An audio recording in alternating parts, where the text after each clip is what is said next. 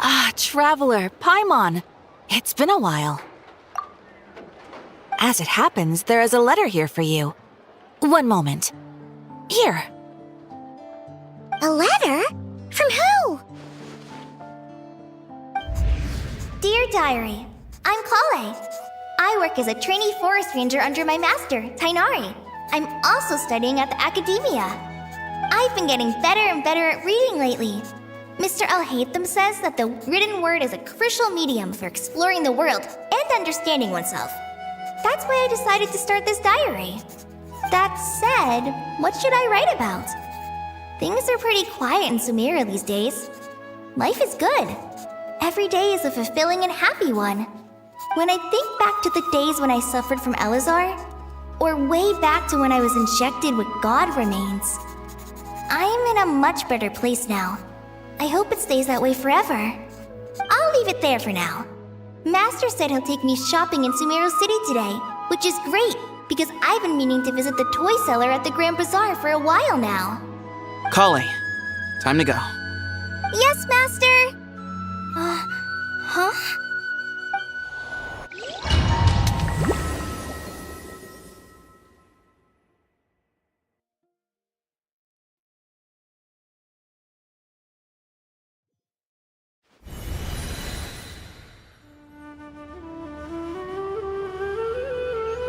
What's wrong, Kale? Is there something on my face? No, sorry. I didn't mean to stare. Did Master Tainari send you to pick me up? Master Tainari? What are you talking about? Tainari is the General Mahamatra. He's probably busy arresting criminals in Sumeru City. I mean, if that's what floats your boat, I can introduce you, but... Wait, Master Tainari is the General Mahamatra? But what about Mr. Sino? Sorry? Oh, you mean that guy who just joined the Vahumana Darshan? Rumor has it he's the leader of the Temple of Silence. If that's true, it's pretty impressive. Sounds like you've been getting to know more and more people since you joined the academia. That's great, but don't let your forest ranger duties fall by the wayside, okay? What's going on? Sethos is acting like he's my master, and Master Tainari has taken over Mr. Sino's job. Is this some kind of prank? If so, it's a weird choice of prank. But anyway, Sethos doesn't look like he's joking. What is this all about? Hey, you're zoning out again. I'm gonna buy some tools for the rangers. Why don't you stretch your legs a bit? It's been a while since you last visited the city, right? Wait! He's right. It has been a while since I last visited Sumeru City. Was it always like this? I mean, it feels familiar, yet somehow... something seems different. Is this really Sumeru City?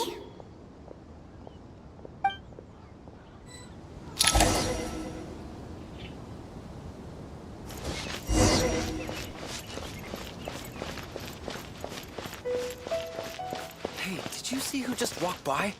I think she's that famous merc.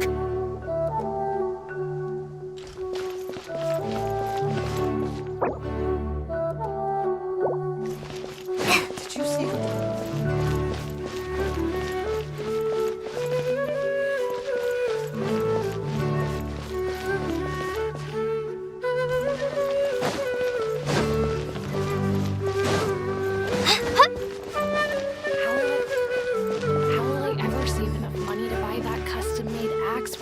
Carvings from the blacksmith.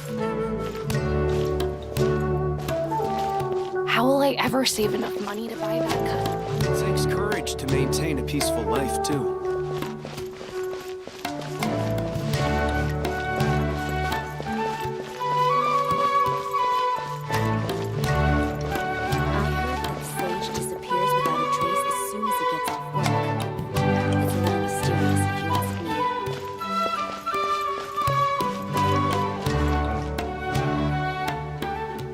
Lord Kabe Bay, did you get a chance to review this month's accounts?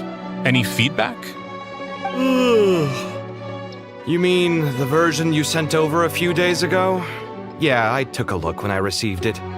I was thinking that maybe our profit margin is a little excessive. I visited some of our commercial partners last month. Their earnings are very slim. Are you suggesting that we give up some of our profits for them? Well, since we have more than we need, yes. Making money for its own sake is pointless. Don't worry, I've already planned for it and the numbers look fine. We can adjust the rates starting from next month. Also, about that designer you hired, I've had to revise his proposal 3 times now, but he just doesn't seem to... Let's cut our losses. Pay him his fee and send him on his way. I'd like you to get Layla on this instead. She was Cyrus's student, and she designed the Palace of Alcazarzaray. Seems like a much safer choice.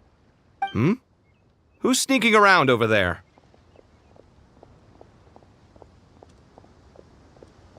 Mr. Kave?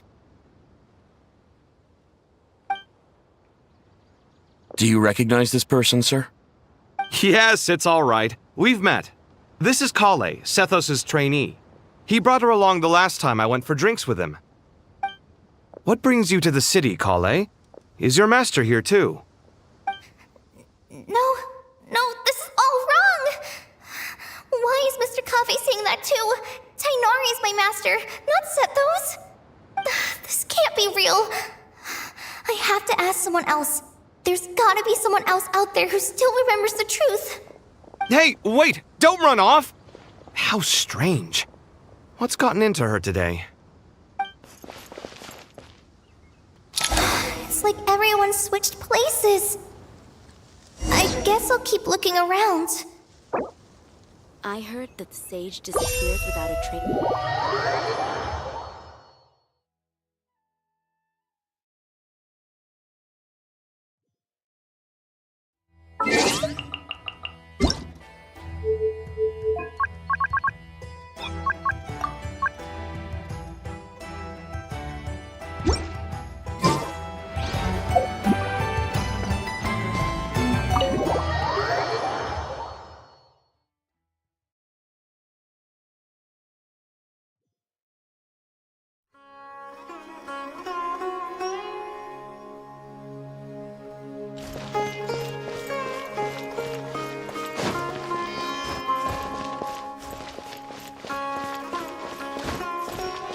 Would you like a cup of coffee?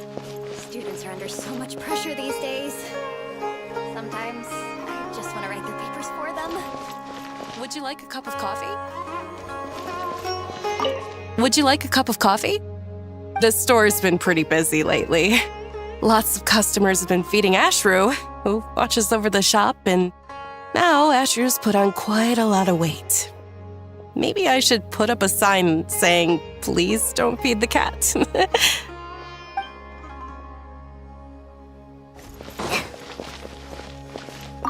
Hey, bud, can I ask you a favor? Is that alright if I borrow your thesis? Don't worry, I'm not gonna copy your work, I just need it as a reference. I guess that's okay. But if our theses end up sounding too similar, it's gonna be easy for them to spot. Yeah, trust me, plagiarism's the last thing on my mind. The only reason I ask is it's been really hard to get my hands on any reference material lately. Why don't you go ask the Grand Conservator? Candace should be able to find you what you need. She's super friendly. I'm sure she'll be happy to help. Really? I always assumed she'd be tough to negotiate with. Fair enough. I'll try my luck at the House of Dana later then.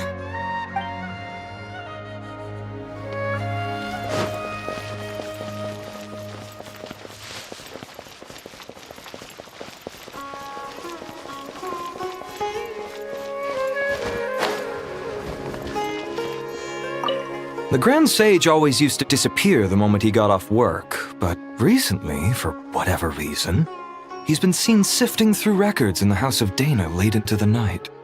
We asked him if there was anything unusual going on, but he answered us with a question of his own.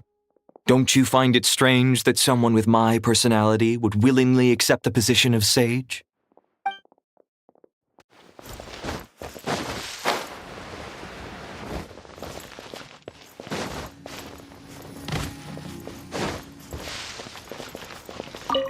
remember a while back when I was working on a renovation plan for the House of Dana? Well, I submitted a report to the Grand Sage and he rejected it. It's infuriating! How does someone with no sense of aesthetics whatsoever even become the Grand Sage? Please, calm down, Lord Kaveh. Maybe it's for the best that the proposal wasn't approved. Weren't you planning on paying for the renovations out of your own pocket? The Grand Sage just saved you a huge sum of mora. You're right. It's his loss if he doesn't want to work with me. Let him live out the rest of his days in an artless void for all I care. Anyway, enough about that killjoy. There's supposed to be a show at the Zubair Theater today. Are you guys free later? Tickets are on me if you want to join.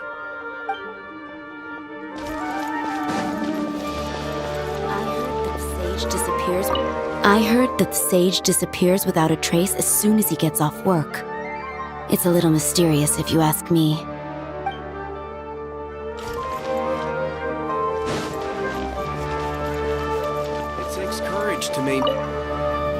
It takes courage to maintain a peaceful life, too.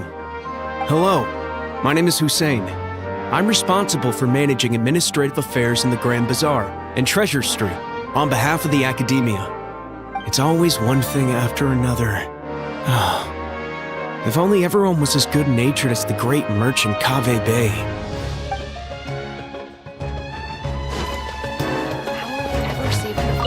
How will I ever save enough money to buy that custom-made axe with floral carvings from the blacksmith? To use as a weapon, of course. As Hussein's secretary, I must ensure his safety. Don't underestimate me just because I'm a homemaker. I used to be a mercenary in the Corps of 30. Peace is precious, but you must always be prepared for the worst.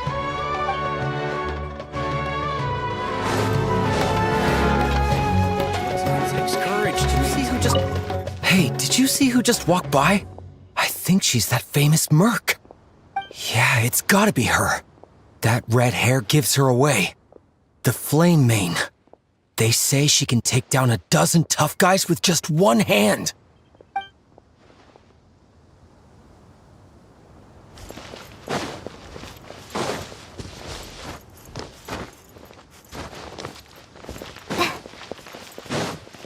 Lots of visitors today, I see. Welcome all. It's been a while.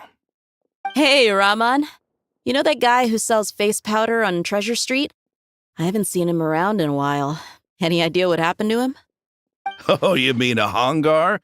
Yeah, he got into a brawl with Shavirme on Treasure Street. He's been banned from setting up shop there for now. Seriously? Oh, well, that's a shame.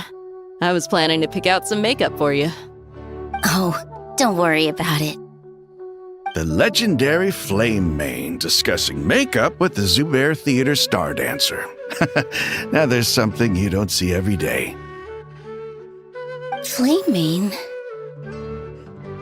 You know, I'm not actually sure when people started calling me that. Maybe the other Eremites thought I needed a fiercer title to scare people off?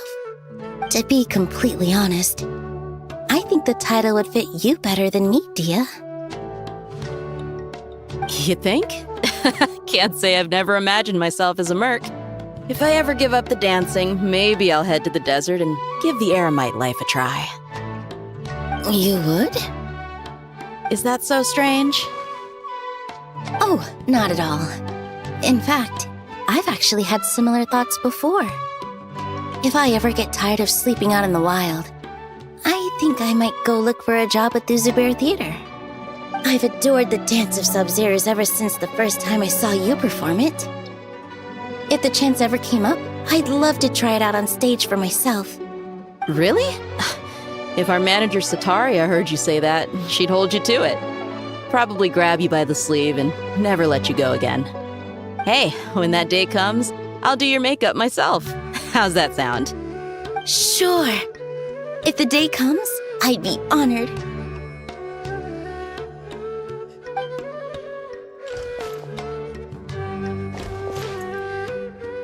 Everyone I know, everything I've ever known. Suddenly it's all a jumbled mess. The question is, who's right? Them or me? My head feels so heavy. I can't think straight. Hi, Mr. Sino. What are you thinking about? There's a chapter in King of Invocations where the spirit of someone who died long ago possesses a living man's body. To the outside world, it looks like he's developed a whole new personality. I was just thinking how terrifying that would be for his friends. Imagine waking up one day to find that a friend of yours has suddenly become a different person. Huh? So what got you thinking about that? I don't know, but something feels off. Everything looks fine on the surface, but can human perception really be trusted?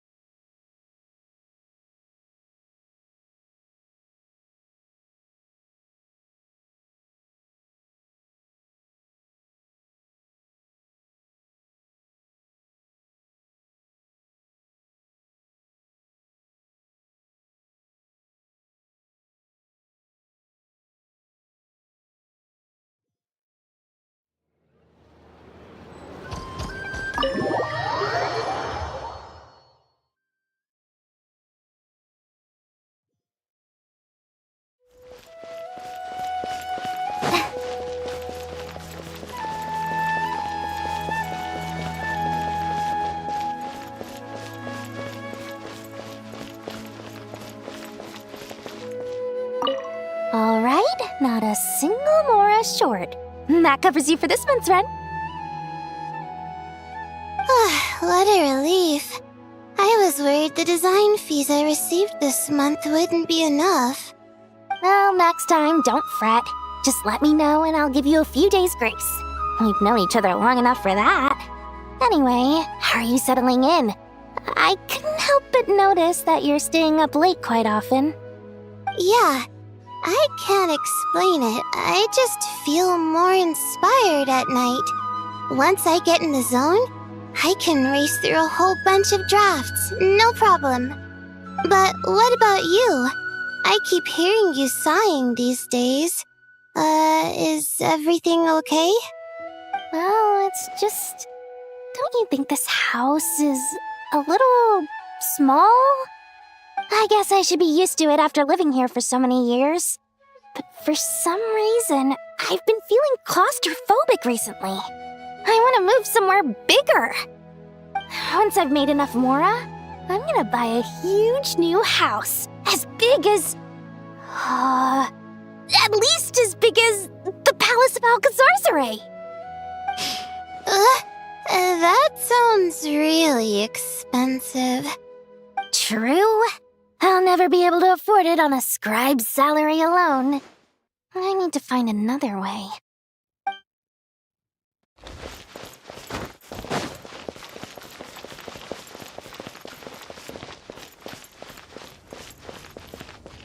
Mahamatra Tainari, we've apprehended the suspect. They say that the fool is prone to blind faith, but the wise man is not immune to it either. Siraj, do you have anything to say in your defense? Tainari, you were the one who turned the sages against me. Just a few words of caution from you was all it took to destroy my research. And now you're trying to stop me again?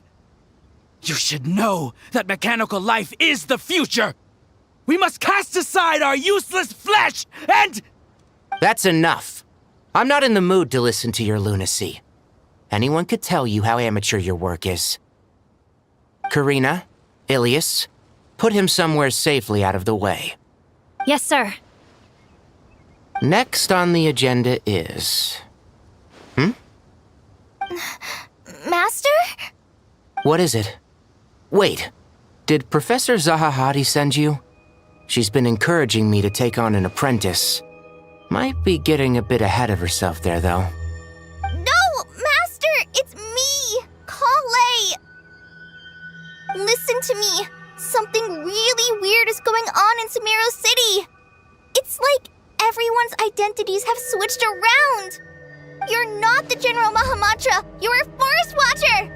Just yesterday, we agreed to come to Sumeru City today to go shopping together and... All right, there's no rush. Let's back up a little. Your name is Kale, correct? Although this is our first meeting, you do seem strangely familiar somehow. Is there anything I can help you with?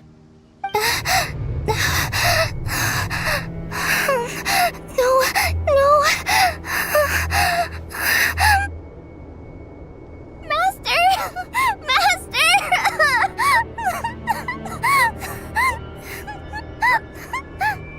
What is it?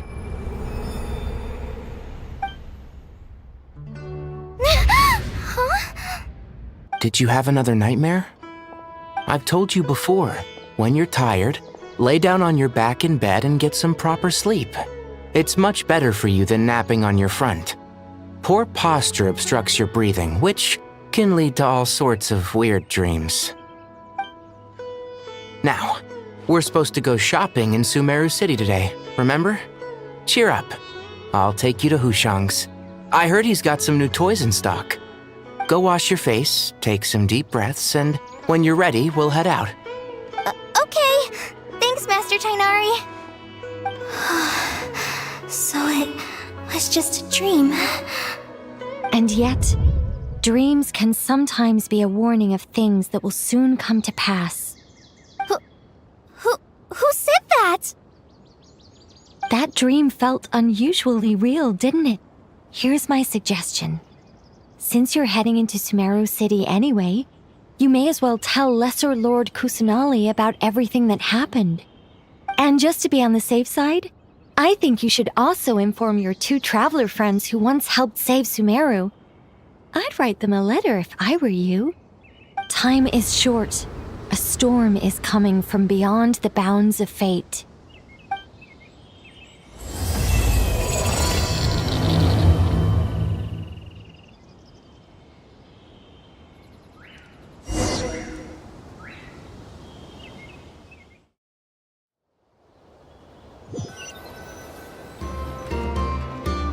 What a strange situation. No wonder Kale was in such a rush to write us a letter. Imagine waking up one day to find that everything around you has changed. You might not even recognize Paimon anymore. Whew, that's a scary thought. Let's get to Sumeru and find out what the heck is going on.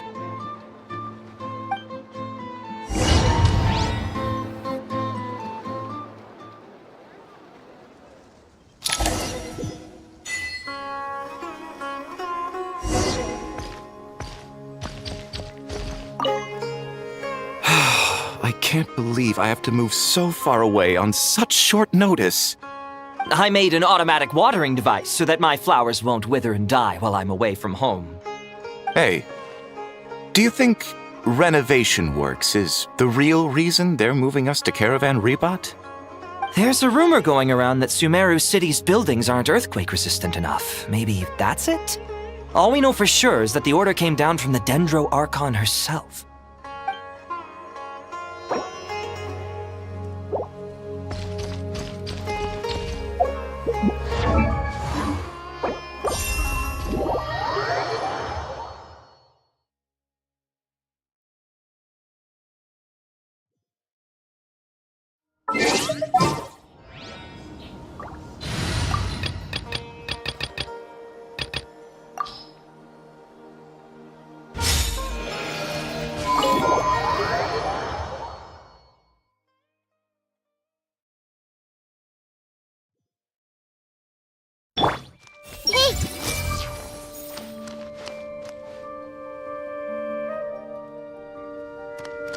I see everything!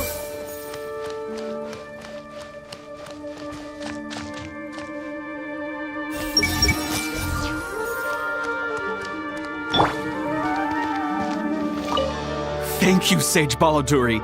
You really didn't have to stay with us to the end. Don't mention it. I'm your teacher. It's my job to look after my students. Is Panya doing okay? I think so. She just left the city with her mother. This will be her first trip away from home. She's handling it much better than I imagined. As her father, it's quite a relief. I just hope they have a smooth trip. Pack up your things. It's time we got going too.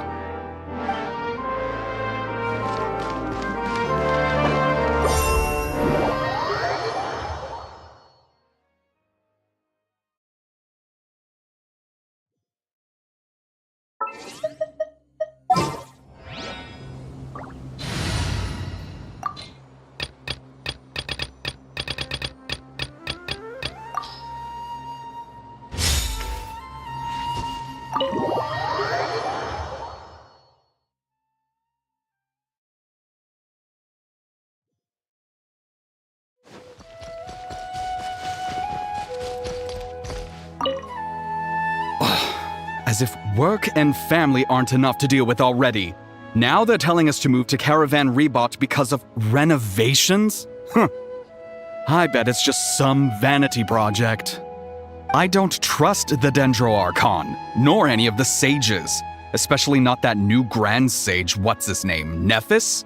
If you ask me, he's the worst of the bunch.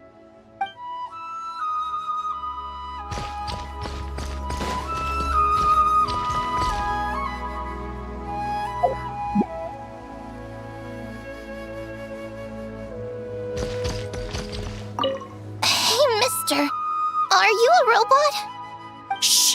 Look! He's pretending to be human! He definitely doesn't want anyone to find out he's a robot. I am a robot. I was designed to infiltrate the human world undetected.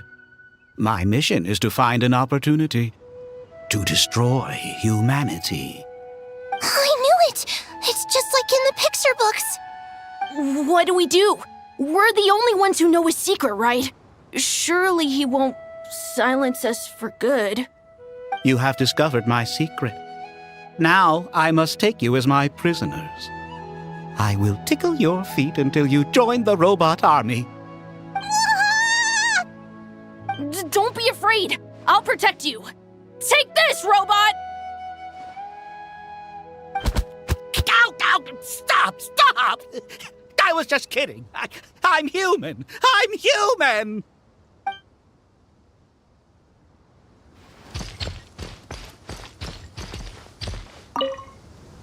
Hey, now's not a good time to visit Sumeru City. We're actually getting ready to move out ourselves.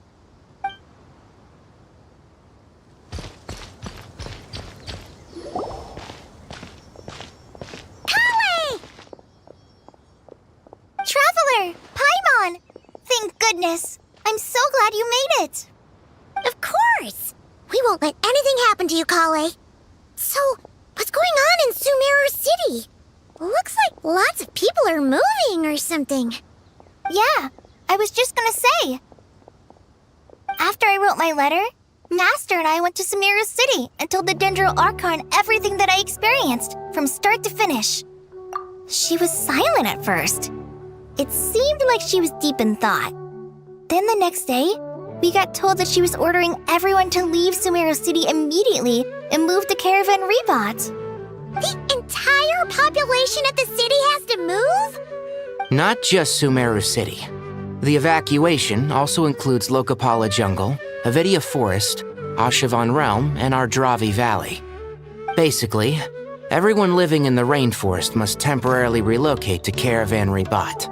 Holy smokes! It's crazy! Yes, it's quite an operation. Even if people only bring the bare essentials, the scale is simply enormous. They've requisitioned almost all the Sumpter Beasts in Sumeru for the task, including the entirety of Dori's Sumpter Beast Park. The Dendro Archon said that what Kale experienced was not a dream, but a warning. After our meeting, She immediately summoned the 6 sages to analyze the situation and discuss countermeasures.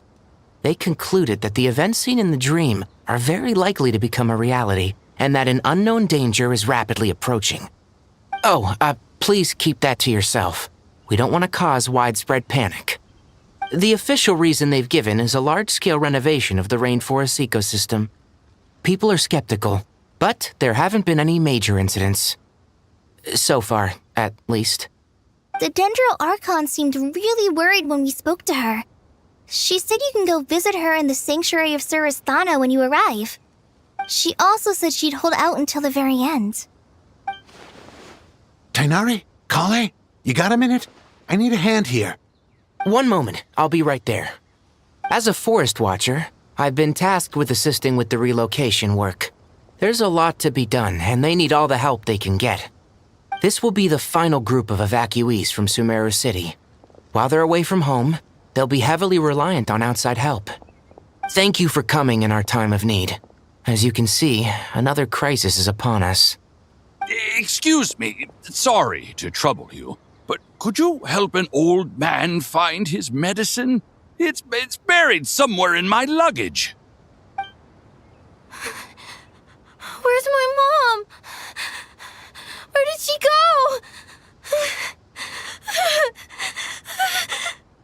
go? Don't worry, it'll be okay.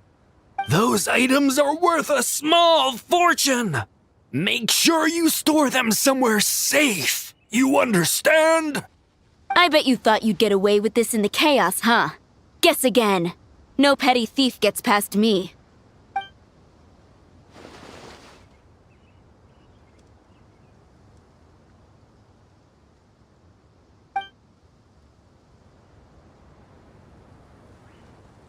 We should go help the evacuees. See you around. I'm so glad that you believed me and came all this way to help. It means a lot. Please stay safe. Don't worry. We may not know exactly what's going on yet, but as long as we stick together, we'll find a way through this. Goodbye! Look after yourselves! Will do. See ya!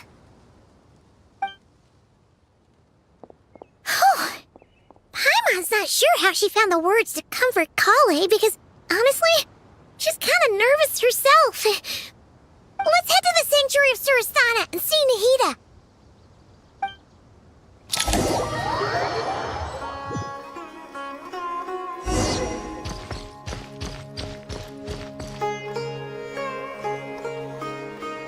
Who goes there?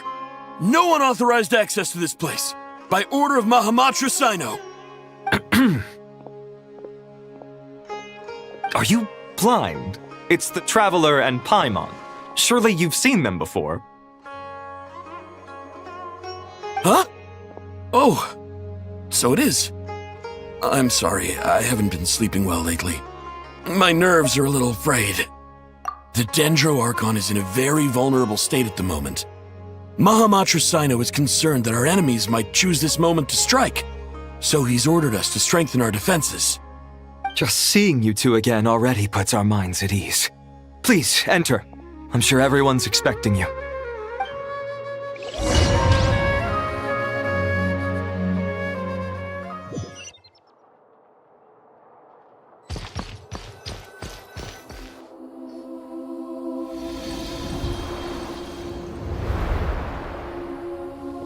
Traveler, Paimon, you made it. Aha! Perfect timing. Reliable helpers like you are just what we need right now. Oh, it's good to see everyone again. Kale gave us a rough idea of what's going on, but we still have a lot of questions. What kind of danger is Sumeru City in exactly? And how come everyone has to move to Caravan Rebot? At this stage, we can't be certain. We're investigating, but no definitive answers yet. I take it that Kale told you about her strange dream? Yeah.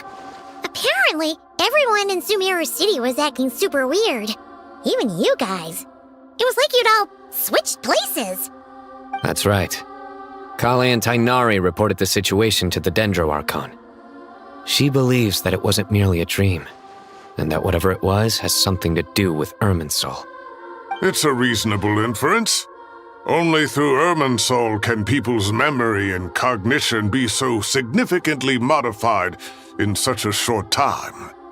We don't know why Kale would dream of these things, nor who was trying to warn her. The Dendro Archon decided to connect to Irminsul to investigate more thoroughly. Irminsul is connected directly to the ley lines. The tree serves as a central hub where the ley lines converge, and its core function is to record and store the world's knowledge and memories. But something has gone awry, severely compromising the performance of this core function. Information is bottlenecking inside Irminsul, hampering the ley line's flow. If this continues, new information will languish unrecorded, with existing records thrown into disarray. In short, the souls of the dead will be stranded, while the living have their sense of reality warped. In the long run, Kale's dream could well become a reality. And that's just the beginning.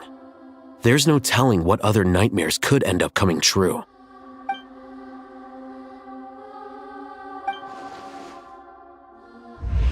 I have come this far to use my death to open the gates of the ley lines to my people.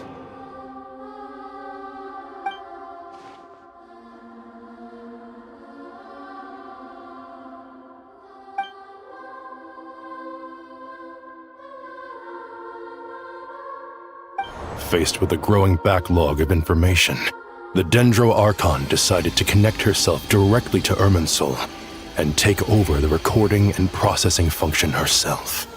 But it is an almost impossible task.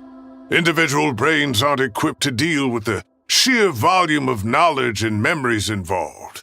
All that information flooding in at once would instantly fry any human mind. And for a god, even for a god, the suffering must be unimaginable. The Dendro Archon's power originates from Irminsul. Any issue with the tree itself takes a toll on her to begin with. On top of that, she's subjecting herself to the grueling task of processing all that data. It must be torture for her. And despite all of this, she is somehow finding the strength to investigate the Irminsul situation from within and send us her findings. I finished analyzing the latest data. Looks like our working theory was wrong. There's no signs of Irminsul having been attacked from the outside. So it's internal then? Some sort of disease, perhaps? No. I've spent half my life studying the ley lines. If Irminsul malfunctioned this easily, the world would have met its end long ago.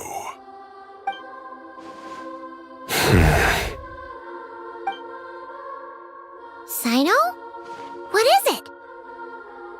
Not long ago, I got a tip from the Core of 30 that a large number of unidentified merchant caravans had recently been spotted entering Sumeru through Beta Harbor. At first, I suspected that they might have something to do with all this, so I sent some people to investigate. But if Irminsul wasn't attacked from the outside... Don't you think there are more important things to worry about right now than guessing who's behind all this? It's been over 12 hours with no new intel. If even the Keeper of Irminsul is this badly affected, you can imagine how bad things are in there.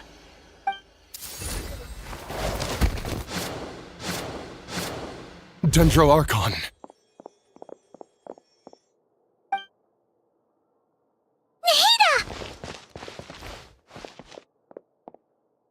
What's wrong? Her breathing is weak, and her elemental energy levels are dangerously low. Looks like it's time to move to the backup plan. What's the backup plan? Get out of the city and take the Dendro Archon with us. The entrance to Irminsul is directly beneath the sanctuary of Surasthana. That means this is ground zero if anything goes wrong. The Dendro Archon has a very strong connection to Irminsul. But theoretically, this connection should grow weaker with distance. Under normal circumstances, she could unleash her full power here. But with Irminsul out of control, Our first priority is to get her away from here. The situation is critical. There's no time to deliberate. Everyone in agreement? I'll deal with it. I'll also let the Matra and the Core of 30 know to start evacuating.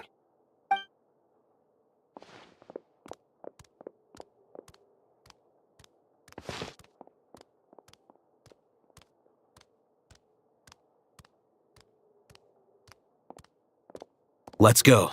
No sense grieving when there's nothing more we can do. Agreed. We'll be back as soon as this is over.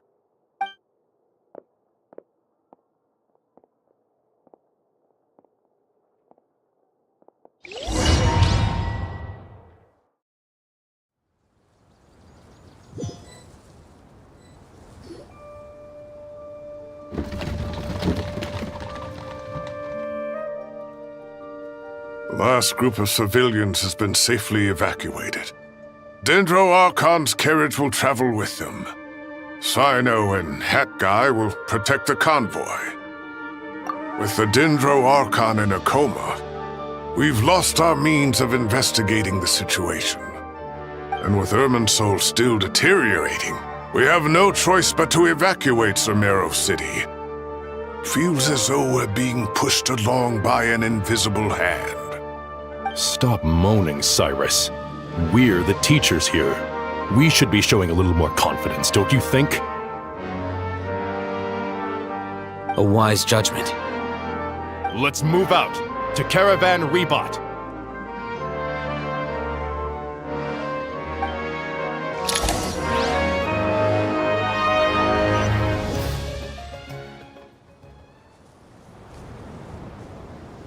Sir, all units are in position. Good. Everything is going to plan. Interfering with Sumeru City is a necessary step, so do not hesitate. The Irminsul situation will not harm you. We need to speed things up here, too. We don't want to keep our client waiting, do we? No, sir. You have my word. Everything will be completed on schedule.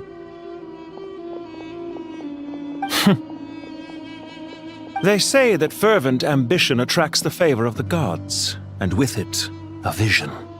But we appear to be the exception. So, is our ambition not strong enough? Or does it threaten the very foundations of this world?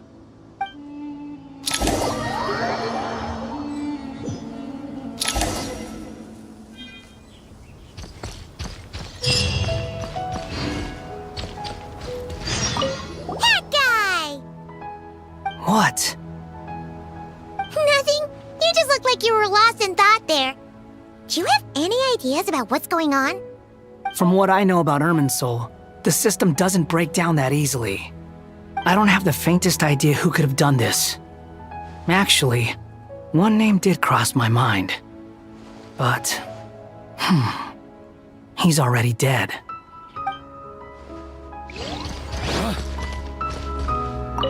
So, can I assume that this period of time away won't count as part of the rental period? Maybe we should deduct it from next month's payment. Sure. Great! Wait, why are you suddenly being so reasonable? What's the catch? I'm always reasonable with rental payments. Like the time I refused to let you use that wine you brought home as collateral. That was a perfectly fair request, and you know it! Everyone runs low on funds now and then, don't they? And that bottle of wine wasn't cheap. You ought to be thanking me. Anyway, Sumeru City should be empty by now, right? With no one at home, I've been worried about security. I'm worried about burglars. What would they steal? That new scroll you bought? Ah! I'd almost forgotten about that. Oh, I only went and hung it up in the most conspicuous spot in the house. If anyone breaks in, it'll be the first thing they see. Well, no one but you gave it a second look while it was on display in the shop. I doubt anyone would go out of their way to steal it. You say that, but what if there's a thief out there who shares my aesthetic tastes? Then you can only hope he shares your taste in expensive wine as well. Always worth having some collateral. You!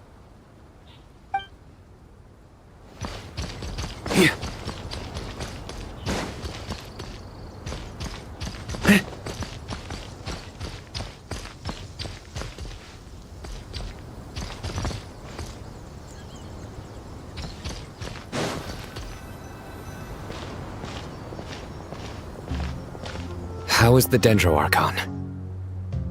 Her breathing is steady. I prepared some therapeutic incense for her, but it hasn't had much effect. Her vitals are still very weak. Based on the information you've provided, I have a working hypothesis.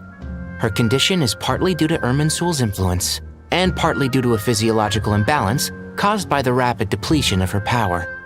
Elemental energy usually flows through the body at a relatively constant rate. The body grows accustomed to this rhythm, so when it's thrown out of balance, physical symptoms will appear. Is this similar to the ley lines? Overloading and withering both directly affect their vitality, potentially causing irreversible damage. Correct. From a biological perspective, if you overexert yourself, you pay the price with your life. The Dendro Archon is not only drained of power, but her life force is at a critically low level. Is there any way to restore her health? I know the ley lines have strong self-healing abilities. As long as any blockages or pollutions are dealt with, they can quickly regain their vitality. But what about people? Well, gods. What's their capacity for self-healing? Before we think about that, there's a bigger predicament to resolve. Restoring the Dendro Archon's power requires us to heal Irminsul first. But that will be extremely difficult without the Dendro Archon's power. Paimon's already getting lost here.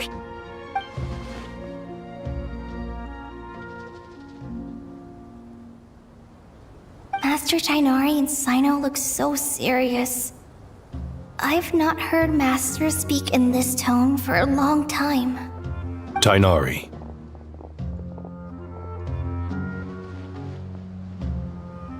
Master Nephis, sages. Tighnari, haven't seen you in ages. Have you gotten taller? Or did your ears get longer? Hopefully the former, Uncle Baladuri. Cyno, where's Professor Cyrus? I thought he'd be with you. He went out into the wild to investigate the situation. He said that the Irminsul anomaly will likely start to affect the real world soon. He shouldn't be trotting around alone at his age. Which way did he go? I'll look for him later. Would someone mind introducing us? Ah yes, of course. Allow me to do the honors. I'm sure we're all familiar with the Traveler and Paimon. They're the heroes who helped foil Azar's conspiracy and save Sumeru. These gentlemen and I are the 6 current sages of the Academia. Balduri and I are part of the Old Guard, while the other 4 took office after Azar and his clique fell from power. We have Sage Elkindi of the Spantamad Darshan, Sage Farnas of Kasharawar, Ritaoist Sage Shakir, and finally Harabatot Sage Rusht. Nice to meet you all! I've heard much about you. Delighted to finally meet you in person. You're younger than I imagined for someone with the power to stand up to fate itself. Thank you for lending your aid to Sumeru once more. Once we're on the other side of this, could we get a photo together? My daughter has a friend named Isak. He's always talking about you two. Of course! No true hero would deny a child their wish. Back to business. So with the Dendro Archon currently in a coma, the people have taken temporary refuge at Caravan Rebot, but they cannot stay here forever. We need to come up with a plan as soon as possible. Fernas, any thoughts? Well, firstly, having reviewed the data, I'm inclined to agree with your assessment. This doesn't look like an attack on Irminsul from the outside. Rather, it resembles a malfunctioning machine. Calculations going haywire and sparks flying. That being said, before we consider how to fix it, we need to understand precisely what has gone wrong. Furthermore, we somehow need to ascertain this without relying on the Dendro Archon's power. We have no direct access to Irminsul. However, we might be able to gather the information we need from the ley lines. Study the branches to learn about the trunk, in other words. Wait, is that what Cyrus is up to? No wonder he ran off to research in the wild. Curse's always one step ahead of me, isn't he? I heard that while in the sanctuary of Surasthana, the Dendro Archon had to serve as the central information hub herself. This is a clear sign the situation within Irminsul might be far worse than we can imagine. Irminsul is vital, not just to the safety of Sumeru, but to all of Teyvat. We must be the ones to bear responsibility for this world. To be on the safe side, I think we need to consider some backup plans. Are you saying we should consider a scenario in which Irminsul is completely destroyed? I'm merely pointing out that the possibility exists. You have a valid point. But until worst comes to worst, I believe we should focus our efforts on resolving the Irminsul anomaly and helping it recover. Kale, I understand that you were the first to foresee this crisis. If it's all right, I'd like to talk with you about it in more detail. Of course! But even I don't know how I came to have that dream. If there are no signs of external damage, could it be a stress fracture? Metals tend to suffer from this issue with long-term use, and Irminsul has existed for centuries, after all. It's possible, but surely a stress fracture would be more likely to cause a complete shutdown rather than chaos. Sages, General Mahamatra, sorry to interrupt, but something has come up. What happened? Some citizens didn't believe that Sumeru City was really in any danger. They slipped away and hid during the relocation, intending to return home. How many people are we talking? About a dozen. Sakura found them while on patrol, but they appeared to be suffering from psychosis. For whatever reason, they were trying to kill each other. By the time we arrived, there were only 2 survivors. One was unconscious from their injuries. The other tried to attack us, but was subdued. Where did this happen? Near Yasna Monument. That's not far from Caravan Rebot. Master. I know. The Irminsul anomaly is beginning to have effects in the world. I didn't expect it to spread to Yasna Monument so soon. It almost feels like we're being chased relentlessly, with no time to catch our breath. Sir Cyrus said the same thing. He sent me back to report in, while he continues investigating. I'll go join him. Count me in too. Don't let my age fool you, I can still fend for myself. Very well. Meanwhile, the rest of us will continue discussing our next steps. Get back soon. Take care of yourselves. It's getting dangerous out there.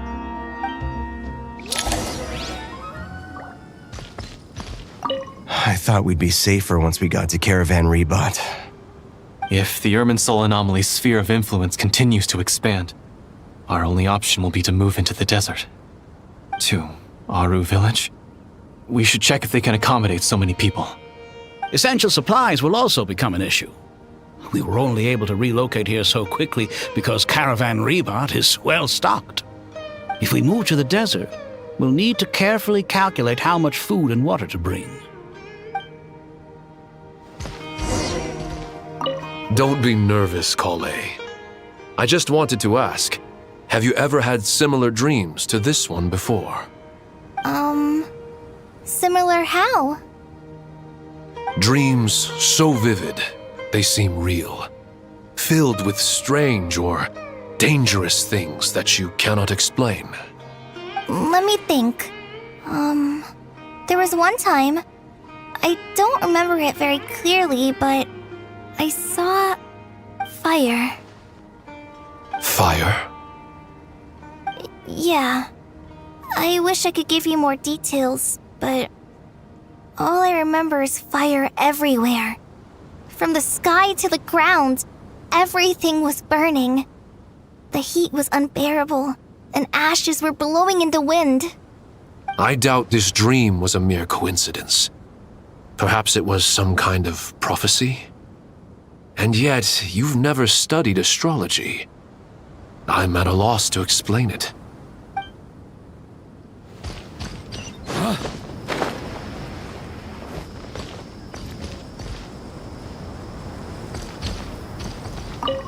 Thank you for everything, Tainari.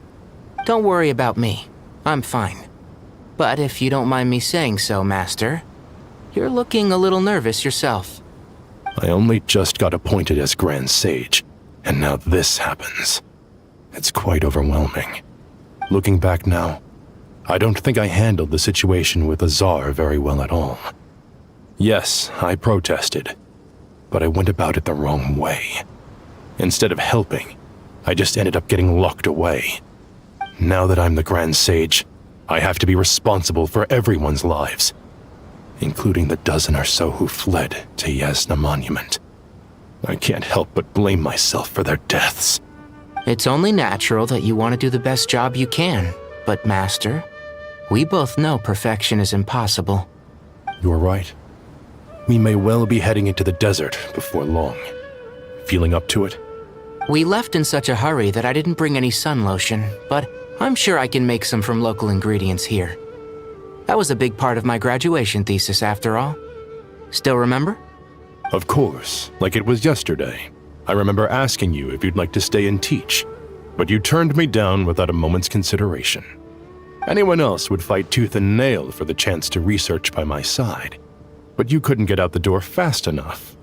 Weren't you afraid I'd hold up your thesis and stop you from graduating? If you'd pulled a move like that, I would have reported you to the Matra right away. You wouldn't give me a second chance? What about the bond between mentor and student? No, Master. I would not sit by and watch you go astray. Very good. Then I taught you well.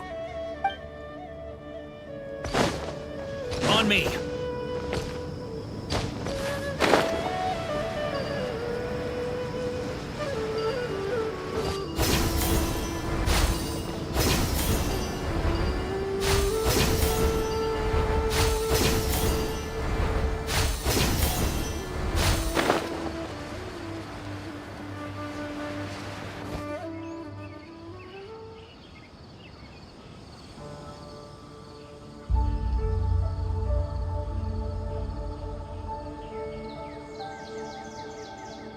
Please, don't go any further. As you get closer to Sumeru City, there's no knowing what dangers you might encounter. So this is our mentally disturbed man? I'm going to gut you all!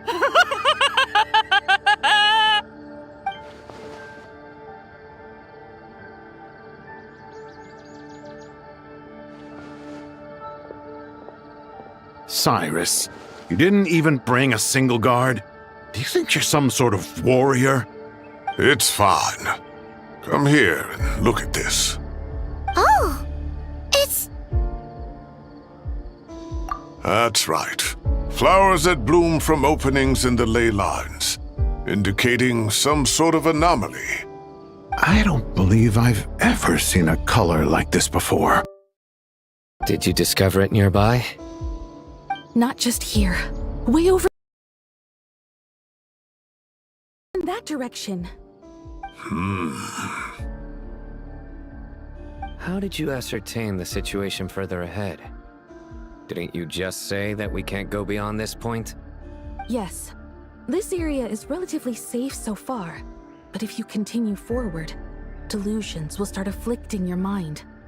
However, some vision-bearing mercenaries were able to maintain their sanity a little better. They're the ones who brought back news from further afield. Sino, do you remember the class I taught on dissecting ley line blossoms? I do, Professor. I received full marks in that course. Good. After all these years, it's time to put that knowledge into practice. There must be anomalous information hidden within these blossoms. Alkindi, I'll need your help as well. Been a while since we worked on a project together, hasn't it? Sure has. Well, what are we waiting for? Let's get to work. Anything we can do to help?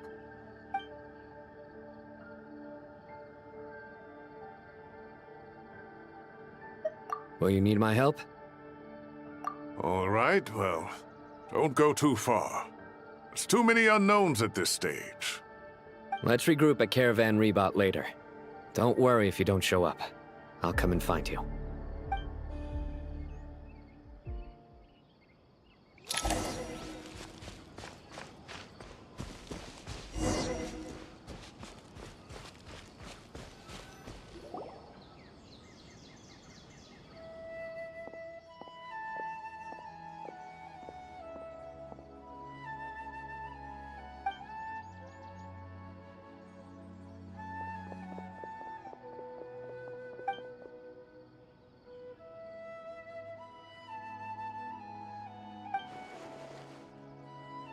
That should be the heart of Oasis.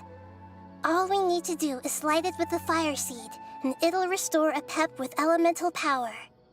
The damage it suffered internally will also slowly begin to heal.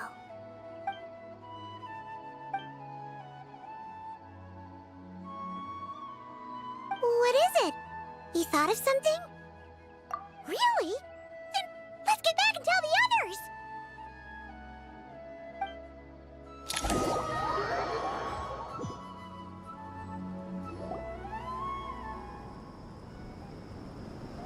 Whew. Glad to see you've returned safe and sound. Any longer and we would have gone out looking for you. Well, this is a nice surprise. Paimon sure feels better with everyone we know here. We've made some progress, so let's start by giving you and Paimon a quick update. By dissecting the ley line's blossoms, we've been able to deduce that although Irmin's soul is experiencing an anomaly, it has not completely rejected access from the outside. The Dendro Archon has the power to connect to Irmin's soul, but there's also another way. I assume you recall the devices everyone was wearing when you first arrived in Sumeru? Devices? Oh, wait. You mean... The Akasha terminals? That's right. Of course! It's been so long, Paimon almost forgot all about the Akasha. Wasn't it shut down, though? Yes, but although the system isn't currently operational, the technological infrastructure is all still there. And it turns out that a certain someone gets so bored at work that he's actually read through every single one of the instruction manuals. No prizes for guessing who that was. If praising others is that embarrassing for you, you can simply spare yourself the ordeal. As much as it pains me to say anything nice about him, there's no denying his intelligence. The Akasha is exactly what Sumeru needs at this moment. Between us, we should have all the knowledge and expertise we need to get it up and running again. But if I recall correctly, doesn't the Akasha need a gnosis to function? That's exactly right. The Akasha relies on the Gnosis as a power source, and in its absence, we'll need to find an alternative. To tackle this problem, it looks like we'll be relocating once again. Namely, to the Temple of Silence. Ring any bells? It's the only major institution in Sumeru dedicated to preserving the knowledge of King Deshret's civilization. You might find the answers you're looking for hiding there. I agree. There's a good chance. Master Nephis and the other sages have discussed it. As the chaos from Irminsul continues to spread, Caravan Rebot won't be a safe haven for much longer. We have to move into the desert next. The scholars and sages will head to the Temple of Silence, while the civilian population seeks refuge in Aru village. The Eremites will keep everyone safe during the journey, and Candace will be there to receive us at the village. This leaves us just one thing to worry about. That Dendro Archon. She's very weak. We can't afford to wait until Irminsul is fixed. There has to be another way to help her. Huh. Well, luckily, the Traveler had a eureka moment while we were out investigating. Really? Wow, nice one, Traveler. Let's hear it. What say our Amorta experts? Theoretically, it's feasible. From what you're saying, although elemental life and elemental energy have their differences, the Dendro Archon has explicitly stated that she can imitate the power of the former.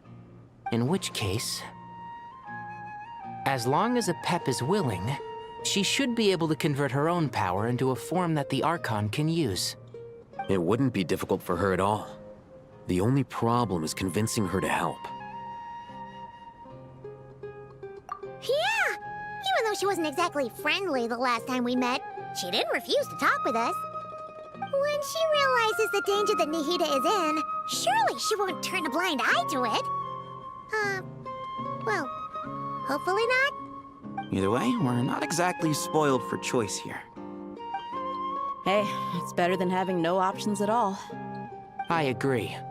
Without Irminsul's aid, the legendary Dendro Dragon Apep may well be the only living thing in Sumeru who can help our Archon recover her power.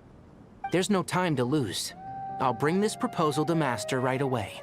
If he and the other sages agree, we'll split into 3 teams. The academics will go to the Temple of Silence to look for a solution to the Akasha problem.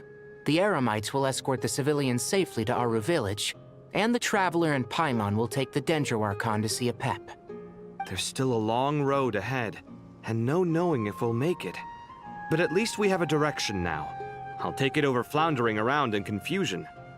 If there are no objections, then let's proceed. But before we adjourn, I would like to leave you all with some parting words. No matter the distance between us, there will always be an invisible force tying us together. May the bonds forged in the past shine bright like stars and open a new path before our feet. Huh. Is that from King of Invocations? No. This one's from King of Invocations, the sequel. What's the difference? The sequel's much cooler. Couldn't agree more. Well, it was very apropos. Once this is all over, I'll give everyone a copy of King of Invocations and the sequel to show my gratitude. Come on, let's get moving.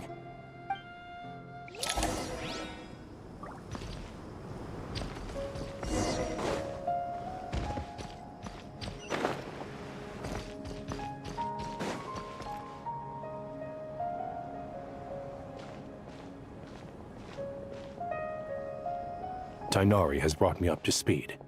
I approve of your plan of action, but we can't proceed with everything right away. The people need to rest. For many of them, this will be their first time in the desert, so we'll need to find additional personnel to help escort them. You two, please go on ahead with the Dendro Archon. Let's rendezvous at the Temple of Silence later. No problem. We got this. Words can't express my gratitude, so let me just say, I hope everything goes smoothly for all of us. Goodbye for now. Alright, let's get going. If Paimon remembers correctly, the last time we saw a pep was in... Traveler, Paimon. Could I borrow you guys for a moment? It'll only take a second. Kale, what's the matter? Well, the thing is... Master Tighnari once told me, after you raise a problem, you should think about how to resolve it. But ever since I had that dream, I feel like I haven't been of any help at all. I tried my best to keep up with the conversation, but there was so much new information, I couldn't take it all in. So, I just wanted to ask, do you have any tips for me there? Paimon knows exactly how you feel. But fear not, everything you need to know is right here in Paimon's notes. Sumeru chapter. It's got tons of info about all the things we've seen and heard on our adventures. Some parts are a little simplified, but hopefully it all makes sense. You see? Being the greatest guide in Tibet isn't just a fancy title. It takes a lot of hard work. Paimon doesn't always understand the things you're talking about with other people. Whenever that happens, she notes down the confusing parts and goes over them in her own time. This is perfect. Could I borrow it? Sure. Matter of fact, you can keep it if you want. Paimon has another copy. The spare copy was originally meant for the Traveler.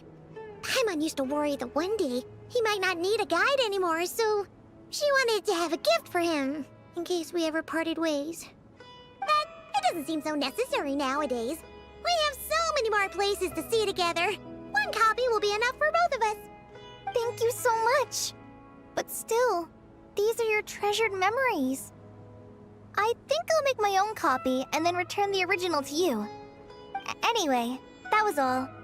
I won't keep you any longer. Have a safe trip. See you again soon. See ya! Alright, time to bring the Hida to see a pep. Let's hope that old grouch is in a negotiating mood.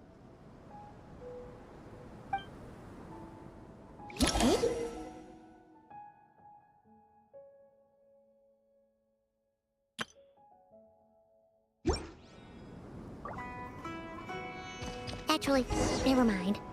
In a pep size, Nervalet's probably one of those dragons who's grown too close to humankind. They might end up fighting for all we know.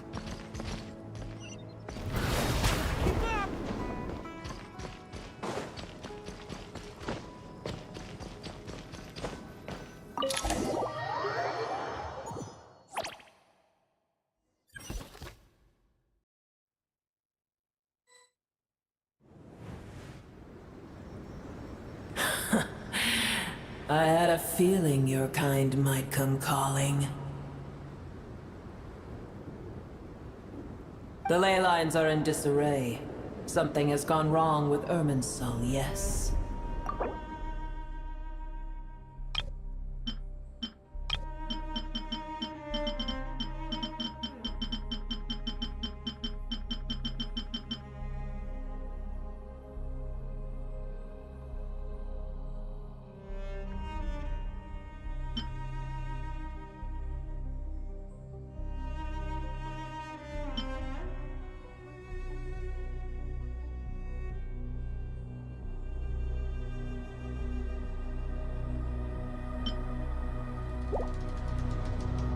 Even from a great distance away, I can sense that Sumeru is headed for destruction. You who took our home from us, prepare to watch as your own world is plunged into oblivion. Oh, how the cycle of history comes to a poetic conclusion. This isn't a joke, Apep! Nahida's in grave danger! Can you please help her? Is she now? Then do explain. For what reason should I lend Booer my assistance? Be not mistaken. The fate of Sumeru is of no concern to me. I am neither the god of this land nor its guardian. I may have given my tacit agreement as your kind built homes here and multiplied for generation upon generation. But that does not mean that I bear any responsibility for Sumeru. Tiny Booer, puny humans. In my eyes, all of you are but intruders who followed in the wake of the heavenly principles. I am not obliged to be your savior. The age of the dragons ended long ago, and the world that replaced it is under the dominion of the heavenly principles. In choosing not to side with your enemies when the heavenly principles' rules began to relax, I have been merciful enough.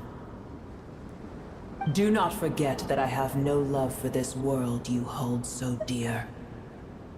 Apep, if you truly despise gods and humans so much, well, after the great humiliation of being helped by a god in the past, shouldn't you be jumping at this chance to balance the scales? Now that is a compelling reason. When El Ahmar plotted against me and I was tortured by forbidden knowledge, it was Booer who saved me from agony. And though I regard with shame the pity of my enemies, to receive aid without repaying it would likewise tarnish a dragon's dignity. Oh, tiny Booer, puny humans. Just this once I shall deign to show you the true power of dragonkind. Whoa! It's happening again! We're gonna get sucked in!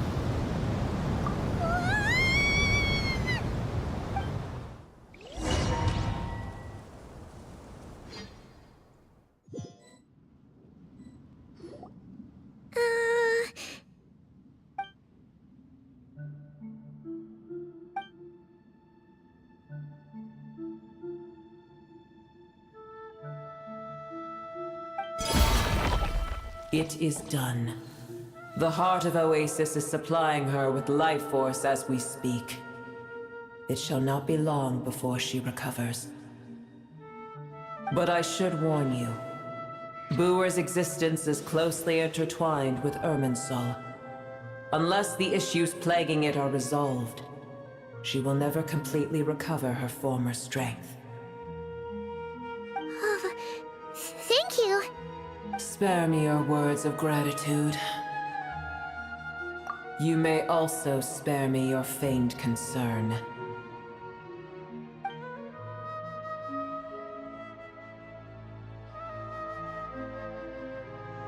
A dragon's sovereign's power is far greater than you can imagine. While I was indeed weakened when the heart of Oasis ran dry, providing Tiny Booer with a morsel of my life force shall have little consequence for me. Oh, good to hear.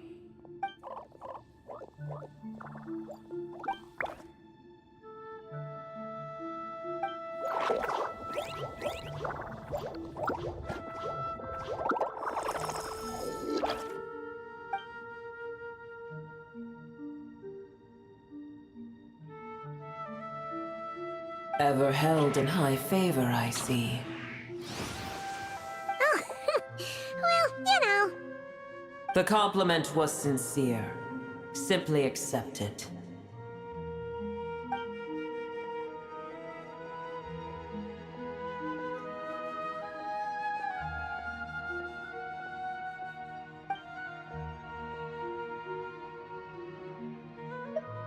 I did once. That tree was not planted by the heavenly principles. Irminsul existed before they ever arrived in Tevat. What? There was a time when it belonged to Tevat, to dragonkind. Its appearance and function then differed greatly from today. The ley lines flowed with an abundance of a familiar, primitive form of elemental energy. You may know it as the power of the Light Realm.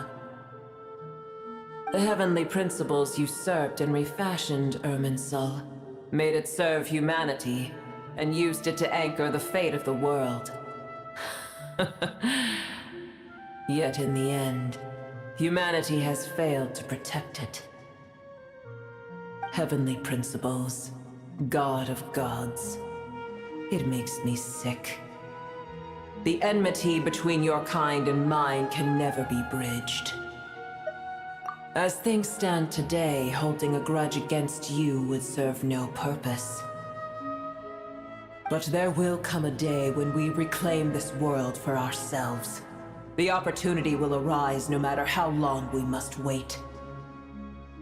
I can already sense that far away from here, the Hydro Dragon has wrested his authority from the hands of the usurpers. Though we have yet to meet, I know that we are both preparing for our revenge day and night. Uh-huh.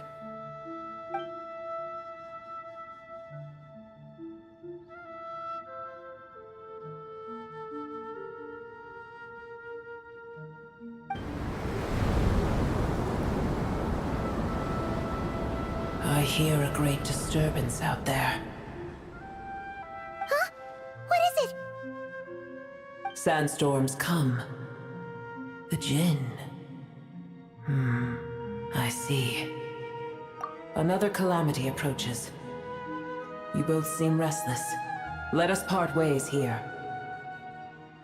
Booer is safe with me. Once she has recovered, I shall return her to your side. Oh, thanks again. Take care, all right?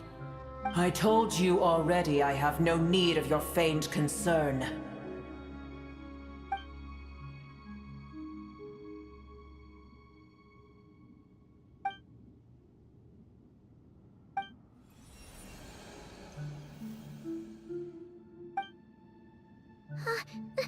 Nahida?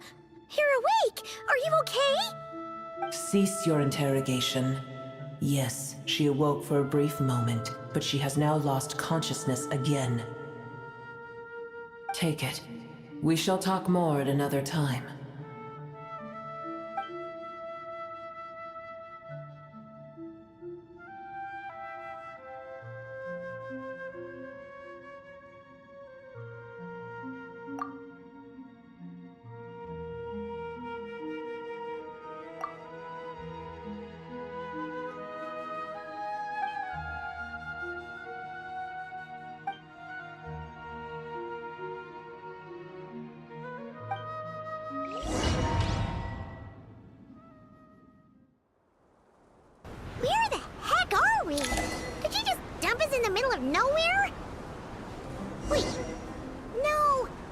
remembers now.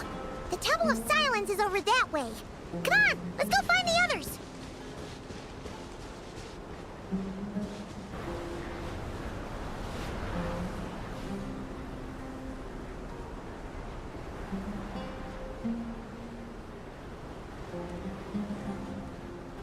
There's no need for everyone to stay here.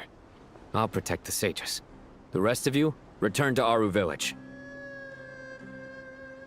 Yes, Mahamatra Sino.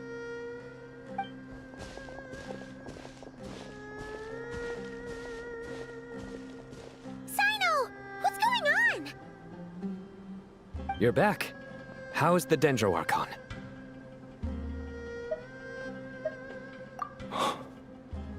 What a relief. It's the Jinn.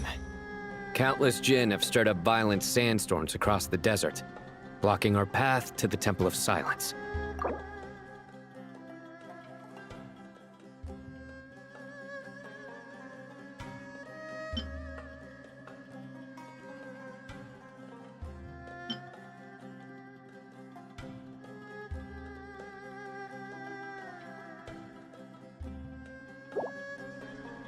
Tainari and Kale have returned to Aru village to help.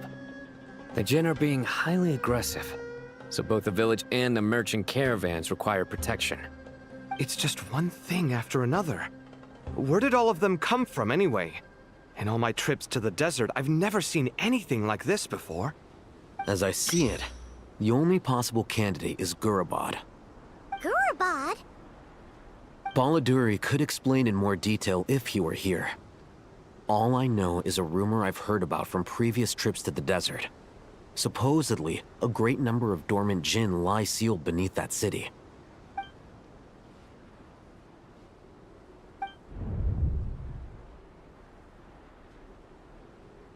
Gurabad is, for me, a fated land. I must therefore return back to this city, where my destiny awaits me still. My master, I am sorry that I couldn't stay by your side for long, and that I could not have more time to get familiar with you. Lilupar. Yeah, we once said goodbye to a friend there. Well, maybe not a friend exactly, but someone we met on the road anyway. She was a strange bottle. If we can find a way to wake her up, maybe she can help solve the situation in Gurabad. Well, be careful. You may find there's more than just the Jinn to worry about. You mean, there are other dangers in Gurabad? It's a sensible assumption to make. The moment we arrived in Caravan Rebad, the Irminsul anomaly started spreading in that direction. Now we've moved to the desert, and suddenly we're plagued by Jinn and sandstorms. To call it a coincidence would be a stretch. Don't worry, we've gotten a lot stronger since our last stint in Sumeru.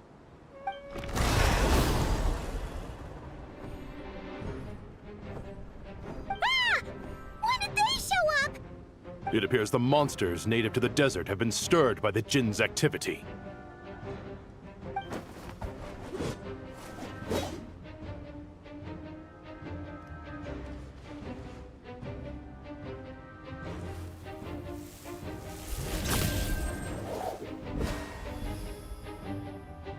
You should get going. We'll take care of things here.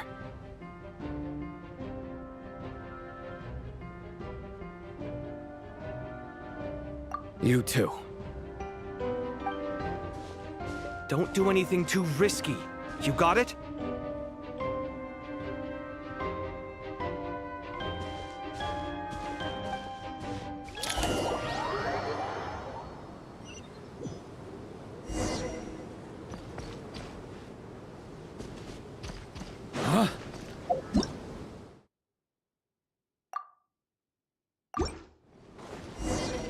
The Jinn are swarming out of Gurabad! Looks like Alhaven was right! Let's get inside and see what's going on!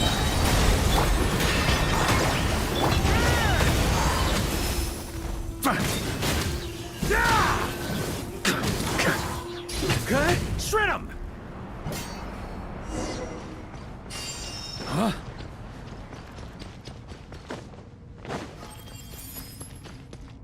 They just keep coming! How many of these entities are there? We'll never take them all round. Let's just head further inside for now.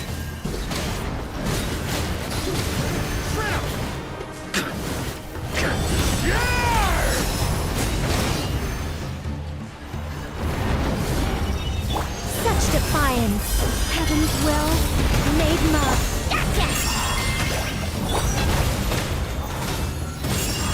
Just...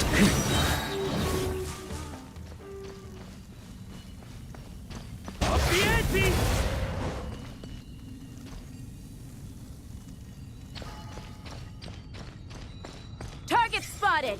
All units at the ready. The Patui? They must be using this place as a stronghold! Are they the ones behind all this?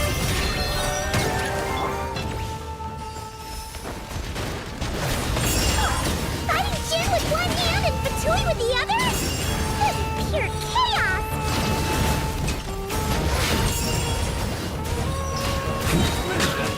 Maria sweeping it! Heaven's will made mine. A turning point in space! Nowhere to run!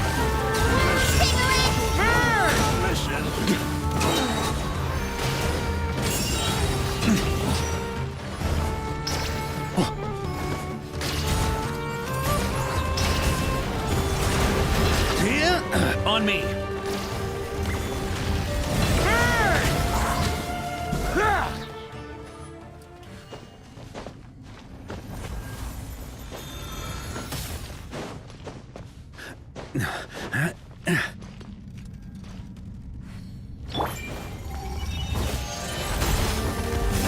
Our little secret.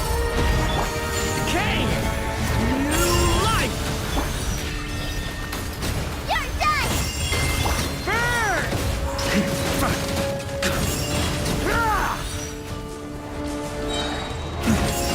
A worthy adversary.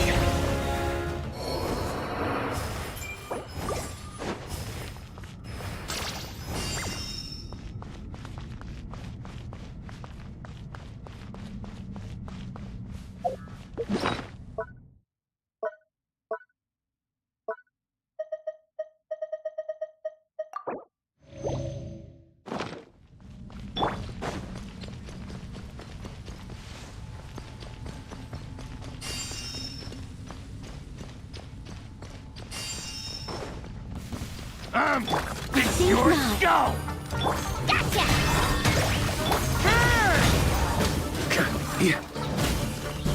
Put him! Fix it.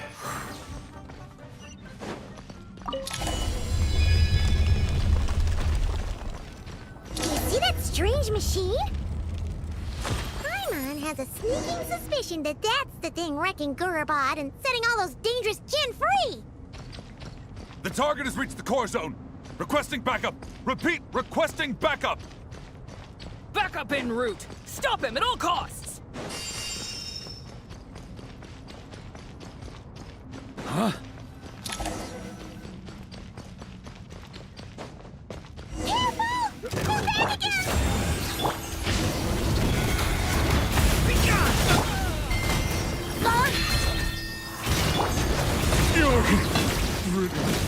Success! Nice one, Traveler! Let's keep going!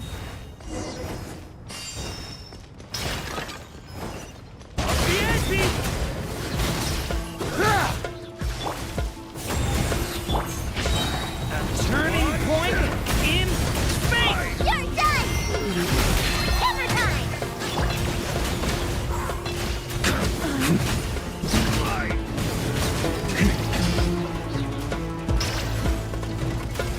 Thunder!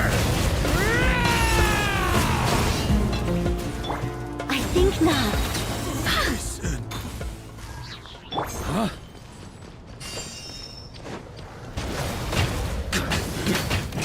On me! This hunk of Jin's gone kaput! Now we can finally... It seems my subordinates failed to stop you in your tracks. Apologies, sir. There is no need to apologize. You did well to hold your ground against such a powerful adversary for as long as you did. I must commend your courage and perseverance. So, you're in charge here, huh? First the problems with Irminsul, now this mess in Gurabad? Are you the ones responsible for all this? I'm afraid I cannot answer that. I assume you aren't naive enough to expect answers from an enemy. Oh, this guy is so snooty! However you want to spin it, you're clearly involved in this somehow. So you can either start talking, or we'll have to make you talk. Let's get him! Traveler? What's wrong?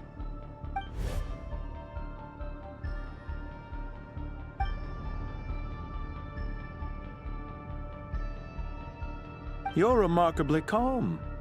Some would act more rashly upon finding the ringleader all alone. But you keep your cool. Even as your enemy, I must applaud you. Did you show yourself just to say that? Is this you trying to take back control of the conversation?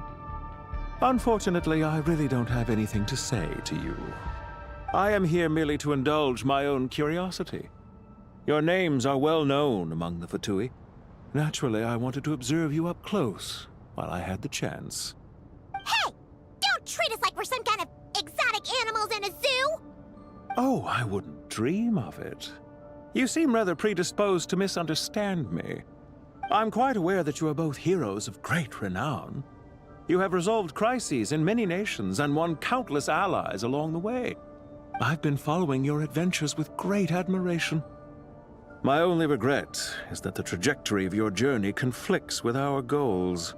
What do you mean, admiration? Sorry, but that sounds pretty weird coming from you. I don't see why. We may happen to occupy opposing sides, but there is no cause for deep-seated enmity between us. To respect one's enemy is to respect oneself. Well, now that you're observing us up close, what do you see? I've observed as keenly as I can. Yet, while I endeavor to understand, your true strength remains a mystery to me. Violence is not my area of expertise either, so, you see, I would much rather converse with you like this than determine a victor with the edge of a blade. Besides, I've heard that even 3 moons in the sky fail to eclipse your brilliance. I know better than to bite off more than I can chew. 3 moons? So you have a connection with the Harbinger, the Doctor. Well deduced. Our commander, Dottore, died in Nodcry, but there are things that do not end with his departure. We must... Look at me. I almost divulged more than I should have. What are you after? Revenge for Dottore? Or are you plotting something else? I've said quite enough, I believe. There's no point in continuing this conversation, except to say, I've noticed that you seem to know your way around here quite well. A repeated visitor to Gurabad, are we? Ugh. I'll take that as a yes. Then I'm sure you'll have heard the story of this place. The mother of the Jinn, Lilupar, and the tragic tale of her vengeance that spanned 3 generations. It was right here that Lilupar once helped the wise to ascend to the throne. But from that moment on, every king who sat upon it was corrupted by power. These degenerate rulers lost control over their nation, and with it, the right to occupy that exalted seat. What are you trying to say? I once admired you for your adventures. That is the earnest truth. But it appears to me that your journey serves ultimately to uphold the rules of this world. Are these rules truly just? Does the heavenly principles rule with wisdom or folly? And how can we be sure that the 7 who wield authority over the world will not be corrupted? Do you seriously think you're gonna convince us of anything? Convince you? I'm sure my commander already tried that. Why would I waste my breath doing the same? If a few words from a stranger were enough to make someone completely change their stance, it would only prove that they never had a firm will to begin with. I am merely stating my position, so that we might understand each other better. One's enemy in the present may not necessarily be an enemy for life. As for what game I'm playing here, I'm simply buying some time. But now I must bid you farewell. It was a wise decision not to attack me immediately. Since you did not fall for my ambush, I will now have to ask those in hiding to reveal themselves. Leave this to us, sir. Very well. I trust you to do what is necessary. Stall him while I execute the next step of the plan. Sumeru City, Irminsul. Hey! Stop right there! Don't you dare leave without explaining yourself! All units, stop them! Protect the commander! Did you hear that? He mentioned Sumeru City and Irminsul! He definitely knows something! We can't let him get away! Get rid of these pesky soldiers! Quick! Rear guard to the front! Don't let them through! Get that thing in position! Hold on! Just a little longer! We finally beat them! That mysterious guy can't have gotten far! Let's catch up with him!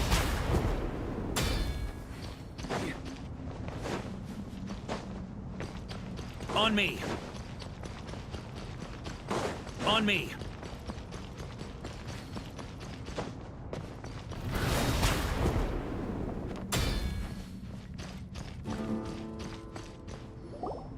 Found him! Over here! You're very persistent. Hey, you! Stop running and explain yourself! What are you trying to...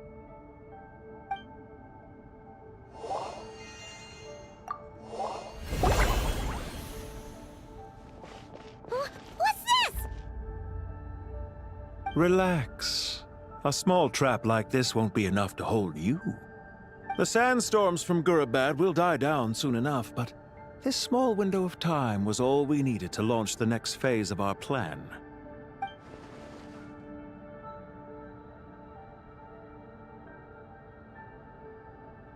Don't be discouraged. I knew that someone would come here eventually, so I planned ahead. Where to chat with you, which door to exit from, even which mechanism to wait by for you. I thought through every detail. You, meanwhile, know nothing of who I am. So far, you've only heard my voice, and for all you know, it may not even be real. But not to worry. This is only our first meeting. It shan't be our last. Just answer me one last question. Why do you continue to follow Dottore? He has conducted countless cruel experiments, even on his subordinates. Follow isn't quite the right word. Let's just say even those you see as villains have their friends, even if they aren't the most sincere of friendships. When any set of rules is established, there will be those who benefit and those who lose out. People will do anything to justify what they have gained or escape from the hardship imposed upon them. Neither he nor I are tolerated by the rules of this world. We were both searching for a new order. Our ideas of the final form that should take may have differed, but our journeys took a shared path. Goodbye, Traveler and Paimon. I wish you a timely escape, albeit not too soon. I will need a little more time to prepare, after all. Hey! Come back! Wait, this dark wall. We've seen these on our adventures before. It swallows people up! Oh, I'm sorry. She shouldn't have jumped the gun! Oh, okay. He may have fooled us this time, but we'll get him back!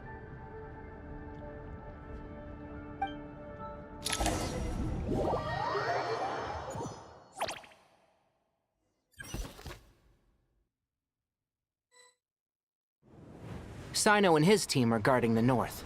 We'll take this side. There's so many Jin. We can't let them get into Aru Village. Don't fret. I am well prepared for this situation. Huh. So you have a solution? Perhaps you're unaware that I have a trusty genie partner of my own, Plumpy. If I send her to negotiate with the others, this whole thing will be resolved before you can say Mora. Off you go, Plumpy!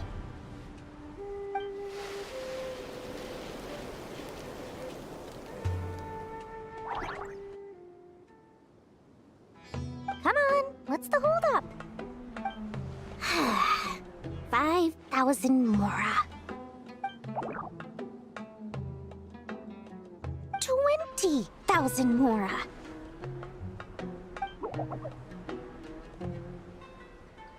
100,000 mora.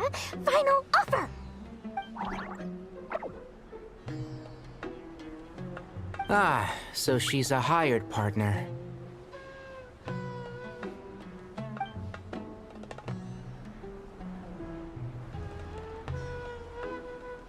Hired partners are reliable too. Plumpy here is a highly skilled negotiator. You'll see. Just a few words from her and...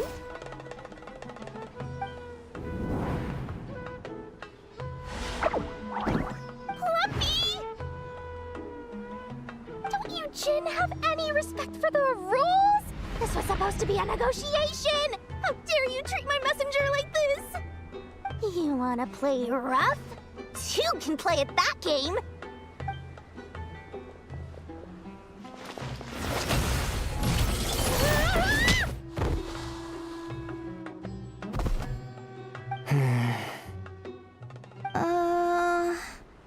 Looks like it's up to us now. Be careful, Kale. Yes, Master.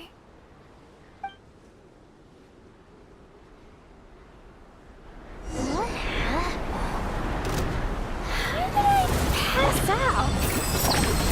Never mind. Plumpy, it's time for revenge. You know, this reminds me of when you first arrived in a video forest. You were trying to help a child retrieve a lost toy when you stumbled upon Spino Crocodile territory by mistake. Yeah, I remember. Our first time fighting side by side. Fighting side by side? I seem to recall swooping in to rescue you with a team of forest rangers. Please stop.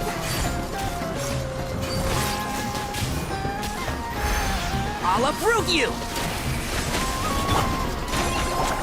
Polinampa, help! There's too many of them!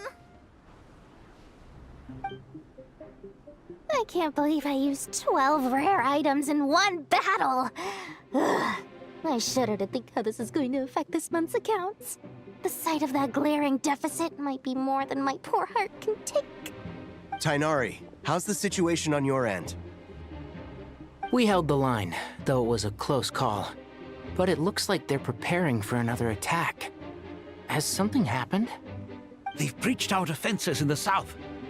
The Jin are pouring in. We're moving the villagers to the north as we speak.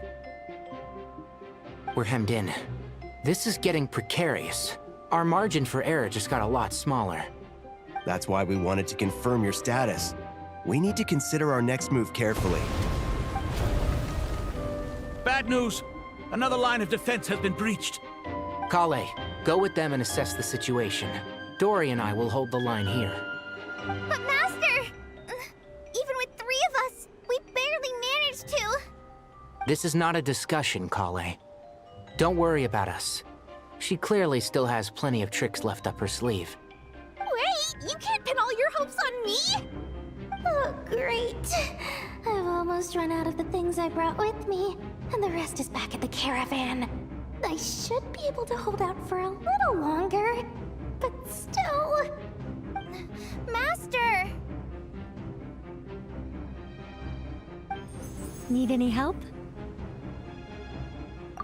Huh? What is it, Kale? If things continue like this, it won't be long before Aru village is overrun by Jin, and the sandstorms are sure to follow in their wake. I do have a plan, but I can't guarantee it will work. I don't care. Whoever you are, please just help us. The only one who can help is you. I am merely here to guide you along the correct path. I am a spirit created at the beginning. I am a flickering illusion. I am the shimmering light that flows from the eyes of the Creator. What do you mean?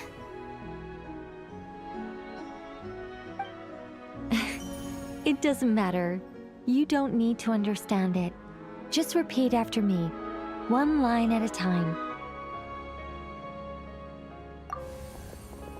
Watch out! Jin incoming! I am a spirit created at the beginning. Here goes nothing! I am a spirit, created at the beginning.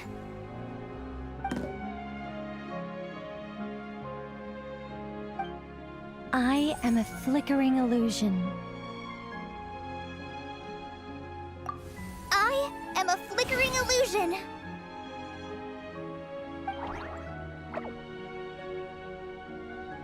What's wrong, Plumpy? I've never seen you so agitated before. But how do you... Do you know what Kale is reciting? I am the shimmering light that flows from the eyes of the Creator.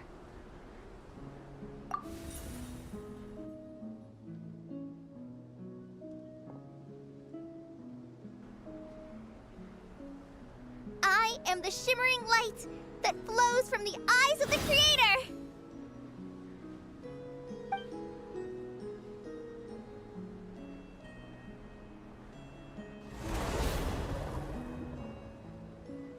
It's a song composed by the goddess of flowers, but very few records of it remain, even in historical texts. All we have is a few fragments. Is Kale an avid historian? Not to my knowledge. The Jin have actually quieted down. Although... no, it's more than that. It looks like they're showing... submission. Clearly the songs left by the goddess of flowers have a soothing effect on them. At the very least, they're much calmer now. Really? Let me try. I am a spirit created at the beginning.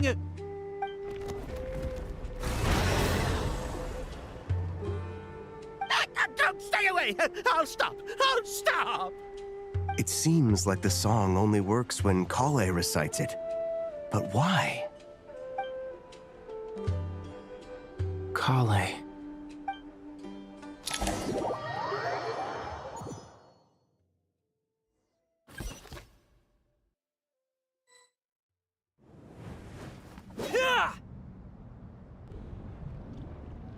Any luck?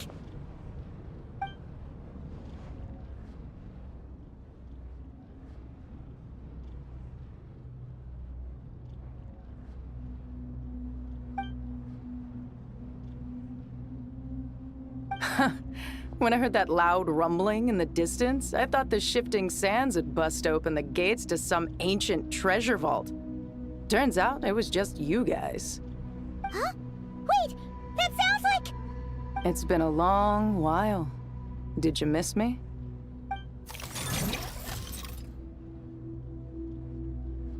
Jet! Ben! Let's save the catching up for later. First, I gotta get you guys out of there. This should be the right mechanism. Ben, can you handle it?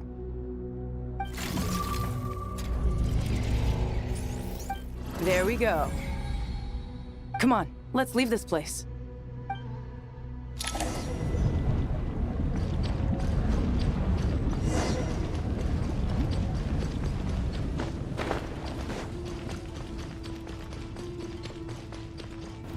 Try to keep up!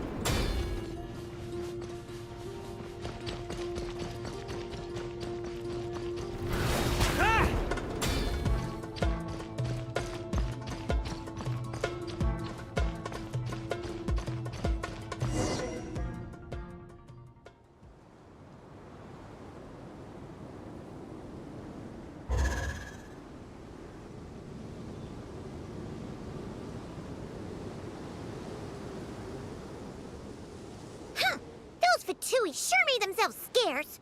It's like they were never here. The Fatui? They came to the desert again? Yep. No idea what they're planning this time. They were being very coy about it. How have you been, Jet? Well, since we last met, I've started my own band of mercs. We've actually made quite a name for ourselves. Oh, yeah. On a slightly different note, I have some good news. I finally took care of Masaira. Not much to write home about. It was just another day. Found his hideout. Dragged him out of his cozy little bed. He tried to talk me into seeing his point of view, as usual. But I'm way past that by now. There was nothing he could say to save his life. What about you guys? Bet you'd forgotten all about me and Ben, huh? Of course not! We're super duper best friends!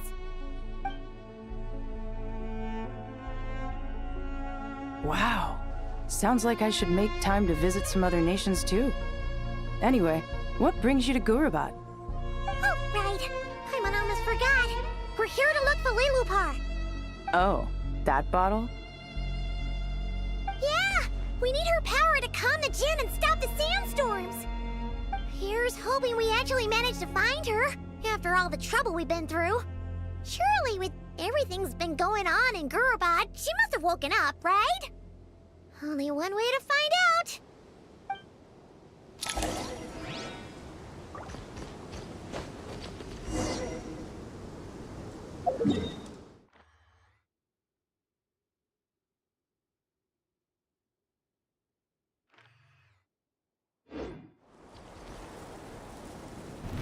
Try to keep up!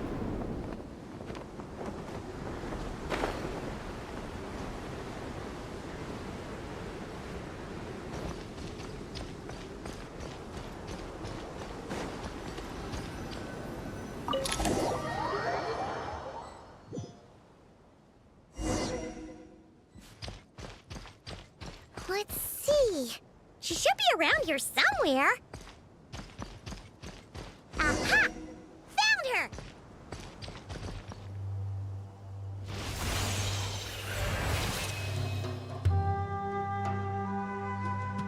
Lilupar!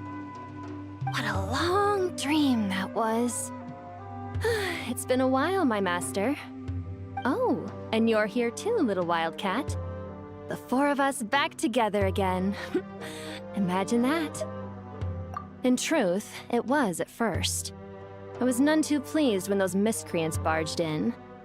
But it did give me the chance to reunite with you, dear master, so I shall overlook their folly. After we last parted ways, I merged with the land beneath Gurabad to suppress the dark calamities stirring in the depths. It rekindled the flame of vengeance within the Jinn, depriving Gurabad of any hope of peace. I fought against it for a long, long time. Until one day, I sensed a change in a foreign land to the west.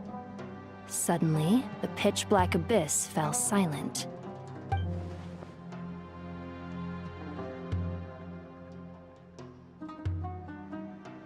Once satisfied that that dark power could no longer bewitch the Jinn, I too fell into a deep slumber, from which I have only now awoken. Why have you returned to Gurabad, my master? And why is my sand-swept homeland in disarray once more? Well, basically, Sumeru's in danger and a lot of our friends are affected. Some bad guys messed around with Irminsul and now they've released the Jinn in here. We managed to chase off the culprits, but we have no idea how to seal this place back up and stop the sandstorms. Child's play. I shall quell the Jinn and scatter the storms. Thank you, Lilupar. No need to thank me, my master.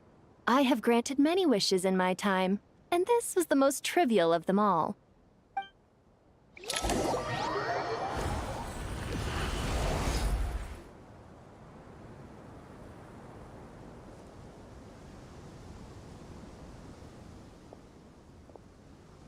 The sandstorm's gone. The sun shines bright again. When I said that we'd meet again under a lovelier sun, this was exactly how I imagined it. Yay! Although, honestly, Paimon would love to hang out with you more, even if the weather sucked. Well, there shouldn't be any more Jinn breaking out, right? Are we okay to head back? Sounds good. You can introduce us to your other friends. Another adventure begins. Lovely.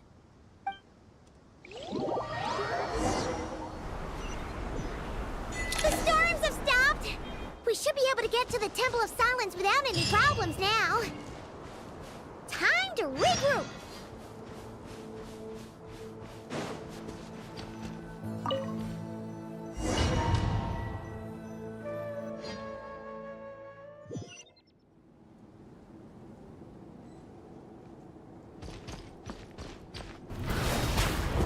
Here.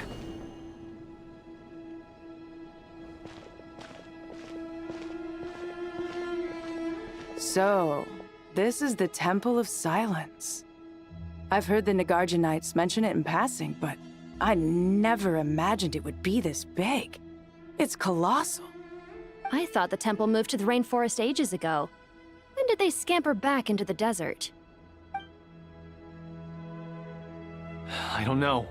This plan sounds a little too risky for my liking. Even in King Deshret's day, this was experimental technology. We have no idea what could happen if we activate it. Well, unless you know of another viable alternative for the Akasha terminal, I'm afraid this is our only option. The plan is sound, and the risks are manageable. However, if we are to proceed, we must act quickly. The scale of this project is enormous. Even with Kave, Faruzan, and every other scholar of mechanics working on it full-time, the proposed modifications won't happen overnight.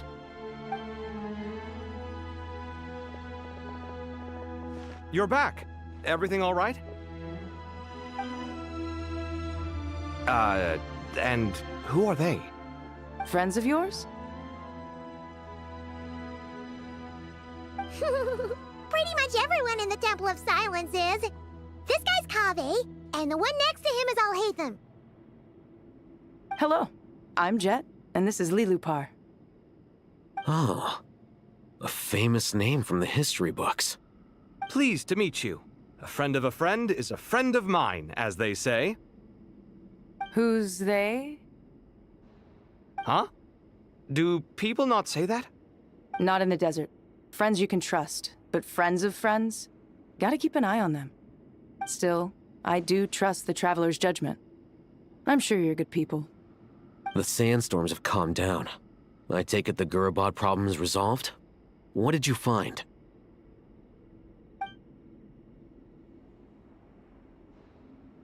And after getting all smarmy with us, he trapped us there. Luckily, Jet used the mechanism outside to free us, and then we got Lilupar to put a stop to the chaos. Wow. Thanks for being there to help them.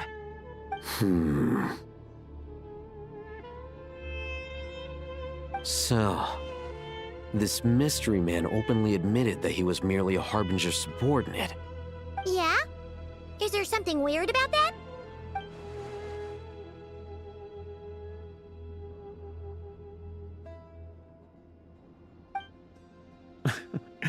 I assume you aren't naive enough to expect answers from an enemy. Well deduced. Our commander, Dottore, died in Nordcry.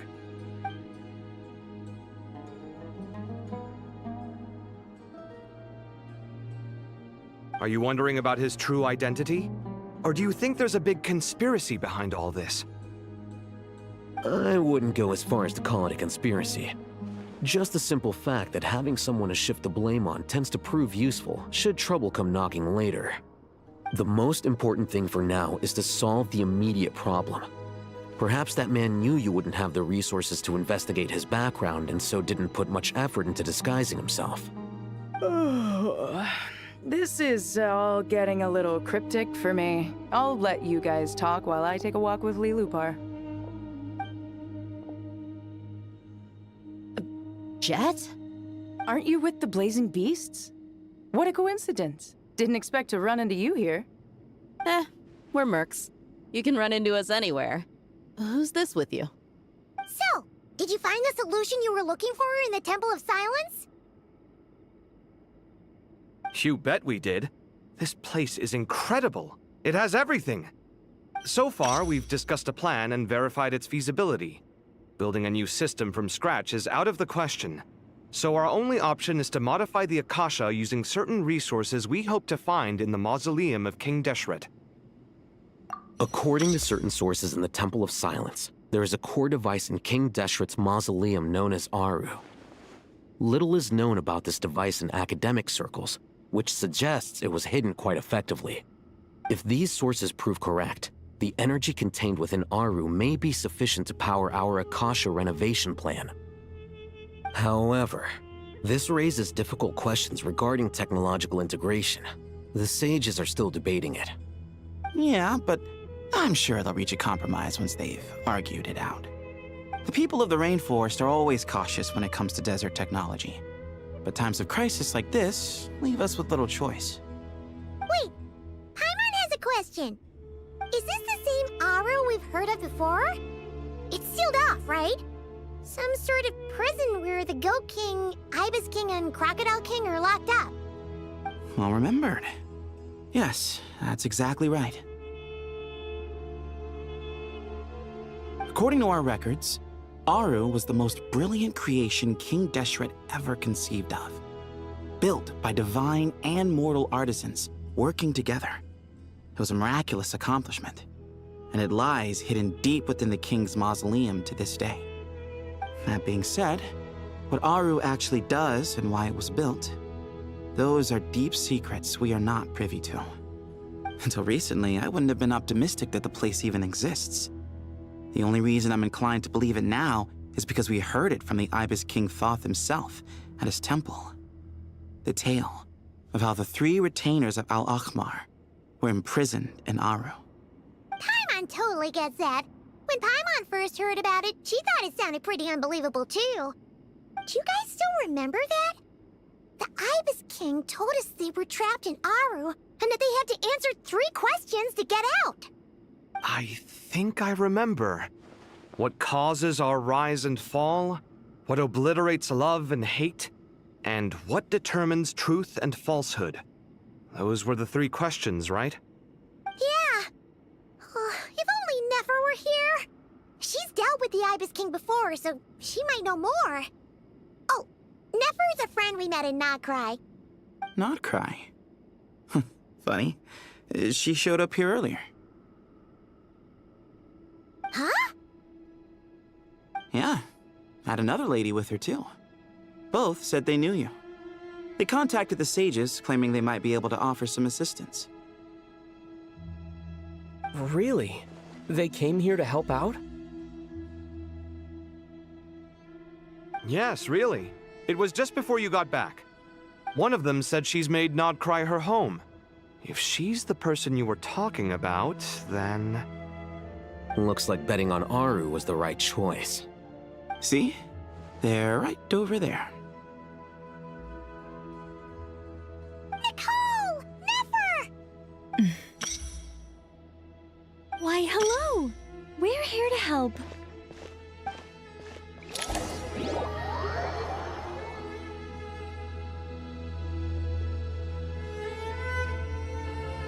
It's a good thing we left early. We almost got locked out. Locked out? What do you mean? Oh, you haven't heard? An invisible barrier has appeared around Sumeru's borders, cutting off all travel in and out. No one can leave and no one can enter. Sumeru has become a lonely island. Are the Fatui behind this too?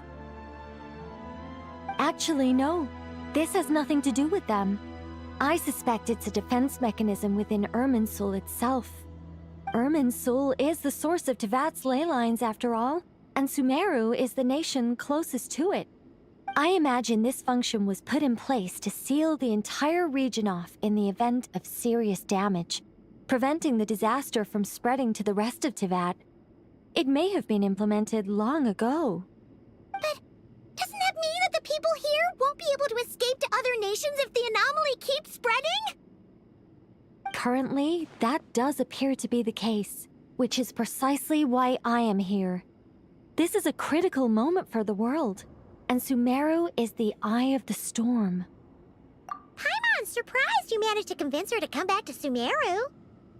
Indeed. Even for someone of my wisdom and eloquence, this tested my skills to the limit. And why should it concern me that Sumeru's in trouble? Surely you don't think I still have feelings for that place? Judging by your tone, I suppose you don't. Sounds like you don't know much about my past. And here I thought you knew everything. All I know is that the Ibis King is the source of your power. He was quite a prominent moon envoy once upon a time, so I do know a thing or two about him. As for your past, I have ways to learn the full story if I wish to. But everyone has secrets they'd rather keep to themselves, wouldn't you say? I'm glad you see it that way, Miss Nicole. I've chosen to call Nodcry home, which is why I did my part in its hour of need. That doesn't mean world savings become a habit with me. I have no particular desire to play hero in Sumeru, thank you. I understand. Human emotions do not appear and disappear without cause. There is always a reason to be found behind both salvation and destruction. Still, if time has taught me anything, it's that human emotions are often complex and in conflict. That's why people change their minds about things all the time. But that's where we angels come in. Our duty, ultimately, is to guide people towards their deepest, truest desires and help bring them to fruition. So I wish to hear about your past, because I do not believe you are motivated by hatred alone. And if we still arrive at different conclusions in the end, that's okay.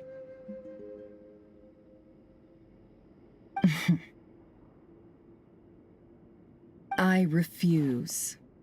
Wait, what? But I set the atmosphere and everything. Isn't this supposed to be the moment when we finally open up to one another? Is it? Maybe I'm not so good at reading the atmosphere. You're right, Nicole. There's more to me than just hatred. Had it consumed me, I'd be left stuck in the past forever, never living in the present. But I don't think that your guidance can change my mind. The all-consuming sands, the bloodshed, both deserved and undeserved. Those old emotions cling to me like a shadow. Do you wish to shake them off? No. I hope to remember them forever. Those emotions and memories shaped me into the person I am today. They'll always be a part of me.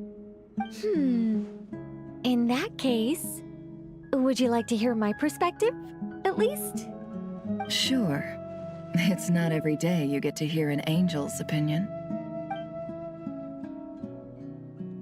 A long, long time ago, when the angels still walked freely upon the earth, I found life tedious. Monotonous work, lukewarm relationships. Things weren't nearly as interesting as they are now. And yet, since the angels' demise, I have found myself missing those days on more than one occasion. Human emotions are often attached to a person, a place, or an object. When those things are gone, the memories quickly fade, and the emotions slip away along with them. If Sumeru were destroyed, both rainforest and desert would be no more. With the object of your hatred wiped from existence, it would not take long for the memories buried deep in your heart to slowly fade. Both love and hate are intense emotions, but they are nothing compared to the void left behind when they disappear. Most sophisticated, Miss Nicole. But anyone focused on the future could only ever applaud the destruction of the things they hate. Still, I'm a special case. Someone once told me that human memory is more selective than a Mora-hungry merchant choosing between customers. We all need a reality check once in a while, so we don't forget the truth. As much as I dislike Sumeru, this is no way for it to perish. All right, you win. I'll help you out a little, but I won't work for free. How much will you need? You're not gonna milk this for all it's worth, are you? What do you think? I'll be upfront with you. I don't have much more on me. If that's what you need, I could borrow some from Alice. Or perhaps I could pay in sculptures. The ones I carve are actually worth quite a lot. Just cover my travel expenses. Huh? Is that all? That's all.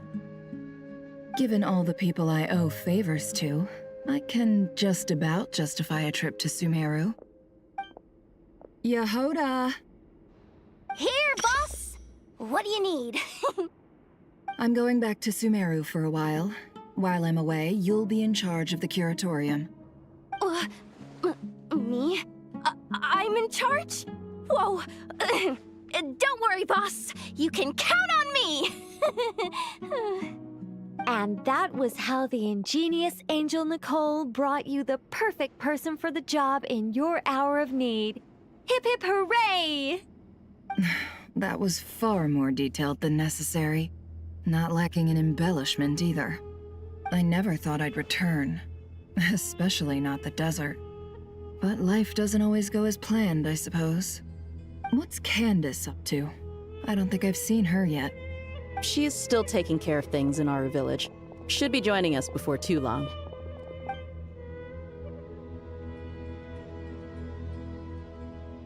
Oh, and sorry. Hope we're not interrupting anything. We have some good news, though.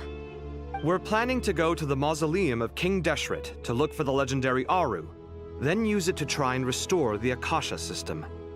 According to records in the Temple of Silence, the mausoleum houses something called Aru's Chute, which can be used to establish connection with Aru. We still have some time before we leave, so there's no rush.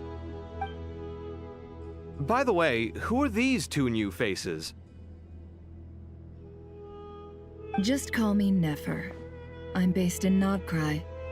Did I hear you mention Aru? Correct. Well, I happen to have a connection with one of the 3 retainers imprisoned inside, the Ibis King. I'm here to get things done, so if you don't mind, I think I should come with you. That sounds perfect. Miss Nefer, are you from the desert by any chance? Why do you ask? I don't know. There's a familiar air about you. Plus, you mentioned Candace. Sorry, I don't mean to pry. It was just a random thought. I'm Dia, an Eremite mercenary. My work usually keeps me out in the desert. I'm on good terms with Dory, and she's mentioned you all before. It's nice to finally put faces to the names. However, my associate here is probably less well acquainted with you. Why don't you all introduce yourselves? Actually, I'm a little better acquainted than you might think. Huh? Huh. Are my eyes playing tricks on me? It looked like you spoke without moving your mouth. Ventriloquism. I have heard tell of it before. What is it, Kale? It's you! You're the voice who's been speaking in my head, aren't you?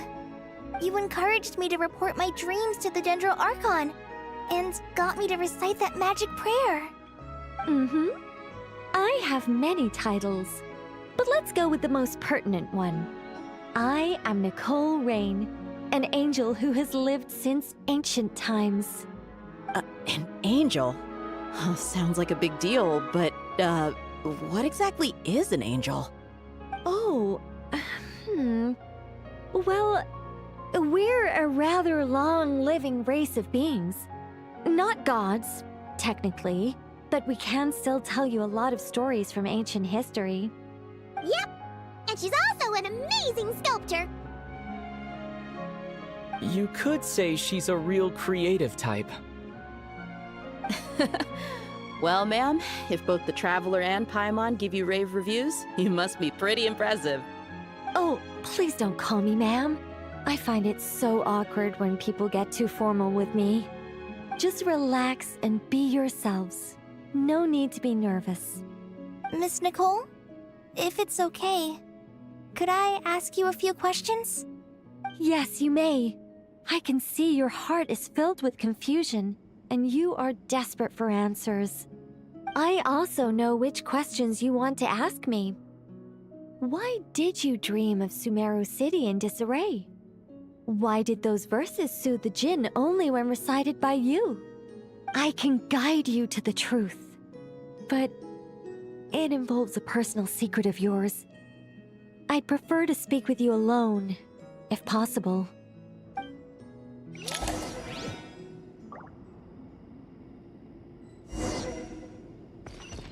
On me!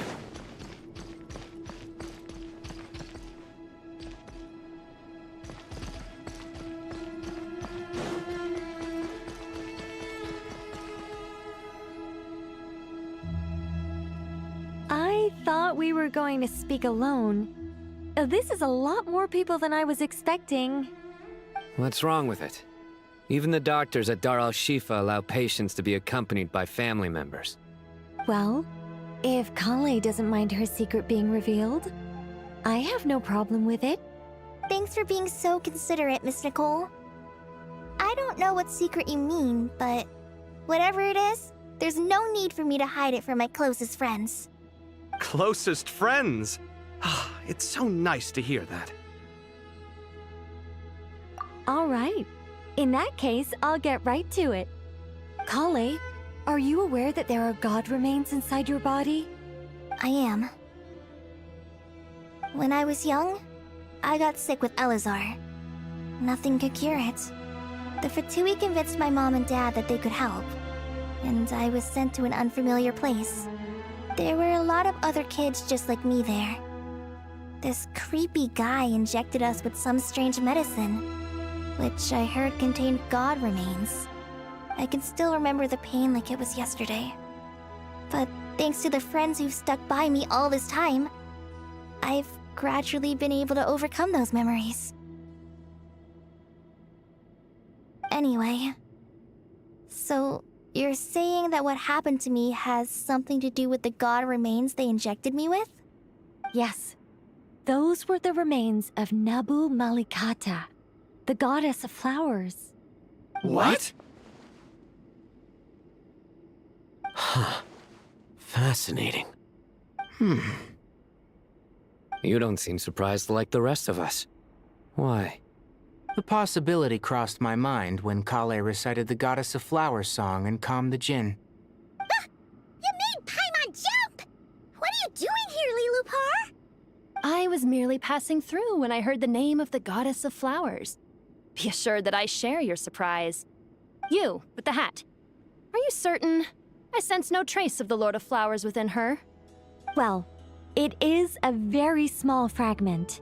Unless special methods are used to manifest its power, even her closest acquaintances would find it near impossible to detect. After the goddess passed away, her remains were scattered across the desert. King Deshret gathered all the pieces he could find and buried them in the Eternal Oasis. But some fragments remained unaccounted for.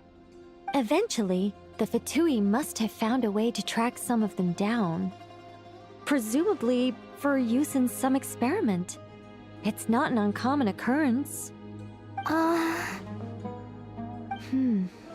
You're more shaken than I thought. In one sense, you've been extraordinarily lucky. So many people who yearn for this kind of power never attain it, yet you have coexisted with her all this time without even realizing it. I don't know what to say. I'm glad that I could help everyone with this power, really.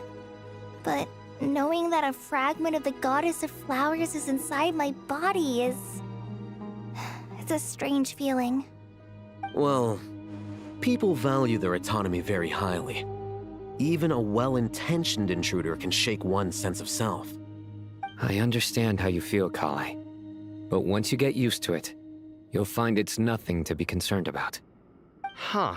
I guess you, of all people, have a good reason to speak on this. 2 good reasons, in fact. Incidentally, 3 is the maximum number of Hermanubis' Ba fragments that I could bear. Let me guess. Because two's company, but three's a crowd? Thanks for helping to explain the joke, Tainari. Not my intention. Goddess preserve me. I should take my leave. This boy in his wolf's head hat speaks much too differently from the Hermanubis I remember.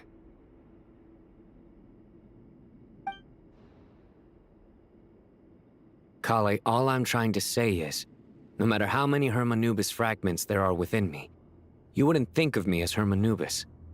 In the same way, you are simply you. Yeah, I know what you mean. So about that dream I had, was it a warning from the Goddess of Flowers? Yes. Just like me, she was an angel created by the primordial humans, born with the instinct to guide living beings. Though her body and soul have perished, her essence retains its natural instincts. Even her smallest remaining fragments would do their utmost to send you that warning. The Mother of Dreams? Lord of Flowers and Oases? She must have had a premonition. That is why she gave that dream to you. We won't let our efforts go to waste. But I still don't understand. Why me? Yes. Why indeed? You weren't the only one injected with God remains, but only in you have her fragments persisted. I suspect it may be because of the firm will you showed in the face of suffering. She was likely assimilated by that will. Of course, this doesn't mean you have to shoulder any extra responsibility. As this young man said, you are who you are, and that will not change. All right, any further questions from the family members of the patient? If not, we should head to the mausoleum of King Deshret. Let's move out. Time to put our plan into action. We all hope it'll work. But will we really be able to open Aru? And even if all 7 pillars of King Deshret agree to let us proceed, the scale of the work to follow is daunting, to say the least. Haven't you handled other big projects before? I mean, the biggest project I've worked on to date is probably the Palace of Alcazarzaray, I guess? But this is orders of magnitude beyond that. It's a total nightmare. Look on the bright side. At least this time you're actually here when Sumeru needs you most. You won't have to come asking me for details after the fact. Mock me all you want. But now that I'm here, things will be resolved far more quickly and smoothly than last time. Kave's self-doubt disappeared in an instant. Like magic. Well, this confidence is most gladdening. Now, go and pack your things. We'll head to the mausoleum as soon as you're ready.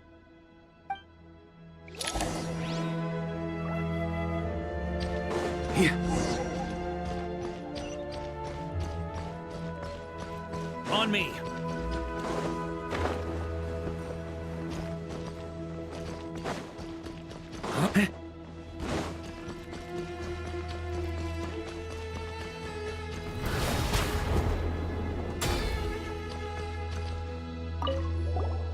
Paimon! Thanks again for your notes. I'm done copying them, so here you go. You're welcome. Just let Paimon know if you ever need help again.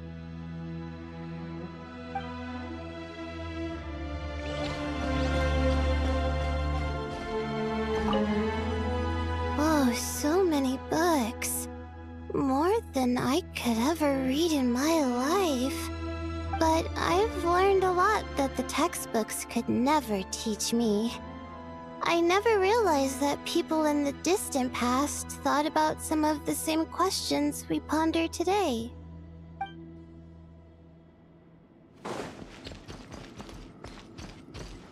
Here. What's wrong? You look a little depressed. Kale got a fragment of the Goddess of Flowers, and all I got was one of the 7 pillars who served under King Deshret. I lost out, didn't I? That's what you're upset about? You're such a child. On me. Good to finally meet you in the flesh. It's a little surreal seeing you here after exchanging letters for so long. In my head, the boss of the Curatorium of Secrets didn't look so young. Sounds like you have some history then? Any budding mercenary group needs a steady supply of intel. They, in turn, can prove an exceptional source of the same. The Curatorium of Secrets is happy to cooperate with friends from all over the world. If you're interested, you'd be very welcome to join our network too, Miss Dia. Can't say no to a solid partnership, especially out here in the desert. Having intel can mean the difference between life and death. But cooperation's built on mutual trust, and there isn't much contact between the desert and Nodcry. So I'm guessing you reached out to Jet first, Miss Nefer? What's behind your interest in the desert? Nostalgia? Or is there someone you're looking to take care of? Let's put all our cards on the table first. Things will go more smoothly that way. I like your style, Flame Mane. Actually, I had this same discussion with Jet before we started working together. To be clear, I have no intention of using you for any ulterior motives. And I have no enemies in the desert as things stand now. Were that to change, I wouldn't drag outsiders into a conflict that doesn't concern them. There's no point in doing certain things if you don't do them yourself. Wouldn't you agree? Well said. Taking responsibility for one's own affairs is the way of the desert folk. Huh. It's like you're one of us. You sure that's a compliment? Absolutely. I'll take it.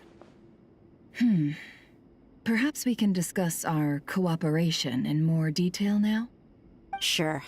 I love working with no-nonsense people. And you certainly fit that description. I look forward to a fruitful partnership. As do I, my friends.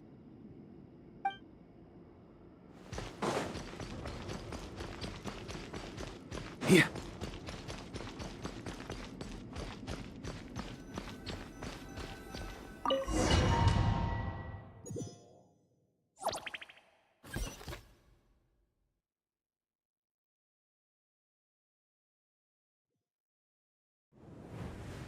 I hope everyone's ready. We'll be arriving at our destination very shortly.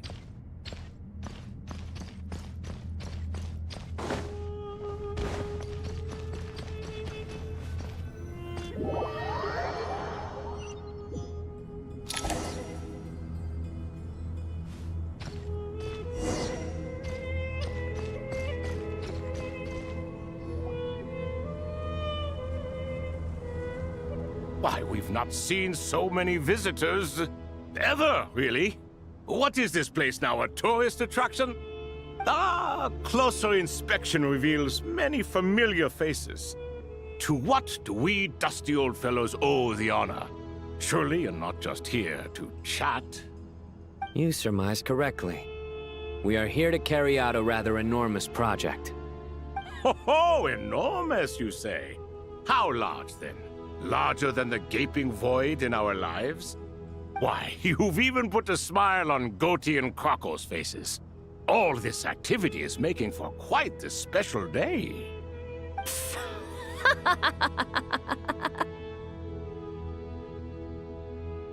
I know that laugh.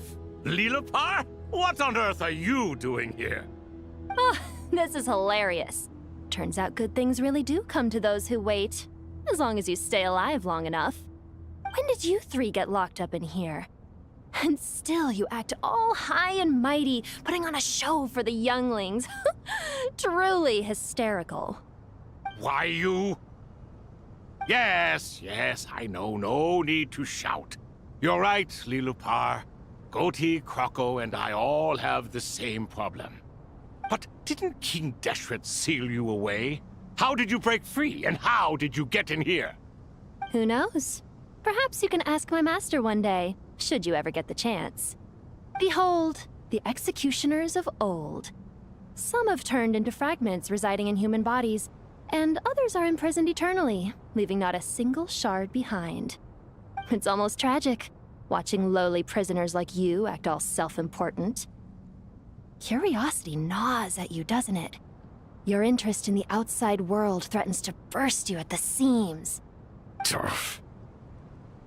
I'm starting to take a liking to this magic bottle lady. Time is of the essence. Let's get down to business.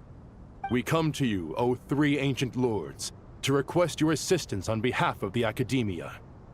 If we can help you regain your freedom, then please consider lending us your aid. As for precisely what we need your help with, it's a long story. So, to demonstrate our sincerity, we are prepared to first resolve the problems that plague the three of you. All right, stop arguing, Croco. And Goatee, don't you start. What's the harm in letting her speak? It's not worth getting so angry about. Forget about her. The three questions are the crucial thing here. But do you really have a way to answer them?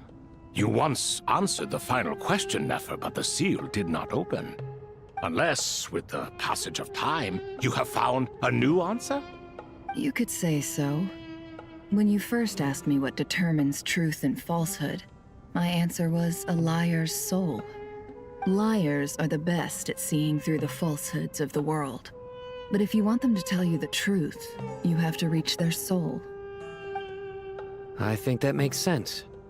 I found it quite compelling myself, and I told Nefer so. Unfortunately, it brought us no closer to liberation. Well, that's simply because it was my answer, not the one King Deshret was looking for. Can you guess which answer Al-Ahmar wanted then? Time. And that's not only the answer to the final question, it's the answer to all three of them. All things wax and wane with the passage of time. Love and hate eventually fade into nothing.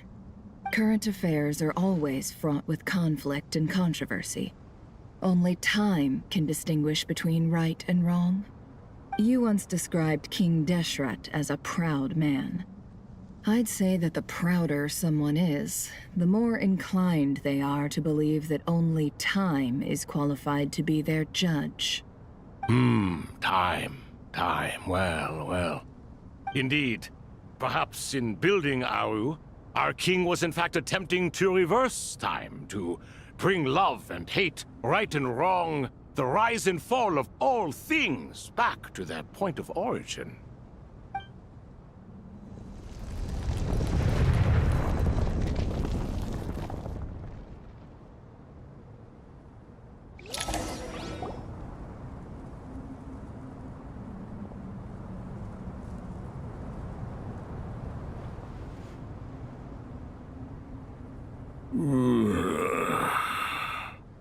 This is the most eventful day I have experienced in a long time.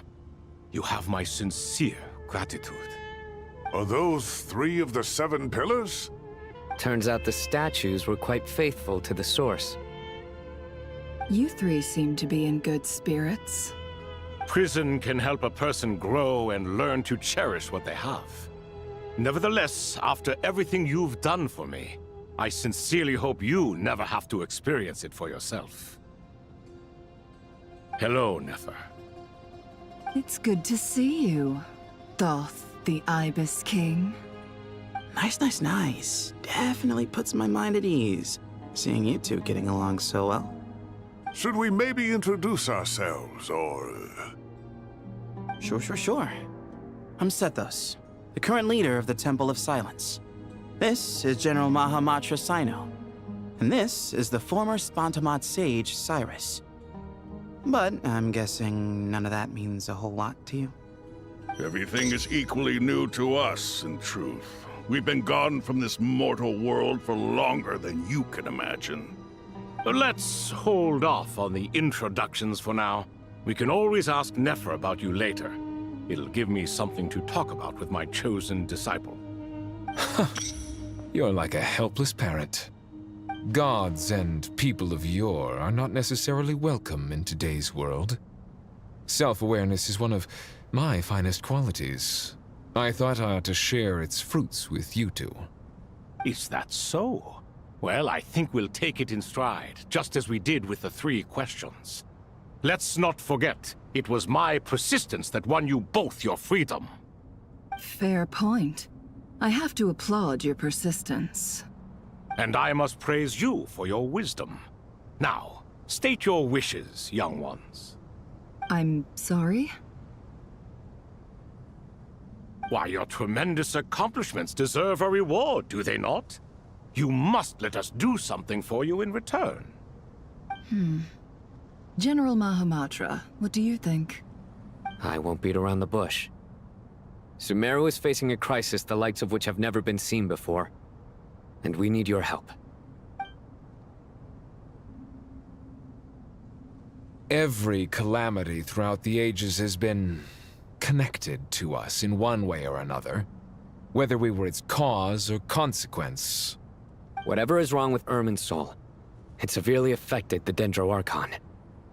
She fell into a coma, and is currently receiving treatment from the Dendro Dragon. The Dendro Dragon? I'm sorry, the Dendro Dragon is helping to heal the Dendro Archon? Not a pep, surely. Not vicious, cruel a pep who possesses no virtues aside from her basic instincts. Ah, good heavens. Oh, I shudder to think what could have caused Lesser Lord Kusanali to suffer such a plight. Still, why would the Dendro Dragon lend you her aid? She has always held nothing but contempt for the Archons. I suppose she and Kusanali must have some history. You can help us make history, too. A smooth talker. Well said, lad. Currently, no one can connect to Irminsul. We hope that by opening up Aru and making some modifications to it, we can use its technology to our advantage. Unfortunately, Aru is an imperfect creation. King Deshret never managed to realize his full vision before his death. Much remains to be done if it is to be pitted against Irminsul itself. Besides, I hear your reasons, but to give Aru up over such would be... The archaeological records clearly indicate that although Aru's construction took a long time, it was not beyond human means to achieve. Modern technology should solve the efficiency issues. We have no choice but to go all in on this. This is by no means a threat. But the only reason we helped you escape from Aru was to gain the necessary leverage to negotiate with you. You asked us to state our wishes, and we have. Each one of us here needs your help, as do all the thousands of people living in Sumeru. They need you, and they need Aru. What do we think, my fellow old fogies? Shall we lend our support or not? Since you ask so nicely, naturally. Naturally what? Are you for or against? I simply mean we shall do what comes naturally. You claim that you wish to open Aru. Know you then that the golden slumber created by King Deshret is preserved within? We do. We understand the risks involved. In all likelihood, the mortal world will never again be able to replicate King Deshret's work. Never will there be another chance to come so close to creating a utopia. Knowing this, are you sure of your decision? We are sure. Before people can dream, they must first live. If your minds are made up, very well. We shall summon our erstwhile colleagues to discuss this further. Saint Shezepank, Saint Bennu. Once you surrendered to silence and were buried with King Deshret. But now, we invoke the right to awaken you with our voices.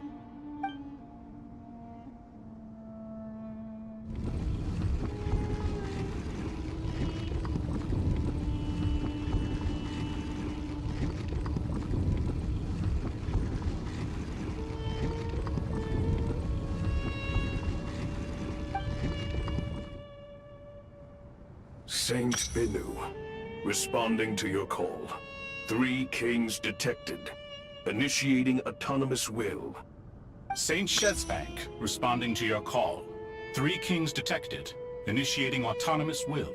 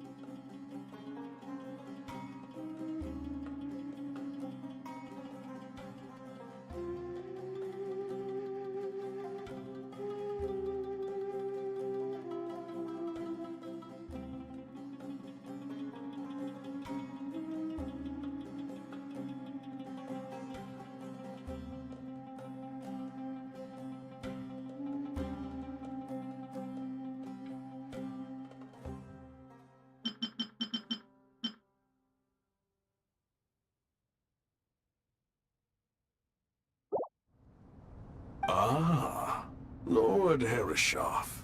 What a long time it has been. I trust you are keeping well. Then your trust in my well-being has long outlived your physical body.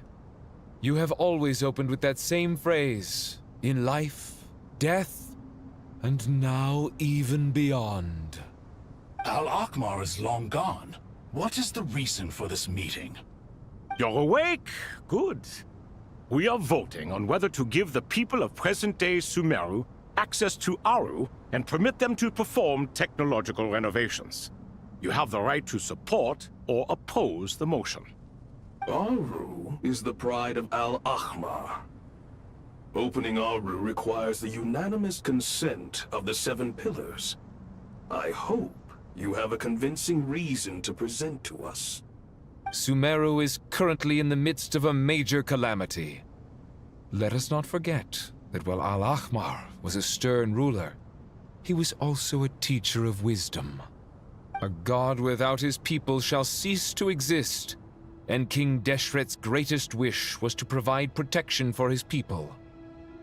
Let us then honor our God King's wishes as we consider our decision. I do not mean to mock these proceedings, but what is the point of a unanimous vote when we know that the last of the Seven Pillars, the Dendro Dragon Apep, will never communicate with us? This will no doubt surprise your mechanical mind, and I have no intention of trying to persuade you it is true. But Apep is, in fact, healing the Dendro Archon as we speak. Huh? Can someone attest to this? Do we have any proof? I ask the three kings. Can any of you vouch for the truth of this claim? Naturally, the Ibis King, Thoth. What? It was Thoth's disciples who revealed the truth to us. We need not debate its veracity. Simply let Thoth bear accountability. That way the rest of us may have a clear conscience. Herreshoff, you diabolical fiend! I awakened our former colleagues for you, supported your opinion, and backed your decision. What sort of fiend would do that? I miss the days when Hermanubis was still around. At times like this, he would offer to take accountability. What are you trying to say? Is my word worth less to you than Hermanubis's? Hypocrite though you are, Lord Thoth, you are humorous in equal measure. How could we bear not to associate with a character such as you? I, Saint Shezpank, approve the Goat King's proposal. Since King Deshret is no more, we shall receive no reprimand for acting beyond our remit. Nevertheless, I sincerely hope that those before us understand the significance of what they intend to do. Remember, the moment that Aru is liberated, the myriad souls residing within the Golden Slumber will return to the ley lines. And once the ley lines flow again, these souls shall in turn be received by Irminsul. To take this step is to bring the perfect afterlife created by our king to a permanent end. We understand that well, and we have decided to proceed regardless. Furthermore, the contemporary human perspective would contend that confining souls in this way is no act of benevolence. The deceased have a right to rest in peace. King Deshret's creation is clearly a place of rest and peace. It is just that many do not see it this way. But no matter. Saint Benu approves. Hermanubis' representative and the Dendro Dragon Apep made their choice ahead of time, while the Goat King, Ibis King, and Crocodile King have also granted permission to liberate Aru.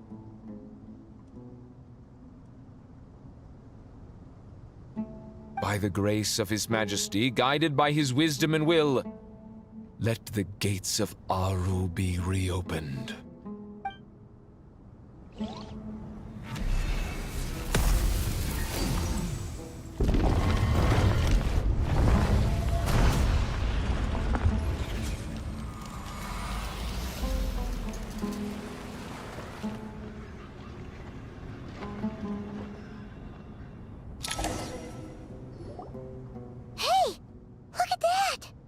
What's this? Are we under attack? No. Wait, it's...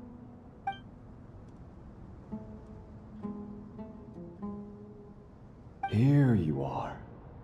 Through the sands of time. I see you. Father. Father, is it really you? It's Jet's father, Jibriel! That's right! He entered the Golden Slumber, didn't he? I smell blood and sand on you. You've grown. Strong as a wild beast, and without shedding a tear. You have to leave, don't you? Please, just answer me this. What should I do for you? This meeting is a blessing from the gods. My soul, once imprisoned along with that of Semail, is finally free. I am truly grateful for the chance to see you again. That the dead should meet the living is itself a miracle. One brief, precious moment is enough. Enough to set my heart at ease. Do not weep for me, Jet. I know you will accomplish many great things in your life. You will go further and climb higher than I ever did. All I ask is that you take good care of yourself.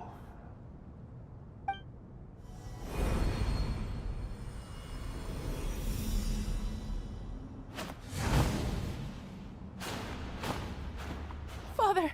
Father! Father. Hey, Jet. Do you want something to eat?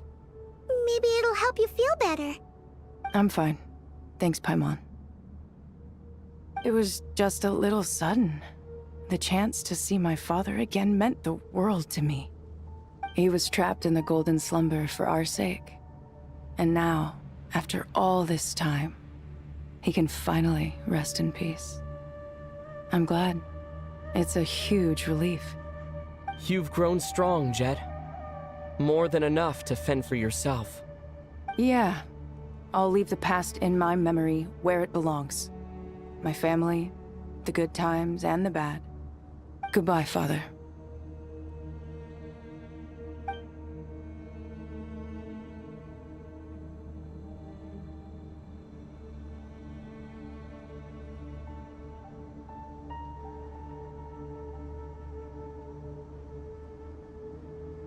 Ah, me, what a touching reunion that was. It seems we did a good deed today. We three retainers, once imprisoned for our iniquity, are surely the least qualified to judge whether this deed is good or bad. Either way, Aru is open. Now you have your opportunity, and with it, whatever trouble may ensue. Although Aru was created by a god, human craftsmanship was nevertheless required to build the gate that connects it to this world. Perhaps the relationship between gods and humanity follows a similar principle. As for your proposed renovations, we cannot determine which functions to keep or discard. Proceed as you see fit, but please entrust the task to your most accomplished scholars, or Benu will be most displeased. It matters not. The Ibis King shall be accountable if any problems arise. Ibis, You chose to take on disciples, and so it follows that you must accept the risks of associating with humans. If I'd known you'd be like this, I would have locked all of you away in Aru, never to leave again for all eternity. All of us? What does this have to do with me? Vilify me no further. Scholars, since you have liberated Aru, allow me to present you with a gift. Using Aru's power, we shall install a defense mechanism at our king's mausoleum. You must be guarded even against Irminsul itself.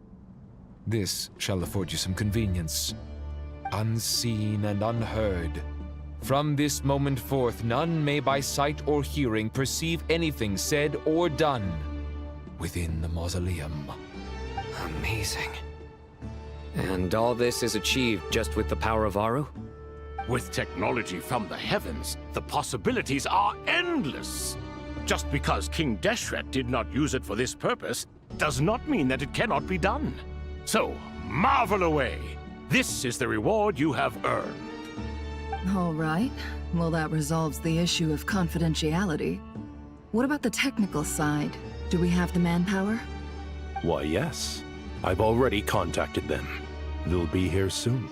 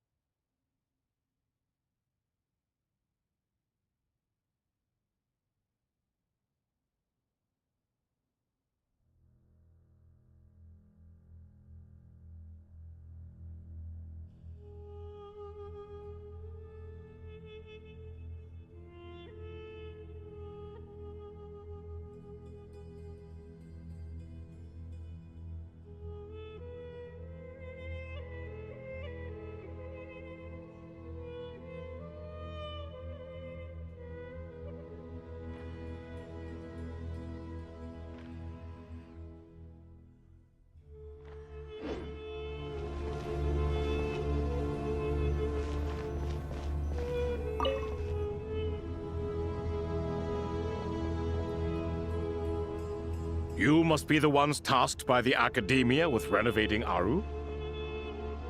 That's right. Good afternoon. I'm Kaveh, and these two are Termezi and Naisaburi. Hey, I'll hate them! Come and introduce yourself! We've met before.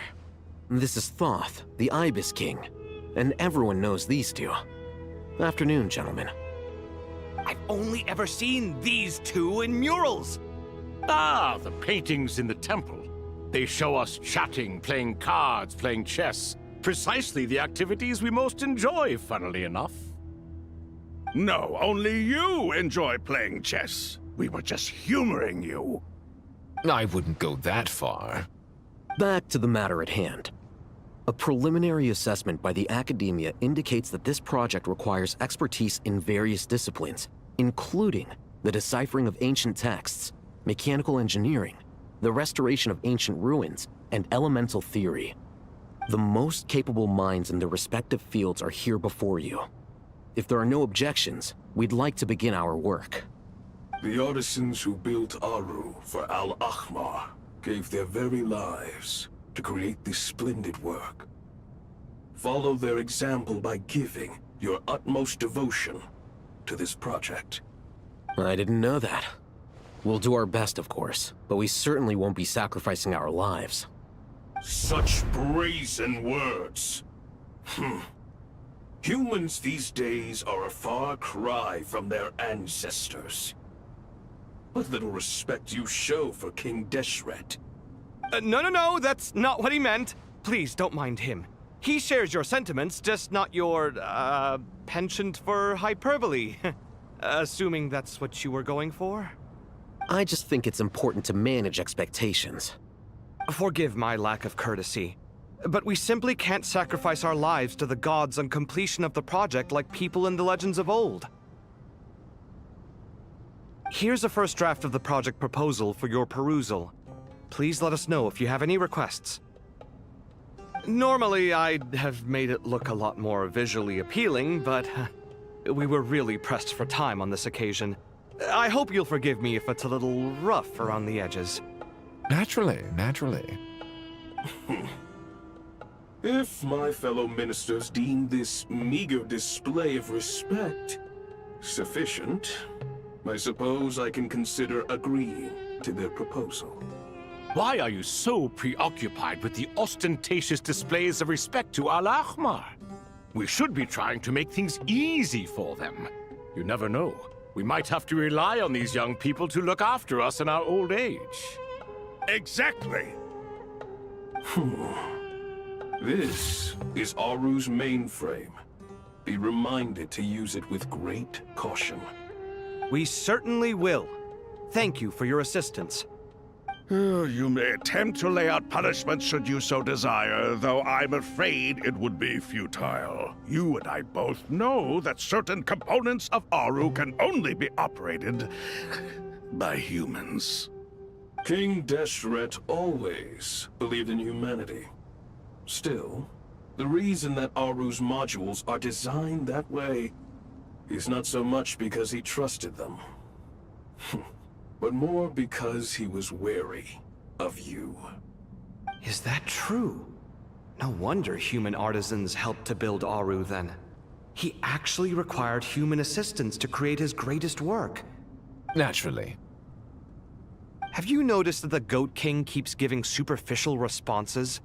It's like he's just going through the motions and leaving the real debate to his colleagues. He understands the art of perfunctory speech. That's what earned him his position as the Minister of Ministers.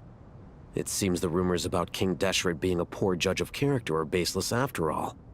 Excuse me for being blunt, but it sounds suspiciously like you're putting yourself on a pedestal and mocking me. You're mistaken. And while there's nothing strictly wrong with making every conversation about yourself, it's not exactly a positive tendency either. You? Whatever. I knew it'd be like this working with you. All right, let me past. I need to look at this console. It's your job to activate it after all. Let's begin. Everyone, please proceed with the external checks and preparations as per the procedures outlined in the engineering plan.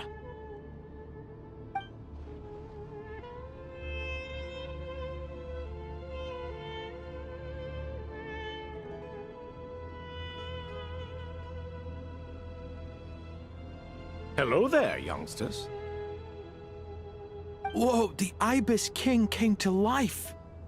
What do you mean, came to life? I've been alive the whole time. You did say we could start our research, right? Are you having second thoughts now? I've reviewed the proposal. The work you're planning to carry out on this grand device is ambitious in its scope. You have ample confidence in your abilities, I take it? I wouldn't say I'm feeling hugely confident, but given how bad things are, I'd rather at least try something than sit around waiting to die. You are the top scholars of your day. I trust you are aware that there are countless links between Aru and the Akasha? Aru and the Akasha? But... I thought the Akasha was the Academia's greatest technological accomplishment, created years ago by the Dendro Archon to help her people access knowledge. And you too? Do you not know either? You've read the instruction manual, right? You tell them. An instruction manual? The Akasha has an instruction manual? The Dendro Archon is a kind and thoughtful god indeed. It used to sit on a shelf in the corner at the House of Dana. Not the most popular read. If the manual is to be believed, Aru was in fact the original inspiration for the Akasha system. What? But there are so few records about Aru anywhere. And practically none of the scientific expeditions into the desert had anything to do with it. Ah, but this is something you could not possibly have known. You may have heard many stories about the desert, but what is the most important aspect of history? Consider this a quiz. Anyone from Vahumana present? I'm from Vahumana. It's, well, veracity. Precisely. And a large part of veracity is the chronological order in which events occur. I may as well tell you. In the beginning, Nabu Malikata, the goddess of flowers, descended upon Sumeru. The glory of the heaven was within her. She brought life, oases, and knowledge to this land. Then she created the Jinn, enlightened them, and ordered them to serve her.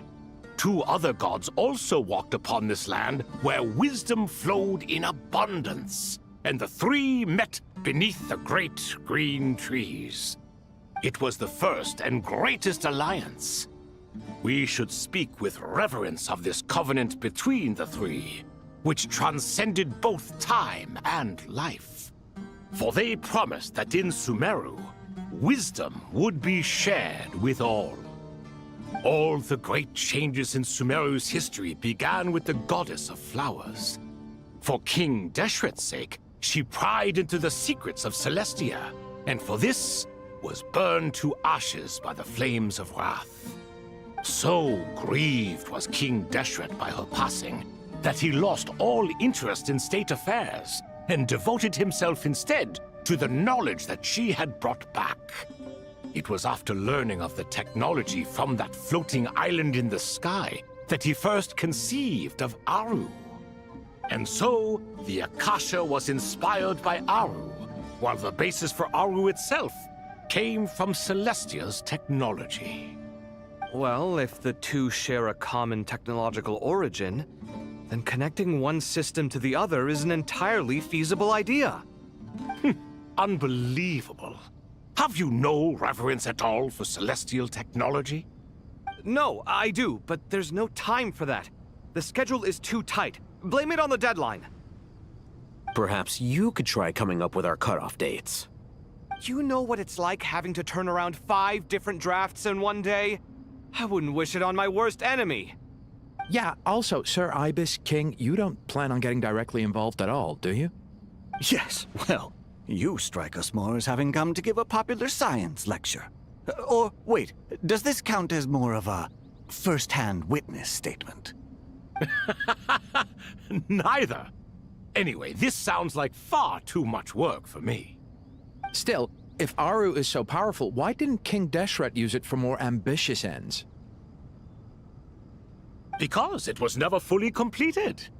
King Deshret had grand plans, but he perished before they could come to fruition. In the beginning, his wish was to create something that could rival the very world itself. The Lord of Flowers sacrificed everything for that ambition. What he desired, she bestowed, and thus was knowledge brought into the world. Her courage and sacrifice had to be honored with the most splendid of monuments, or King Deshret would surely have deemed it a grave injustice. And that monument, built from knowledge and technology, etched with a sacrificial and courageous love, even in its unfinished form, it deserves to be treasured. At that time, King Deshret said the following to the Lord of Dendro. "Since we share an eternal covenant, I shall never be your enemy. Hence, the fruit of wisdom from the heavens is not to be devoured. Remember, it is not that I lack the power to become the enemy of wisdom. Yet you and she have taught me much and shown me kindness. For this, I cherish you both." In the end, Aru was only used to store a portion of the souls. It was but a primitive form of the masterwork the king had envisaged. His final hope for Aru was to return to the past, when she yet lived. So the point you're making is, King Deshret was both powerful and ambitious, and he only ceased his imperious ways out of affection for the Goddess of Flowers and the Dendro Archon. You could see this as an act of mercy, but you could also see it as the sentiments that lay between these three gods placing constraints on him. This was, after all, the foundation of the alliance between them. This explains why Aru was both a prison and a monument, and why the answer to the three questions was time. You have to be careful who you get involved with, or you invite all manner of misfortune. This is as true for gods as it is for humans. Love is the same. It is both a prison and a monument. All right, let us pause the story here for now. Seeing as you've been so diligent, I'll offer a little help. Who's in charge again? Is it you two? Ah, yes, me and him. Now then, close your eyes. Wisdom hides in the space between the tangible and the intangible. It is to convey the incommunicable through the simplest of mediums. By the power of King Deshret, I shall grant you a glimpse into the unseen secrets that lie at the threshold of existence.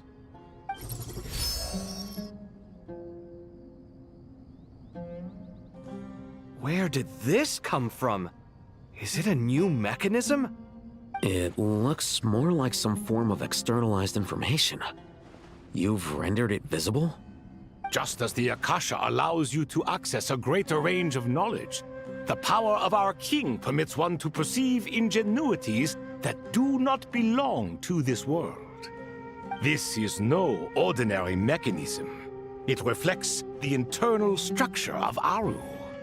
Whether you choose to increase or decrease, keep or discard. Come, use these to achieve the outcome you desire. Looks mechanical to me. Better let me handle it, just in case. But wait, how do I get up there? Turn around. So that's where the elevator is.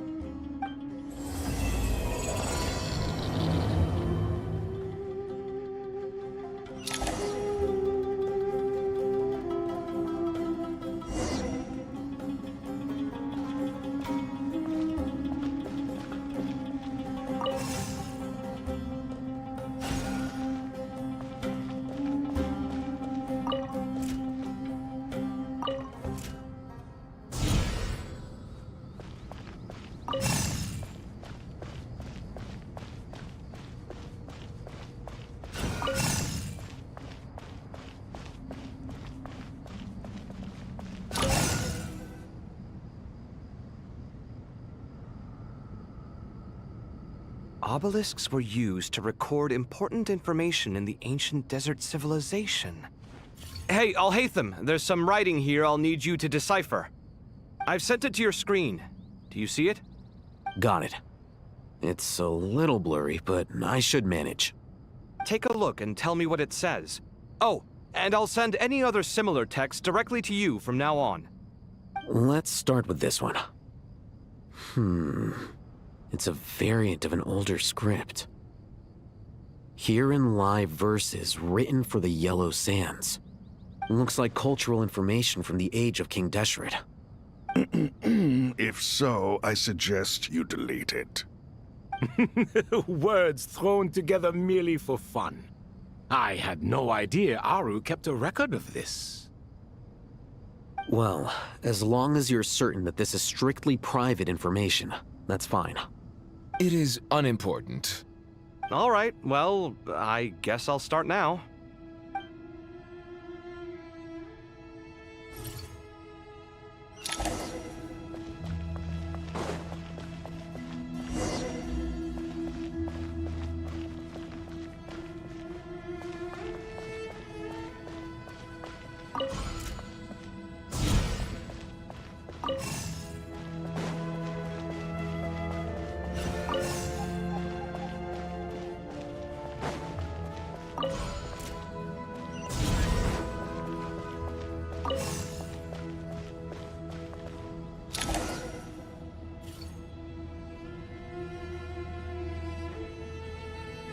Found some more. Sending them over to you now.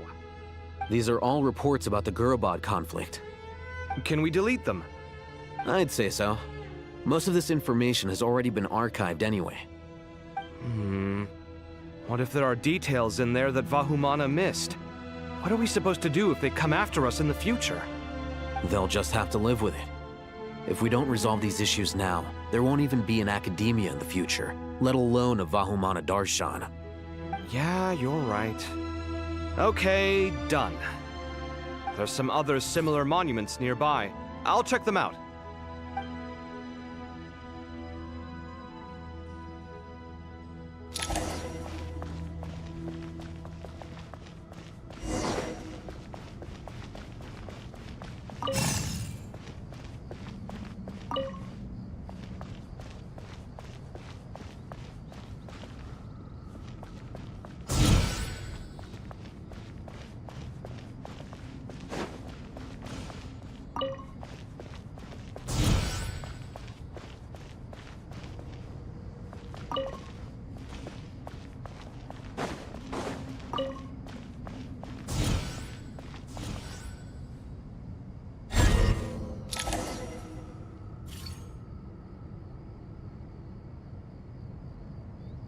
Another monument. Hold on.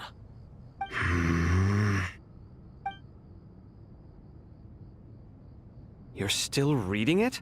How long is it? It records the development and governance of the Oasis civilization. Most of it concerns the Jinn, but it also contains records left by the artisans who built Aru. Is it important? Some of it. There was no way for me to read the whole thing in its entirety, so I had to rely on my intuition to pick the parts worth keeping. What about the artisans' records? What do they mention? They're speculations, mostly.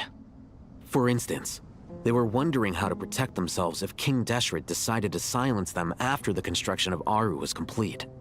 Sounds like pure mythology to me. Surely that kind of thing didn't really happen. The records do emphasize that this was merely their conjecture based on various myths.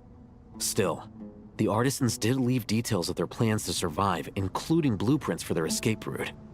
Even that got recorded? Okay, well, I'll make a copy of this first before I delete it. Is that truly necessary? You won't be needing those. No, the blueprints are important. I want to keep them as a memento.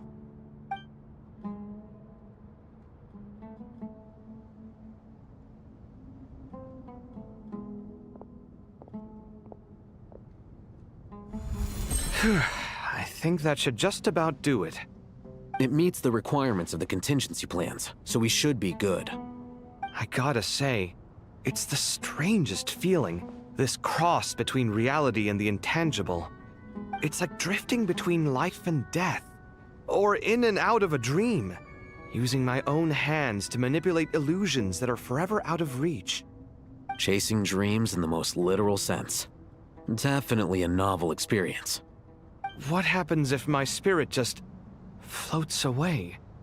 That won't happen.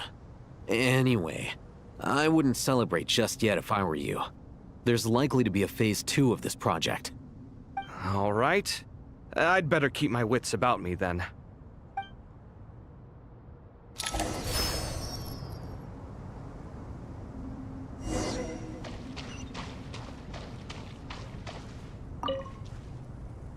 I expected that the outside world no longer respected the ancient gods, but even so, I do find the tone of these youngsters to be dreadfully impolite. It should hardly come as a surprise to you. I remember you saying the same thing last time. I assumed that was just a one-off. I did not realize it was the norm. Don't you think that young lad's matter-of-fact tone sounds familiar? It bears a rather uncanny resemblance to you, Goatee. Surely a sign that he is a man of rare intelligence. Ugh. The rest of them, though, much better. The blonde-haired one, for instance. So sincere. That's the kind of kid I can respect. Oh, really? Well, what about your disciple, Nefer? She's about the furthest from sincerity that a person can get. And now you hit the crux of the issue. Thoth is spouting lies again. He cares nothing for sincerity. He likes Nefer simply because her personality is just like his. Thus, in giving his approval to Nefer, Thoth is simply validating himself. The rest is but smoke and mirrors. You have some nerve saying that. There really is no helping you two. Shut up, chess rookie. What nonsense is this? How dare you tell me to shut up? How can you engage in such banal chitter-chatter at a time like this? Aru has been opened. The glory and splendor of a bygone age is about to sweep over the earth like a flood. And you're here squabbling like petulant children. All three of you are insufferable. King Deshret was merciful, indeed, giving you a chance to be released from prison. I say, you should have been locked up for good. Ah, but Bennu, look on the bright side. Had they not been released, we would not have been awoken. Oh, you've been here this whole time. You should be scolding them along with me. I miss Hermanubis. It's not a real reunion without him here. And now you're avoiding the topic and talking to yourself. Why King Deshret designed your personality like this, I will never understand. Isn't this simply proof that our king supports my free will? Oh, look at those two rust buckets. Suddenly, you two do not seem so bad after all. Here, here. If being stuck together for thousands of years fosters no friendship, I cannot say what would. Naturally.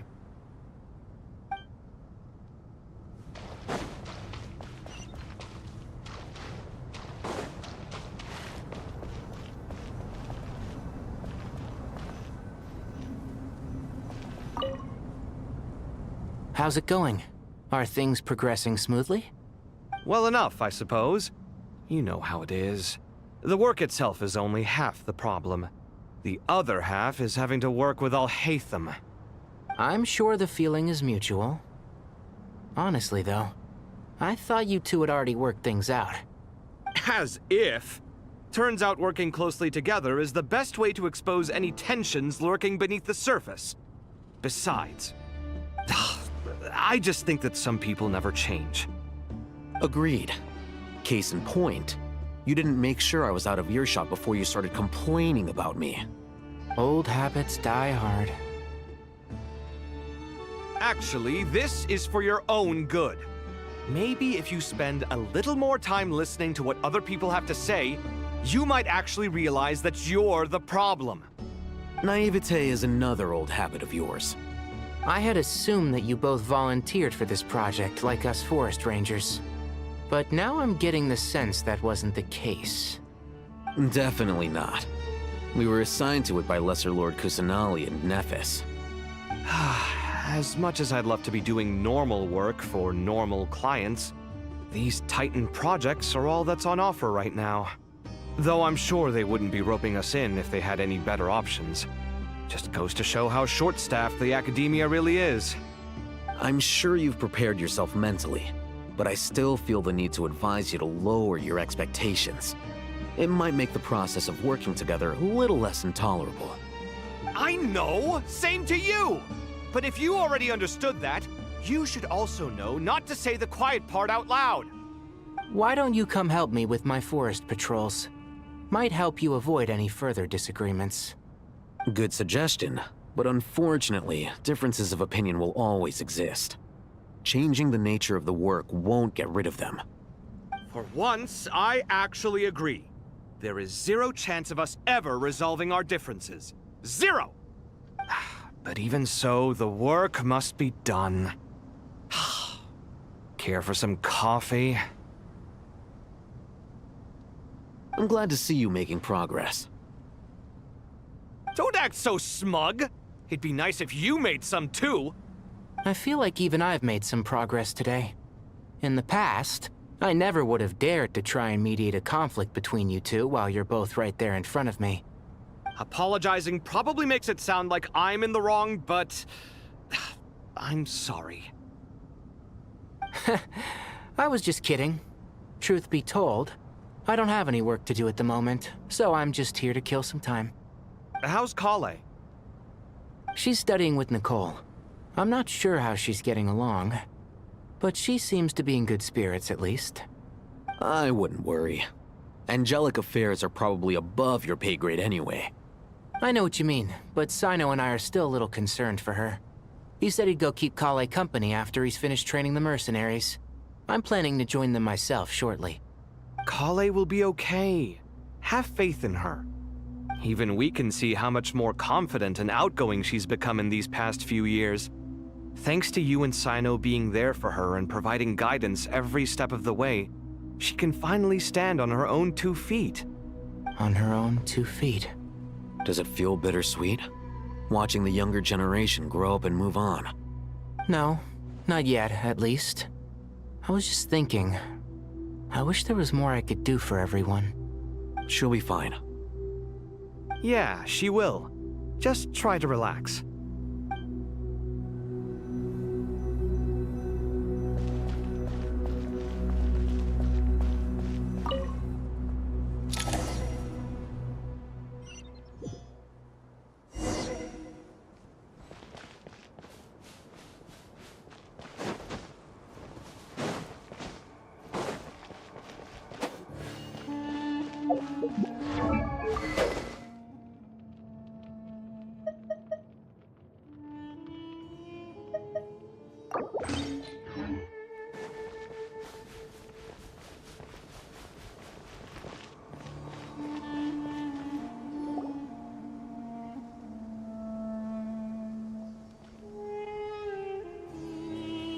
Traveler from afar, do you worry for the fate of Sumeru as well? Whoa! It's Sobek the Crocodile King! Greetings, Crocodile King. Please be at ease. I'm just here to chat with you about Lesser Lord Kusanali. Sounds like you really care about her. Yes, although to be exact, it is a mixture of both concern and curiosity that I feel. Speaking of Nahida, Paimon was wondering how she's doing. Wait a moment.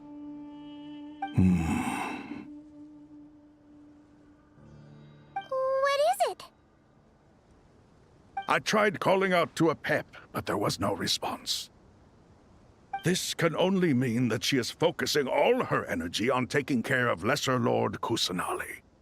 All the gods who served King Deshret seemed super surprised to hear that Apep agreed to help Nahida. Guessing she made a bad impression on you or something. Are you aware of the history between her and our king? Then you are learned indeed. I'm glad to know that Sumeru has the support of someone like you. At the end of his life, King Deshret tricked the Dendro Dragon into swallowing him whole, leaving her to bear the torment of his sins. The Dendro Dragon despised King Deshret, yet he outwitted her. Rather than bringing disaster to the land, he chose to deceive her and thereby ensure his annihilation. An act that surely displays his love for humanity. The Dendro Dragon stands for the glory of a bygone era. She hated Al-Ahmar and what he represented. All the gods, all the power they wielded. And so, her willingness to help the Dendro Archon through this crisis comes as a great surprise indeed. It makes one wonder whether, perhaps, the Dendro Archon assisted her in the past. Yep, Nahida did her a huge favor.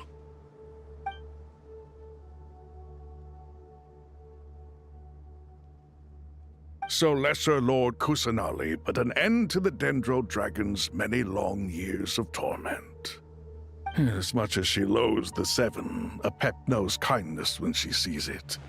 No wonder she was willing to make an exception. Yeah, that's the sense we got from dealing with her too. She is not incapable of coexisting with other living things. Rather, she actively chooses to avoid coexistence. And this despite the fact that she symbolizes life itself. How ironic. All of this being said, I wouldn't expect too much from her if I were you. Nothing will change her hatred towards humanity and gods. We'll keep that in mind. Anyway, how much longer do you think Nahida needs to stay with Apep?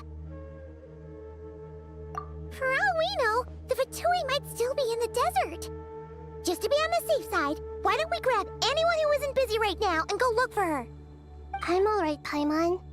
Huh? Was that Nahida's voice? It seems the treatment was effective. Since when do my deeds require your evaluation?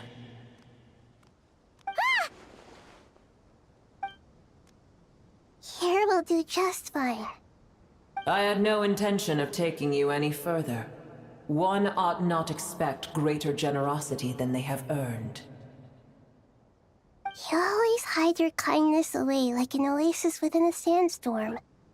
Only those who make it through the swirling winds can know just how beautiful that oasis is, and how much hope it brings. You dare appraise my being?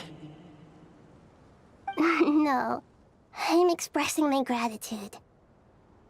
I want to thank you for sharing your precious life force with me.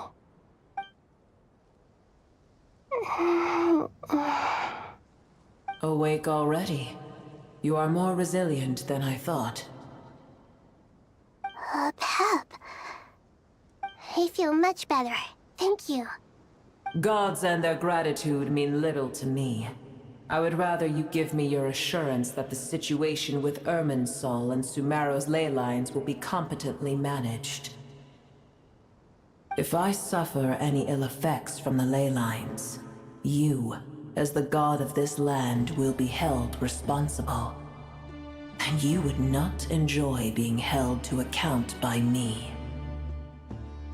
I understand what you require, but I would assume this task even if you did not demand it. Sumeru is my responsibility. I must resume my duties as soon as possible. A farcical notion. God of Sumeru, I hope you realize how unextraordinary your strength is. And yet, maybe it is precisely what defines me. A god of wisdom is not meant to rule by force. Then hold steady. We go forth. Well, I'll be. Is that Apep? Do my eyes deceive me? Of all places, the Dendro Dragon has decided to visit the mausoleum of King Deshret? I see that after all this time, Al-Ahmar's menagerie of ministers remain as vile as ever. It's a pleasure, Dendro Dragon. Had you arrived but a little sooner, you might have attended a meeting of the Seven Pillars. What a nauseating thought. You are not the first insects I have had the displeasure of dealing with today. A swarm of them tugged on my tail on my way over. Goodness knows what hovels they crawled from. Why do all the creatures of this world remain so lowly after all this time? What did you do with them? I cast them away. What would you have me do? Keep them as trinkets? Boer, this is where we shall part ways. To be clear, I do not wish to see you or anyone else here ever again, unless absolutely necessary. Then I wish you peace as you return to your dwelling place. It matters not to me. Simply refrain from bothering me again.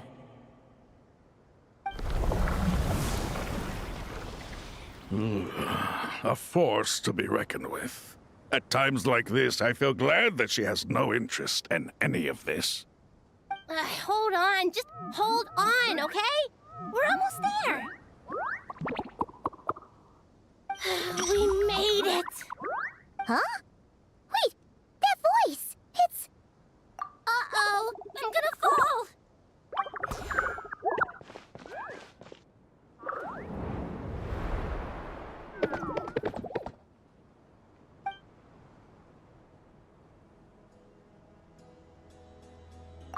Well, that's a relief. A pair of safe hands indeed. The Dendro Archon's familiars. They are the last thing I expected to see here. Huh? Wait, what are the Aranara doing here? Don't you guys hate the desert? Obviously I was worried about the Dendro Archon. I've been supporting them with my Pari powers the whole way here. Oh, you seem pretty nervous. Is it because there are too many people around? Not just people. It's all these non-human beings, too. It's hard on them. I can't believe you made such a long and dangerous journey just for my sake. I appreciate your support so much. Thank you all. I'll have to ask everyone to wait while I help our new arrival settle in. Once I'm done, I'll gather everyone to discuss our next steps. Traveler, Paimon, shall we find a place for our friends to stay? Awesome! Let's go! Well, first I have some questions.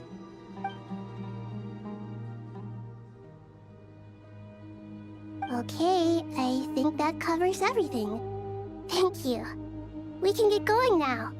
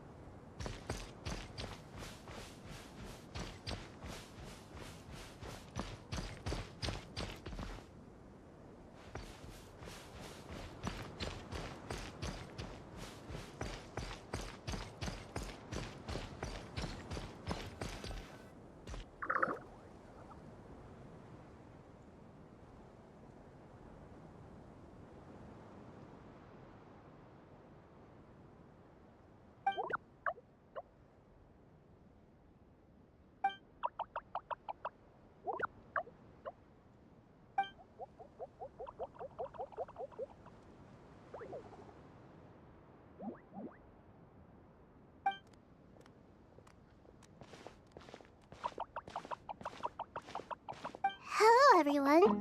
It's only us.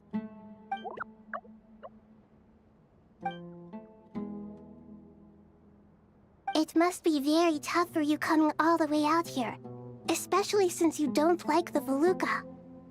Is everyone back in Vanarana doing well?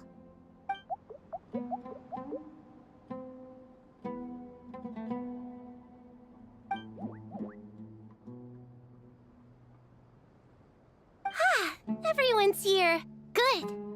Are you okay? You look like you were about to pass out back there. Then you're forgetting who I am. Don't underestimate me.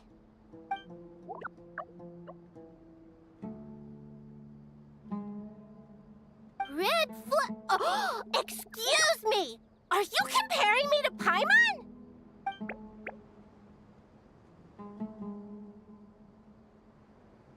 I suppose everyone is gathered here because of me.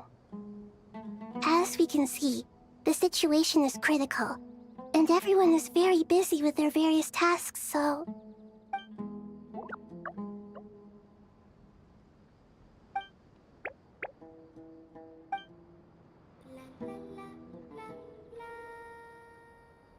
I can't thank you enough.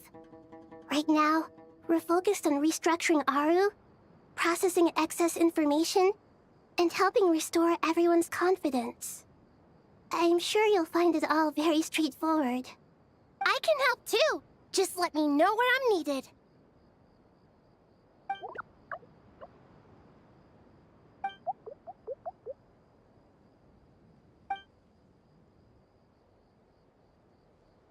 Up to no good?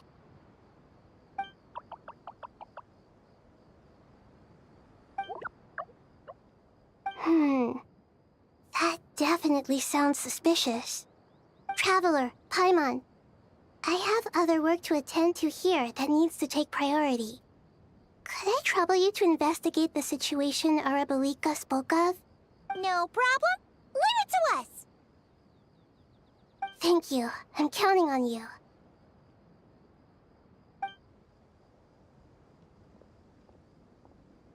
There's one other thing.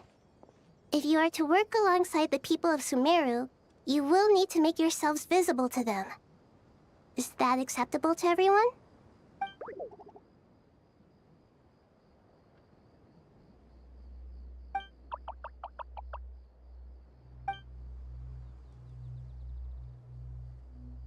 There's nothing to fear. No one here will hurt you. But if you do feel afraid, don't worry. Just call my name, and I'll be there. Very well. Now, I shall bestow a small blessing upon you all. Whenever people see you and interact with you, from the moment their gaze meets yours, they will experience the most beautiful of dreams.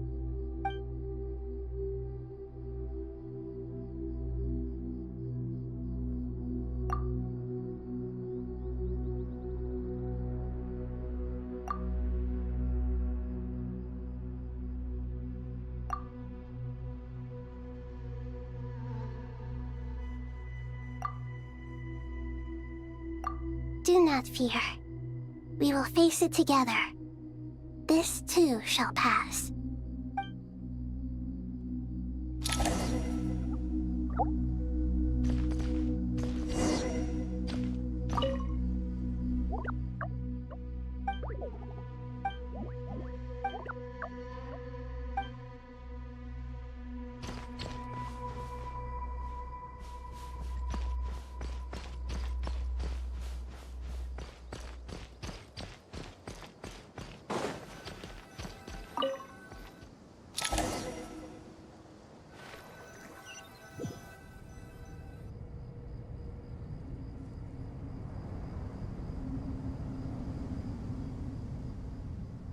Everyone's here. Wonderful. Dendro Archon, you're back. Are you recovering all right? You mustn't push yourself too hard. I'm doing very well. Thank you for your concern.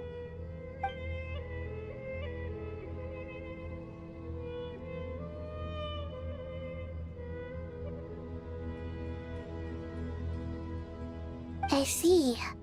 Using the power of Aru to reboot the Akasha and gain access to Irminsul.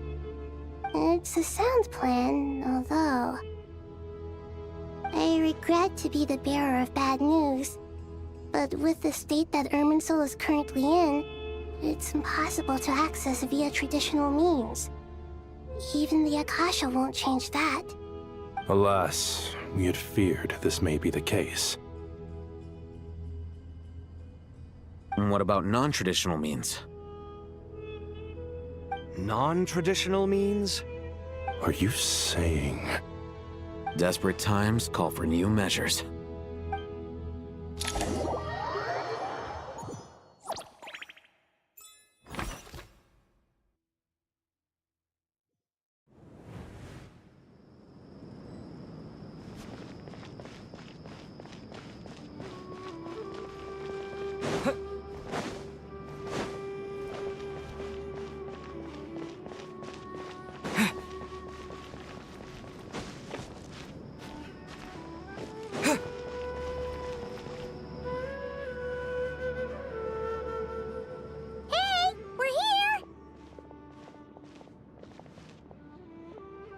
Ah, it's you. Is there a situation?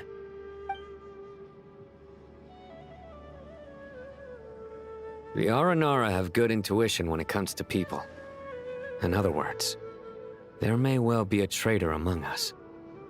Given everything that's going on, I'd be more surprised if there wasn't. Miss Nefer, as a professional intelligence broker, I trust you have a solution? Not one that I'm willing to volunteer. What's in it for me?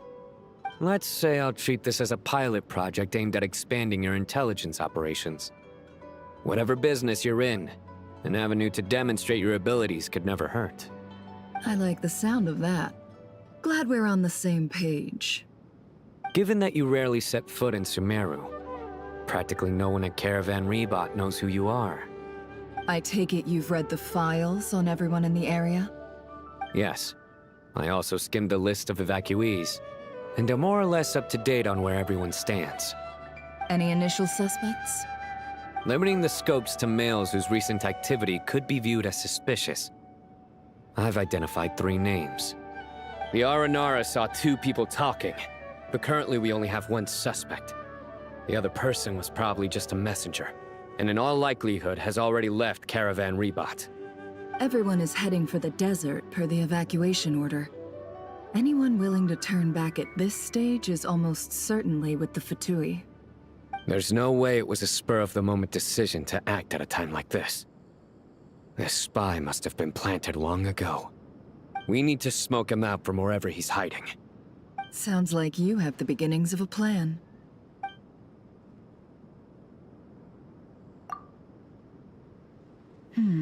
I see. Your suspicions are well-founded. I'd be watching him too if I were you. So far, we still lack solid evidence that he's been bribed. He hasn't made any recent purchases that would indicate he came into some cash. Then let's get closer to him to confirm before we make our move. I can handle it. I'm not based in Sumeru, so barely anyone at Caravan Rebot knows who I am. And you're certain you've never encountered this person in Nodcry? I'm certain. Besides, it's extremely rare for me to have had any direct contact with Sumeru mercenaries besides Jet. There's no way he could have seen my face before. Sino, stay out of sight and wait for my signal. If he raises any red flags, I'll bring him toward the main road. Understood. I'll take it from there. Excellent. Well, it's a pleasure working with you.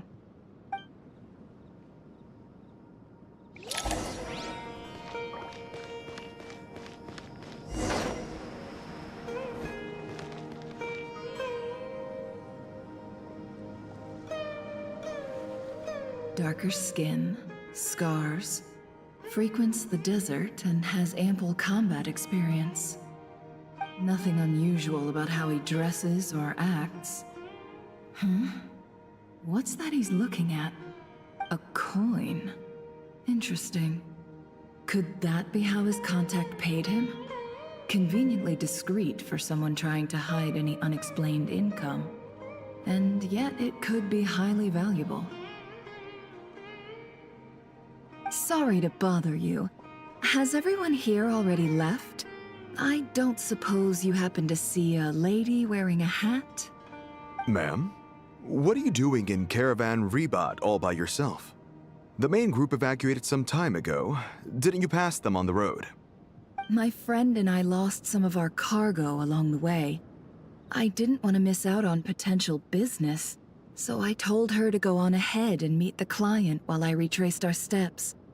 I didn't think it would be so late by the time I found it. And then there was a terrible sandstorm.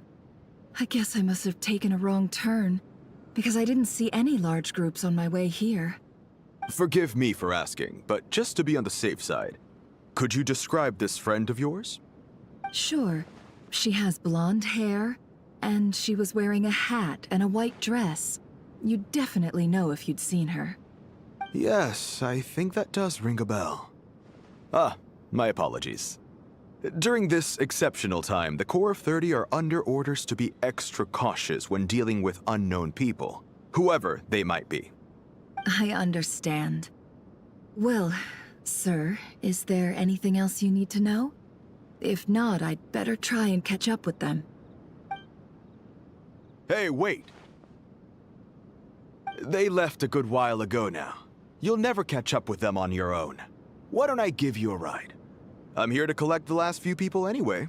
We have plenty of carts, so one more won't be a problem. That would be amazing. Traveling with a group will be much safer. I'll have to pay you for your trouble. Hey, let's not worry about the money for now. Wait here a moment. Once I'm done packing up, I'll take you to join the rest of the group. All right, thanks. Let me know if you need a hand carrying anything. No need for that. I'm strong enough for both of us. Okay. Well, I wish there was some way I could repay you. Guess it's my lucky day, running into someone who knows what they're doing here. You might have just saved my life, you know? You're not wrong there. I mean, what kind of cargo is so important that it's worth risking your life to get back? I hope for your sake that it's priceless. Actually, I suppose I can tell you, since you've been such a big help. But be sure to keep it to yourself, or we could both be in big trouble. Oh, really? Sounds mysterious. We're in the antiques business. You understand? Some of our goods aren't acquired through the most legitimate means. We have to be very discreet when we're selling them. That's why I had to go looking for the missing cargo alone. Ah, no wonder. Well, ma'am, in that case, it turns out that maybe there is something you could do for me. I'm all ears. But to be clear, our commission isn't cheap. Think carefully before you ask. We don't want to ruin our relationship before we even hit the road. I'm sure that won't be a problem. My issue is, I have something that's a little difficult to sell on as well. Take a look at this.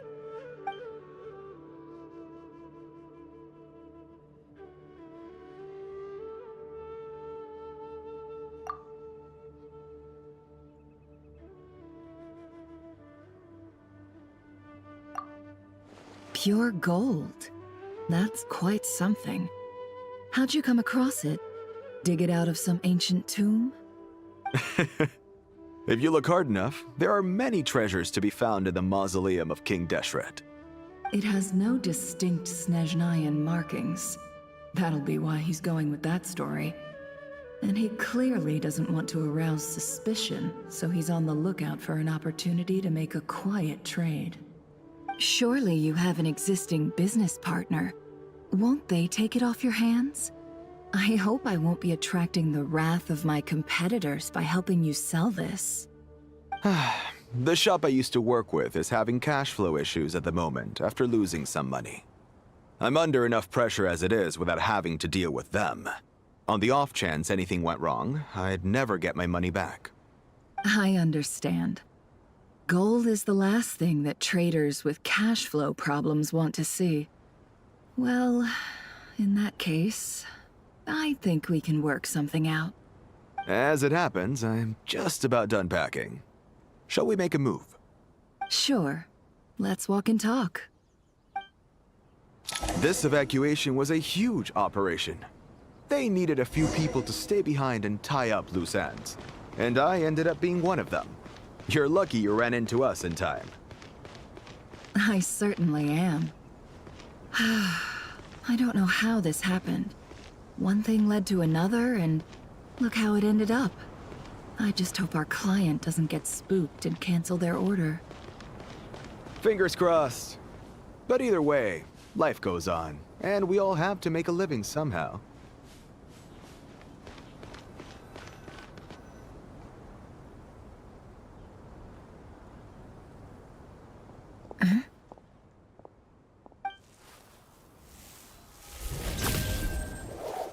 Hands where I can see them.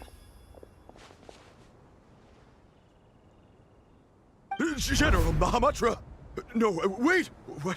What are you doing?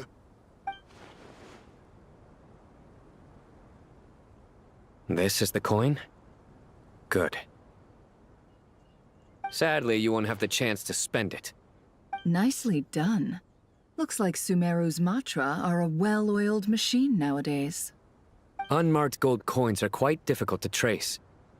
Thanks to you, we have secured the evidence. Here's what's gonna happen.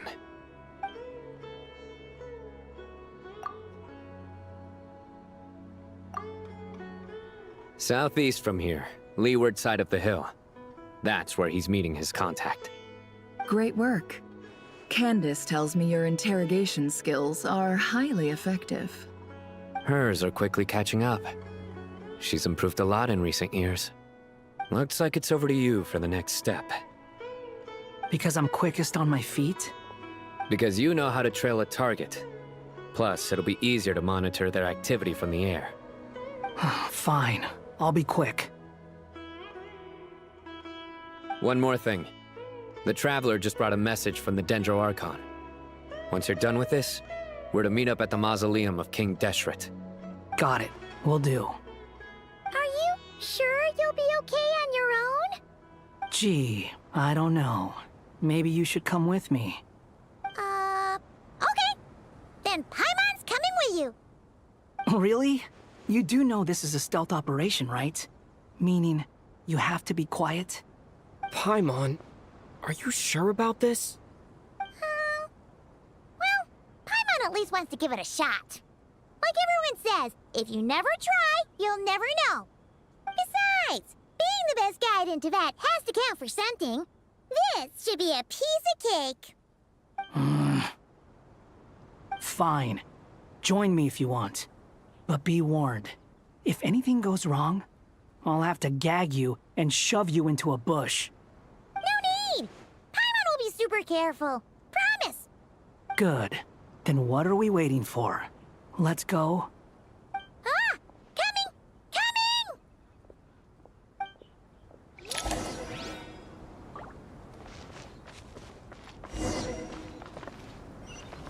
Squall Fury!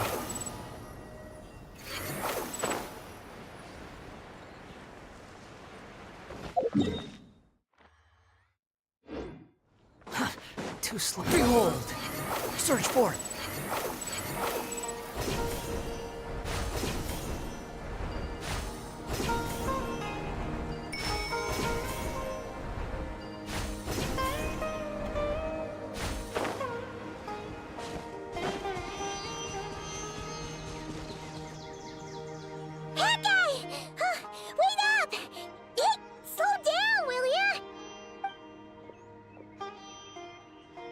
We're here.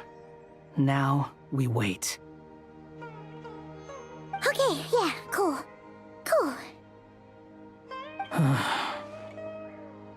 What's on your mind, Paimon? Huh? Nothing? I thought all you cared about besides being a guide was food and sleep. Why the sudden urge to go on a dangerous mission? What's that supposed to mean? Paimon's been on plenty of dangerous missions before. But never on your own. You hardly ever leave the Traveler's side. Just saying. I'm kind of at loose ends right now. So if you did want to share, I suppose I'd have to listen. If not, suit yourself. Makes no difference to me. That guy? Do you think Paimon is useless? What? Where's that coming from? When we were in Notcry, Paimon suddenly realized something. Even though Paimon's with a traveler every single day, whenever we face real danger, she can't do anything to help. Paimon doesn't get like this very often. She just got really scared when the traveler got kidnapped that time. What if he never came back? What would Paimon do then? And the more Paimon thought about it, the more useless she felt. But Paimon doesn't want to be a burden. Paimon wants to be a friend who's actually useful. Does that make any sense? You know, that feeling of just being completely useless and... Oh, Paimon probably sounds so ridiculous right now. You asked the right person. Boy, do I know that feeling. Oh, that guy. I'm not gonna try and encourage you. What I will say is this. When you start doubting yourself, you have two choices. Give up or change. You have to make the decision to move forward. Otherwise, no amount of consultation from other people is gonna help you. So ask yourself, what do you want? To get stronger? To learn more? Whatever it is, go do it. You won't have any regrets if you can at least say that you tried. Oh, all right. Something's not right. Shouldn't they be here by now? Paimon, is it just me? Or is it a little too quiet around here? Should Paimon take a look? We'll give it another hour. If nothing happens, we head back. Okay.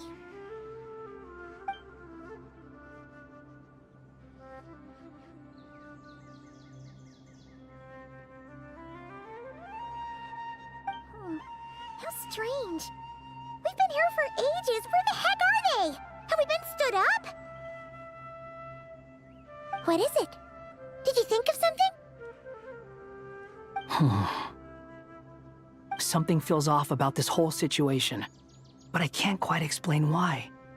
We know for sure that the guy Sinocot had something set up, yet somehow his contact is a no-show. So, either the handler got caught, or, more likely, they decided to cut our guy loose. But how would they know to do that? Wouldn't they at least send someone here to check things out? That's the problem. They couldn't possibly know what's happening here. Unless... This feels all too familiar. Come on, let's head back.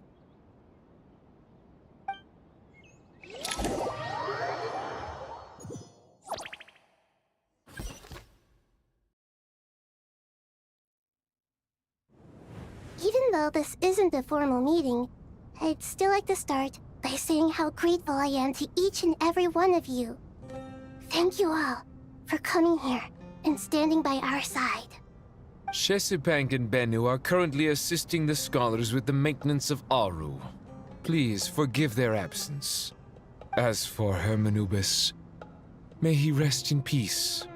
We remember him with great fondness. There have been times when I imagined what it might be like to meet you all. Now that it's really happening, I feel quite emotional.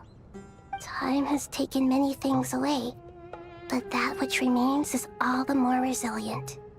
I must say, there is one thing that rather surprises me. You appear to be in good spirits, Lesser Lord Kusanali. But even so, I can sense that the life force given to you by the Dendral Dragon has far from fully resolved the problem of your vitality. Oh no! So even Apep's power didn't work?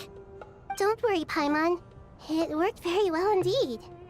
The issue is how closely I'm tied to Irminsul. Until the problem with it is resolved, there is no way I can fully recover.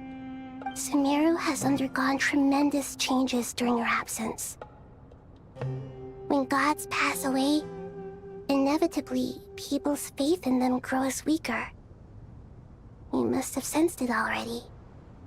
Your power is not what it once was.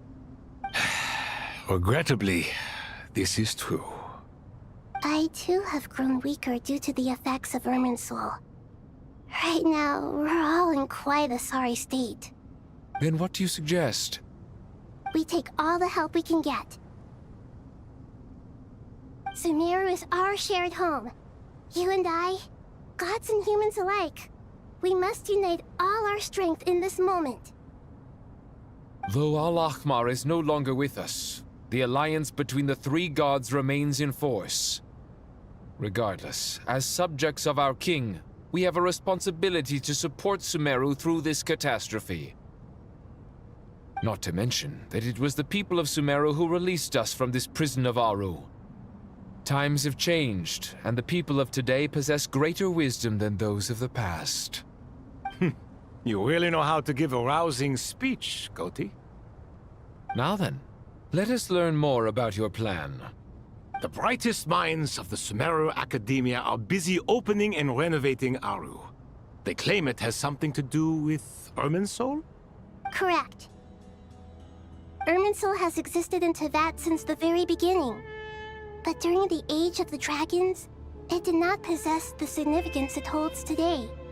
After the heavenly principles arrived, the power of the Light Realm was divided into elemental energy, and Irminsul was refashioned as a device that records and preserves all information. Since then, everything in this world has been inextricably linked to it. As the Dendro Archon, I have a duty to protect Irminsul. To Sumeru, it is both a national treasure and undeniably a major threat. Teyvat has seen many upheavals in the last few years. The most recent of these was a major crisis in Notcry, which forced Sumeru to be even more vigilant than usual. I made sure to monitor all the pathways through which an outsider could potentially transmit themselves into Irminsul. But despite my efforts, a major problem still arose within. I still believe that someone has actively invaded Irminsul. But rather than taking any of the pathways I referred to, the intruder chose instead to utilize the most direct route, and the only one that cannot be protected against, by entering Irminsul through death. I see what you mean. You cannot simply stop all deceased souls from returning to the ley lines because of a potential invasion that could occur at any time. That's right. As important as it is to guard against external threats, I couldn't allow myself to stop the souls of the departed from finding peace. Please, understand how difficult this predicament was for the Dendro Archon. Defense has never been an easy task. After Irminsul was invaded, my authority was quickly restricted. Soon after that, the tree began denying access to any connections. I'm sure you feel responsible, but you are not to blame. No one can predict every possible disaster. There will always be trials and tribulations for the world to endure. But the people of Sumeru should not have to endure this. We must find a way to break through the lockdown and connect to Irminsul. And this is why you need Aru. Yes. The only thing in Sumeru capable of rivaling Irminsul in terms of overall function and performance is Al-Ahmar's legacy, Aru. All I managed to do before falling into a coma was make some minor adjustments to Irminsul. Using Aru is a last resort, and a move that comes with enormous risks. The Scholar's initial plan was to borrow Aru's power to reboot the Akasha, then use the Akasha to connect to Irminsul and investigate. Unfortunately, Irminsul has suffered far greater damage than they first thought, rendering that plan futile. To rise to the challenge, we had to resort to more extreme and far costlier means. This has led to a number of new contingency plans. To reclaim Irminsul, our brightest scholars have made further modifications to Aru with multiple goals in mind. I thank you all for giving them your blessing in this endeavor. Human wisdom has clearly improved over the millennia. You have not only our support, but that of the Jinn, the Aranara, and the Pari. Together, we will do everything in our power to save Irminsul. By the way, when you spoke earlier of an intruder, it almost sounded as if you knew who you were dealing with and what they were capable of. Well, since you ask.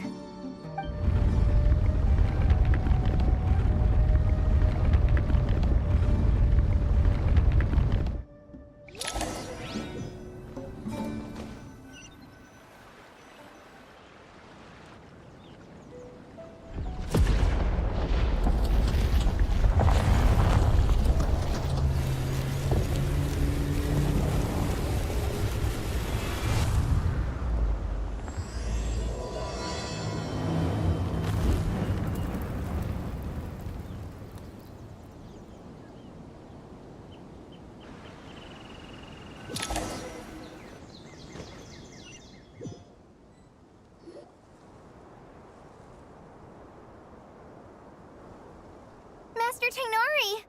What is that? Is this Irminsul? How did this happen? What's going on inside? Luckily, we managed to evacuate everyone. What in the world was that? That was terrifying!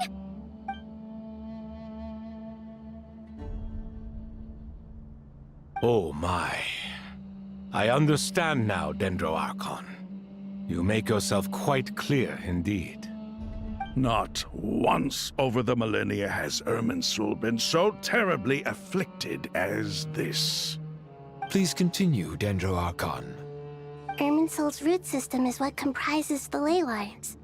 In the past, it has always been hidden away, going unseen by the general populace.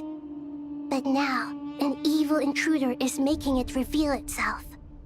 It has become a tree of unbridled greed. A clear sign that a deranged experiment has advanced to a new stage. Blasphemy. From where I stand, an experiment in the name of blasphemy sounds rather improper. But if we are to honor Dottores' will, this is what we must do. The birth of this tree proves to me beyond doubt that this incident is connected to him. But to explain the situation in full, there is someone I need to tell you about.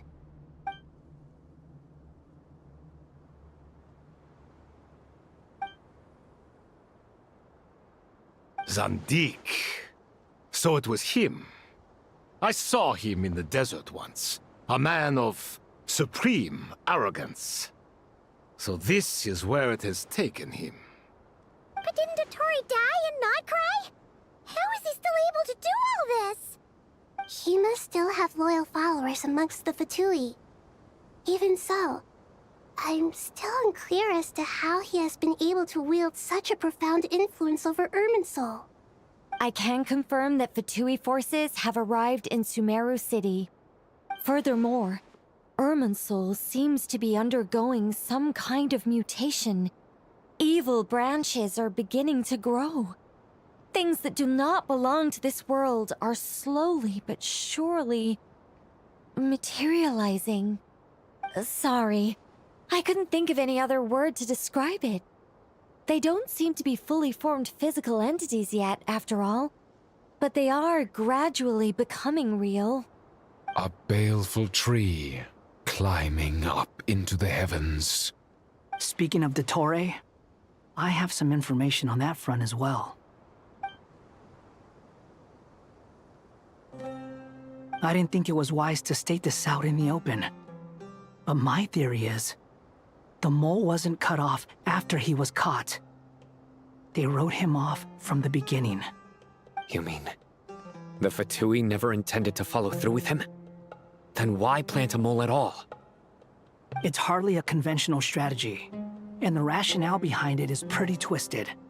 But as it happens, I know someone who works exactly this way. And when it comes down to it, his goals are very simple. He just wants to confuse people, so they can't figure out what he's up to. He's been a collaborator of Dottores from the outset. That fact alone confirms that Dottore is involved with this somehow.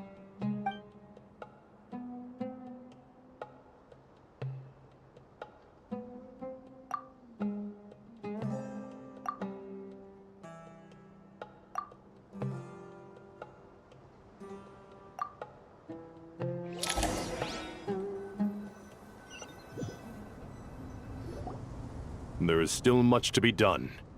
Everyone, please remember our core strategy. As per the discussions, the following groups must act immediately. Mr. Alhaitham and Mr. Kave, the next phase of the Aru renovation project must begin right away. Godspeed to you both. We'll give it everything we've got. The plan looks feasible, but the implementation will require certain resources. General Mahamatra Sino and his team will help to procure the materials required for modifying the terminal. No problem. I've already spoken with Sethos and Hat Guy, and they've agreed to assist me. This kind of thing is best left to the fleet-footed, right? Hat Guy? If it's efficiency you're after, we're the right people for the job. Following up on the elemental energy amplifier we discussed, Ms. Dory, I assume you're the one most familiar with the status of this project. Aside from the Dendro Archon, of course. Yep, that's right. Leave it to Lord Sangama Bay. Got it. Well, I'd like Madame Farazan, Kale, and Nicole to support Dory on the technical side. You can count on us. Will do. Rest assured, I'll take good care of Kale. Dia, Candace, and Nefer, you'll be in charge of negotiating between the various parties. I trust you remember our goal. You bet. We can handle it. Good. I believe that covers everything. Tainari will provide ad hoc support as needed, if that's okay.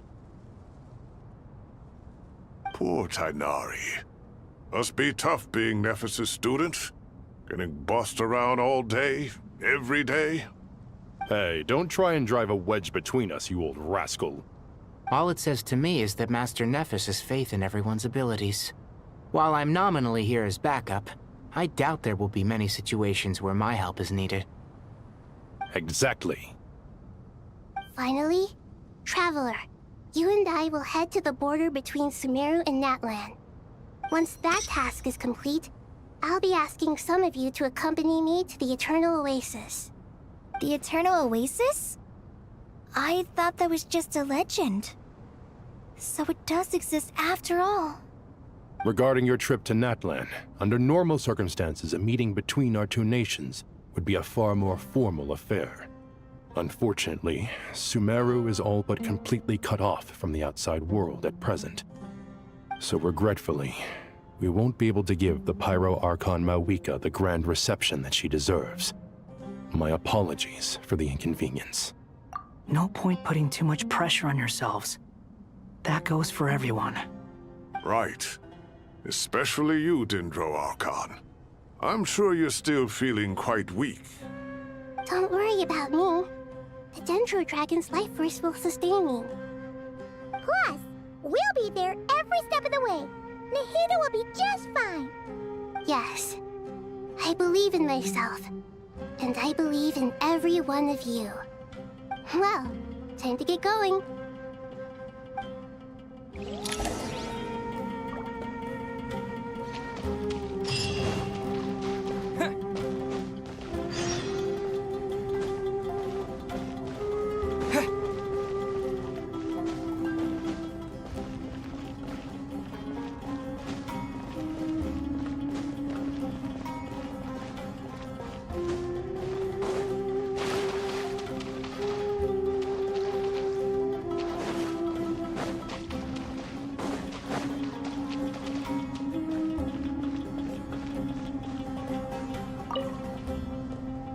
To what extent we can implement the final plan depends on how successfully the Akasha can be modified and configured.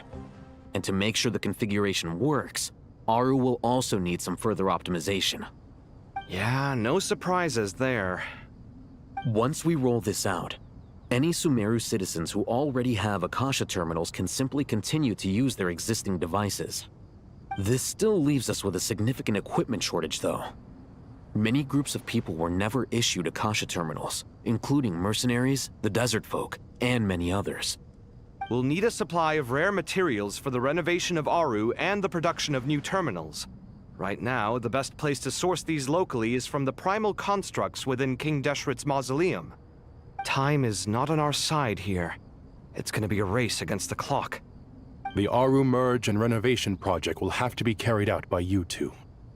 Everything's riding on this, so failure is not an option. Best of luck to you both. As discussed, General Mahamatra Sino and Mr. Hat Guy will source the required materials. Mr. Sethos is quite familiar with the layout of King Deshret's mausoleum. With him accompanying them, things should go quite smoothly. I have every confidence. In the meantime, we may as well take a breather. Makes sense. There's not much we can do until the materials arrive. Get in formation and stay close. What is this, boot camp? Knock it off. It's just Sino being Sino. You know what he's like. Everyone clear on our mission objective. Look at the excess primal constructs, dismantle them, and extract the required materials. And King Deshret's 7 pillars agree to this? If they're just sitting there doing nothing, we might as well put them to use. Thoth's words, not mine.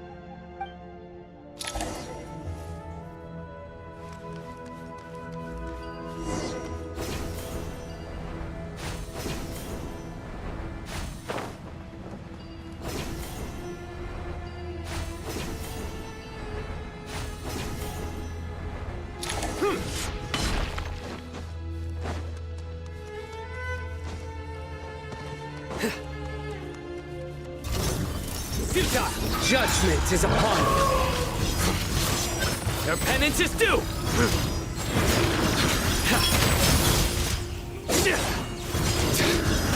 You stay condemned.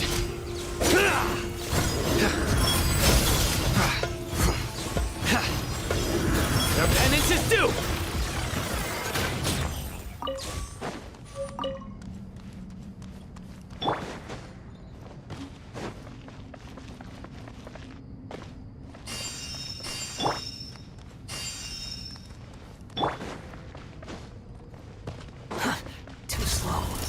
Rises.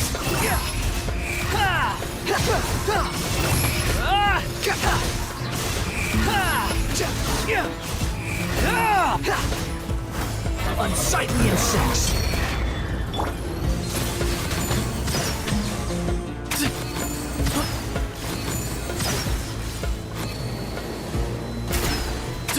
Whoa, where you heading? Quit following me. Behold!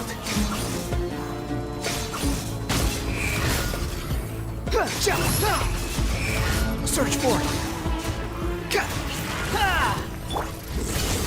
Through me, justice is served!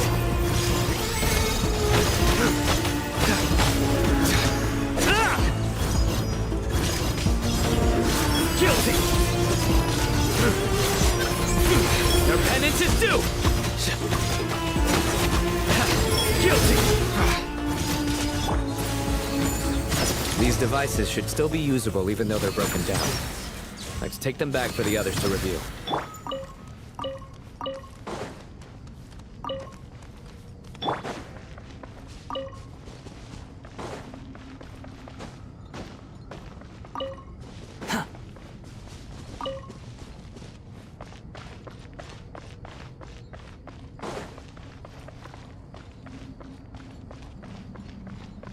Squall Fury!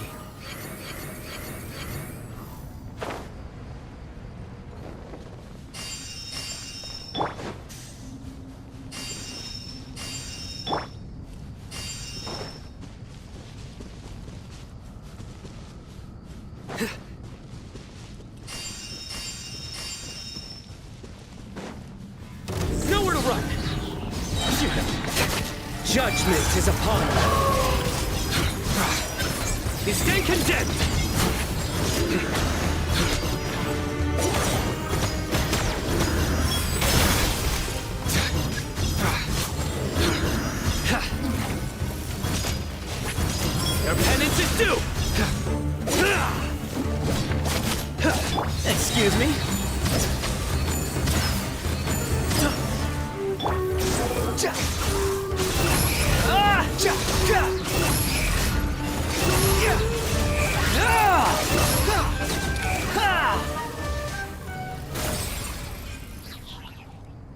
How many do we need again? Enough to make an Akasha terminal for everyone who doesn't own one. I remember you telling me how revolutionary these Akasha terminals were. You've used one before, right? The Academia declared the Akasha to be the most powerful and comprehensive wisdom dissemination system in history. That should give you an idea of how powerful it is. Certainly sounds impressive. Neither Hat Guy nor I have ever had an Akasha terminal. Well, if it all goes to plan, that's about to change.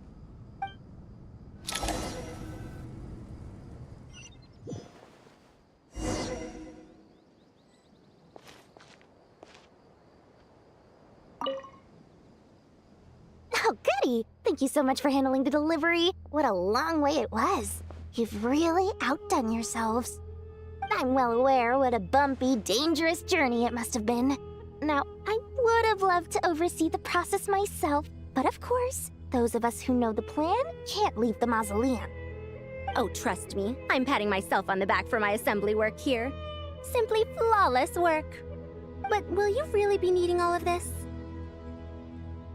According to our plan, yes, this is the quantity required. I have no complaints about the quality either. Only the price. So expensive. I heard you covered a lot of the funding out of your own pocket. Oh, that's an exaggeration. The Academia provided most of the funds. I just offered a small token of my goodwill. Of course, the real tragedy is how little profit I'm making on this. You know, it's a serious crisis when you can't even make money out of it. It's really quite a beautiful design. And I'm intrigued by how such a diminutive device is able to output the power of the Light Realm. Did you attend the lecture on Light Realm energy, Madame Farzan? I don't believe I saw you there. Of course I attended. I was just a little late, so I had to listen to the whole thing from outside the back door. Ahem. Anyway, I have a perfectly good understanding of Light Realm, elemental and abyssal energy, as well as the relationship between the three. Good to know. Master told me in private that the conversion process between Light Realm energy and elemental energy involves highly classified knowledge that shouldn't be disseminated too widely. But even so, the scholars still shared said information. Well, you can't enforce a rule that everyone breaks. Is that the idea? At first, the Dendro Archon was reluctant to explain it in great depth for safety reasons. Later, she came to terms with it, and simply informed my master that we would all have to face the question of survival together.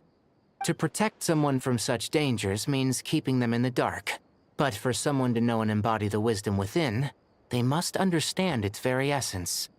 It's an information hazard. We're exposed to danger just by knowing the facts, and just like bait, it lures us in by offering us the solution to our problems. But if you're not careful, you'll end up pursuing it down a dark path. A tricky problem.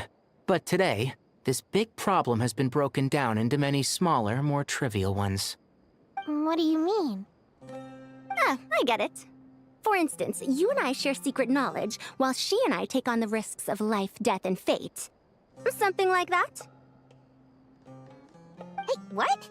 That is not what I call a trivial problem. Well, as they often say in Vahumana, an event that is monumental to the individual is negligible in the grand scheme of history. Generally, the fate of the individual is an insignificant affair. Being from Amorta, where the subject of our research tends to be a lot more personal, I have to disagree. It's hard to dismiss the individual as insignificant. In other words, the big problem of survival has been broken down into many small, interconnected factors, and each one of us represents one of those factors. When the same secret is shared with a group of people, the same fate binds them together. Most people would find this unimaginable, but to us scholars, this is the path that has always beckoned to us. Sharing knowledge is a good way to fight against fate. I will always believe in that. All right, I think that's everything. Thanks a lot. But don't go anywhere just yet. I'll still be needing you to calibrate the equipment.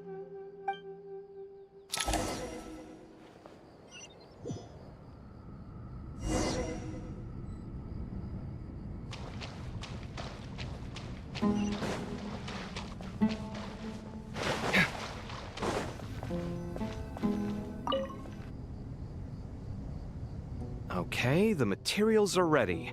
We can proceed with the next phase. Alhaitham, how are you getting along? Most of the information in Aru is written in ancient desert scripts. Some of this is written in a tribal language, while other parts seem to be a variant of an Oasis script, based on the glyph forms. Oh.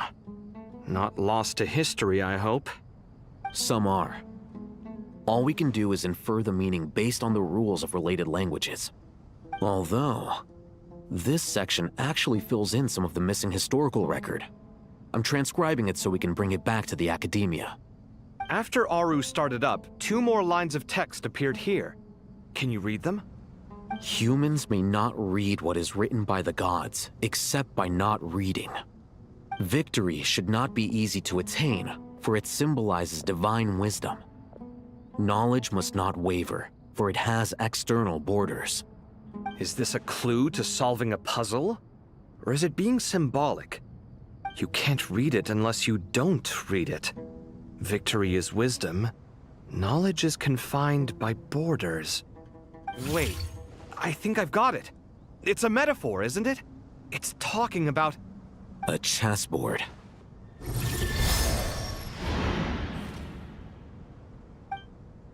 You were right. The youth of today are skilled at solving riddles. Have the secrets buried in the desert not been unearthed over the years all the same? Since Aru is a place reachable through wisdom, this day was bound to come sooner or later. Oh, I've always been against overly cryptic sentences. Don't you get tired of reading and writing all that? Ah, it's you 3. Just in time. We've been delving deep into Aru, and now this board has appeared. I've heard this was how you'd while away your free hours. You must be quite the experts by now in that case. It is true. King Deshret's chess games are some of the most well-loved of all his wonderful creations. If you have ever been to Safhe Shatranj, you may well be familiar with the chess pieces you see here. Is this chessboard supposed to be another visualization of the interior of Aru, then? Naturally. Visitors, everything is ready. Only by completing the challenge on the board in accordance with the rules will you be permitted to overwrite Aru. 1 second. It's not dangerous, is it?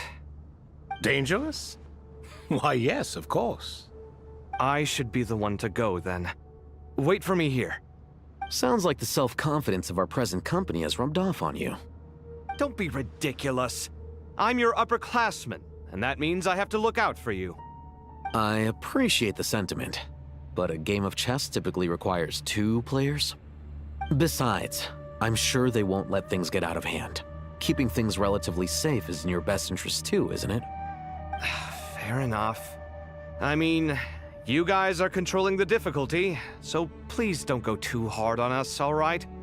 Ah, but Bennu said he wanted to put some respect into these whippersnappers. All right, all right. Thank you. Obviously, we'll still try to be careful. This doesn't seem like ordinary chess. Is the goal to defeat the opponent? No, you must enter the board and pass the trials we have placed there. Ready? Let's do it.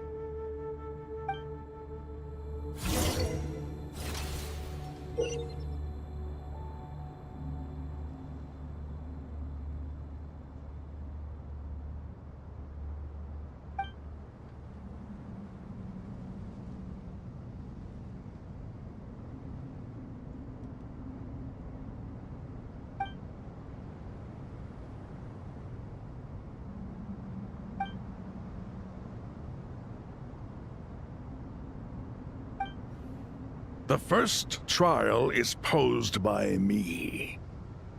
I don't think this is gonna stop us. Ah, but the key to this game lies in working together. Otherwise, you will be deemed to have broken the rules. Looks like it's up to me. Marak, can you open it? King Deshret's favorite primal construct. Living on in suitcase form, of all things. Amusing. Ho-ho! Excellent work.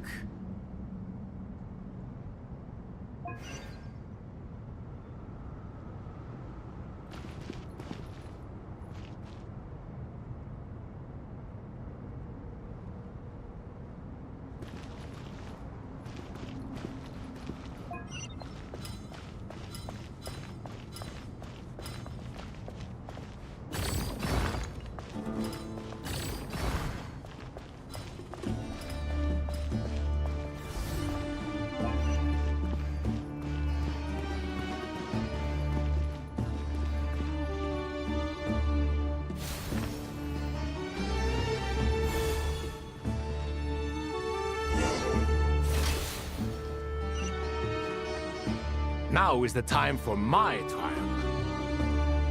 Now, don't be nervous. I'll make it nice and easy for you. Really? Thanks in advance. We appreciate it.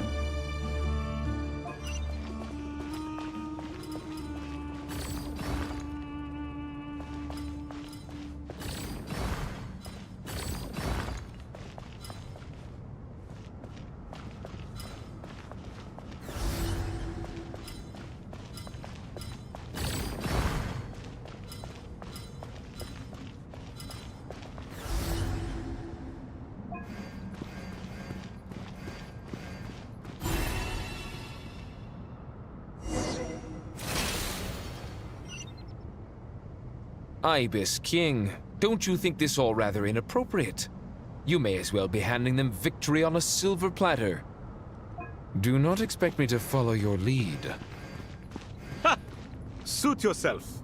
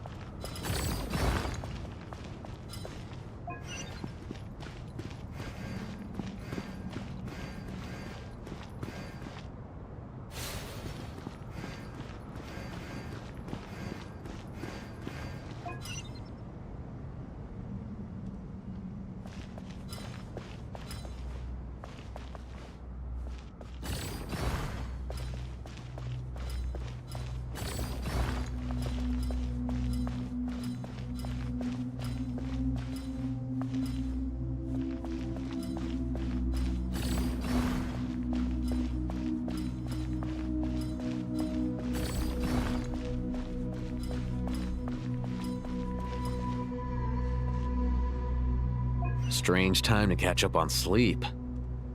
I'm not sleeping, I'm thinking. It's not that simple, you know.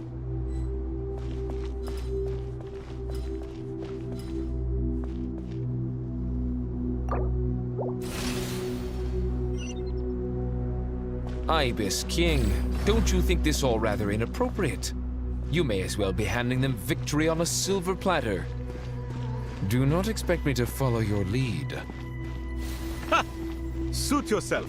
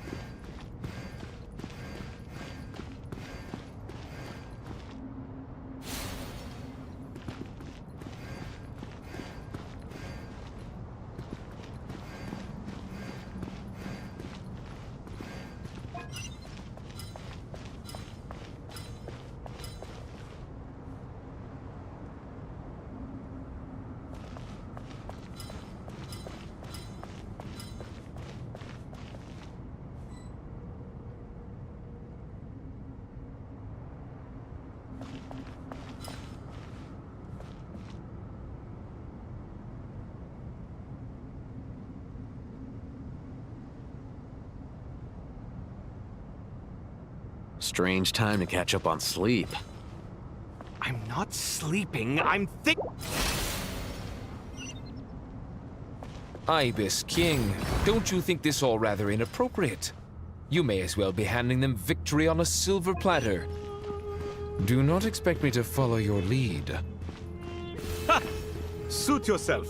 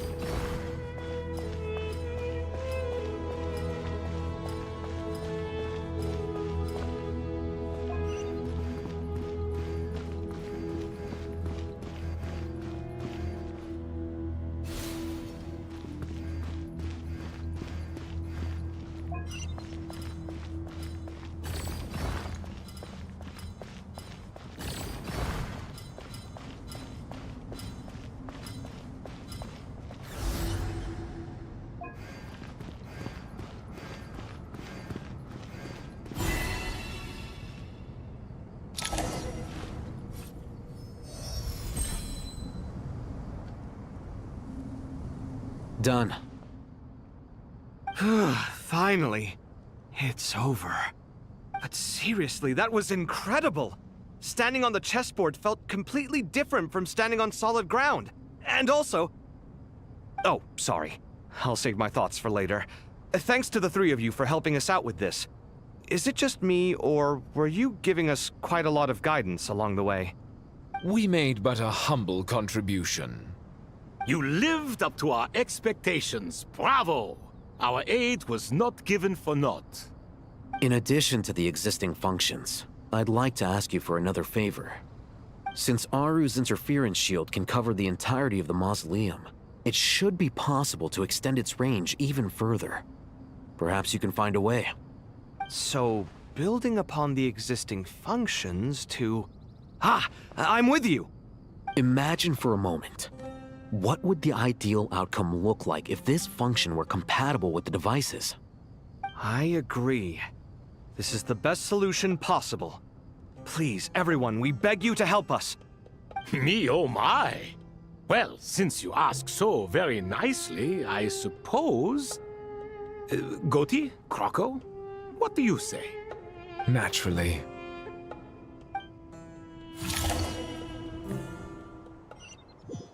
Time to go! Let's go find Nahida!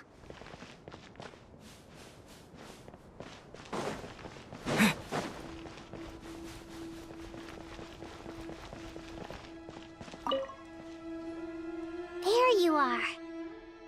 Miss Nicole truly is an angel.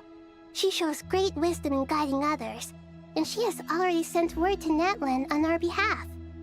She said that while the other members of the Hexen Circle are busy with important work, she is quite free, and she is more than willing to accompany the people of Sumeru for the entire journey. Oh, that's Nicole, all right. Always super patient and loves to help everyone out. She's the best. She is. So kind and enthusiastic. Well, time for us to get going. Let's head out.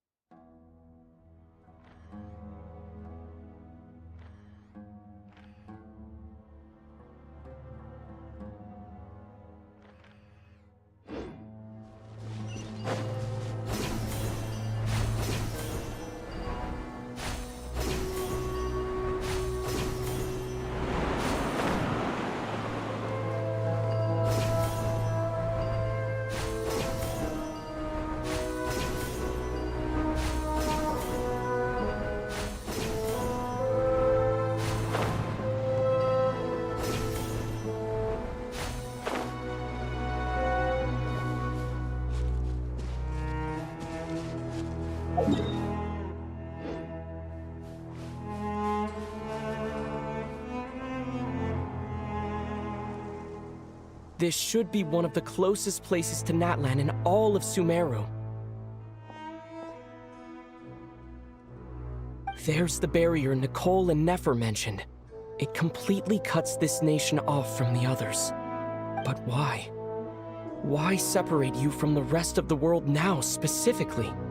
And if I'm not mistaken, Irminsul was polluted once before, wasn't it?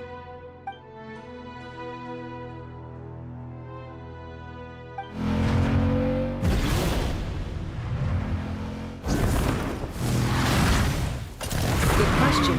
I'm wondering the same thing myself. That voice. Mawika! You got here pretty quickly. Hello, traveler. It's been a while. Hello there. Hello, Dendro Archon.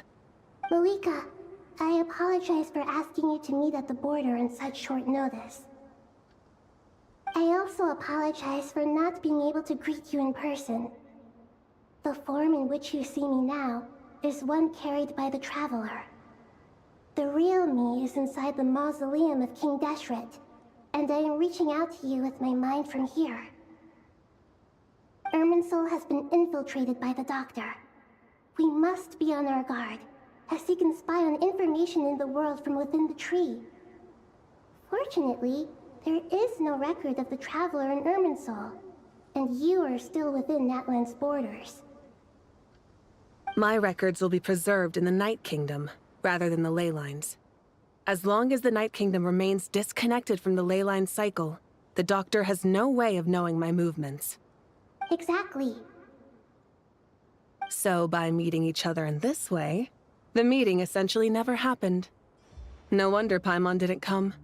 You were concerned that her activity would be recorded by Irminsul. The Natlanese have heard about the situation in Sumeru.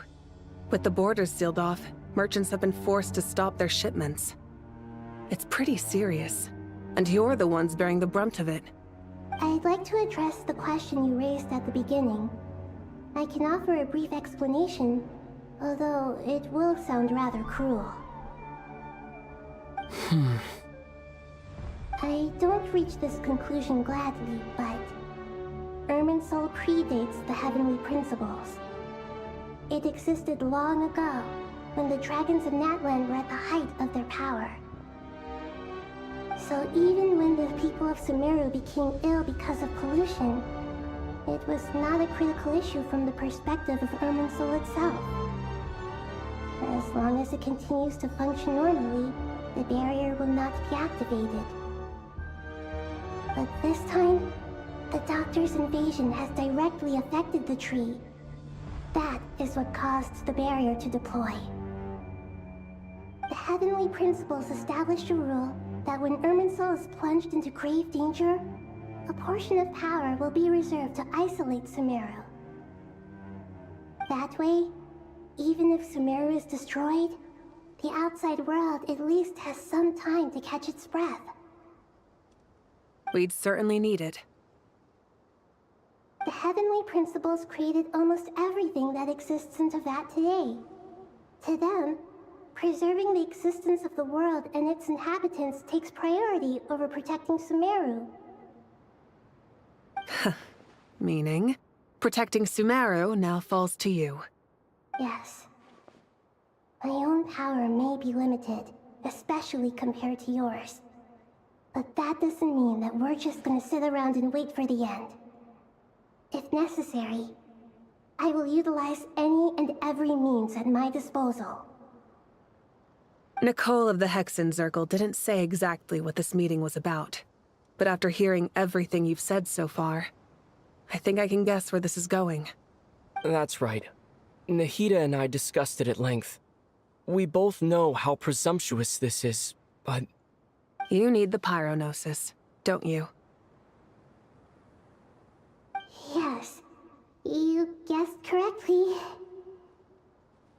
Originally, I only intended to borrow it, but the situation is far graver than I foresaw. So instead, What I ask of you is to please give the pyronosis to Sumeru. Why do you sound so nervous? There's no need to be shy. Surely a gnosis is pretty important to a god. I guess, but it's not as if losing it would suddenly render us powerless. But I'm sure you don't need me to tell you that. With all the nations you've traveled to, and all the gods you've met, you must have realized that by now. As far as I'm concerned, a gnosis is basically an elemental energy enhancer. But I don't usually use it. You know me. I like to think I'm pretty strong without it. Yeah, not about to dispute that. So you see, you don't need to sweat it. Here, take the pyronosis. Huh? Just like that? Uh-huh, just like that. To tell the truth, I've always toyed with the idea of giving it to someone who needs it more than I do. I know you accompanied Nahida here to try and increase the chance of success. It's a good thing you did, because your involvement is one of the main reasons you've managed to persuade me. Are you sure about this? Handing over your gnosis just because of me? I won't try to quantify it, but trust me. Handing over the gnosis to Tumaini is far from the craziest idea I could think of. Besides, even if you hadn't come here personally, I think I still would have agreed to Nahida's request. Irminsul doesn't just affect Sumeru. It impacts all of Teyvat. I know all too well how difficult it can be to protect the things you care about. So logically, morally, or however you want to cut it, helping you is the right thing to do. You don't need to tell me the specifics of your plan. Where the gnosis is involved, the tighter the secrecy, the higher your chances of success. Malika, my heartfelt thanks go to you and the people of Natlan. Don't mention it. But now, for the hard part. How do I actually give it to you? The Irminsul barrier is right in the way. I have an idea.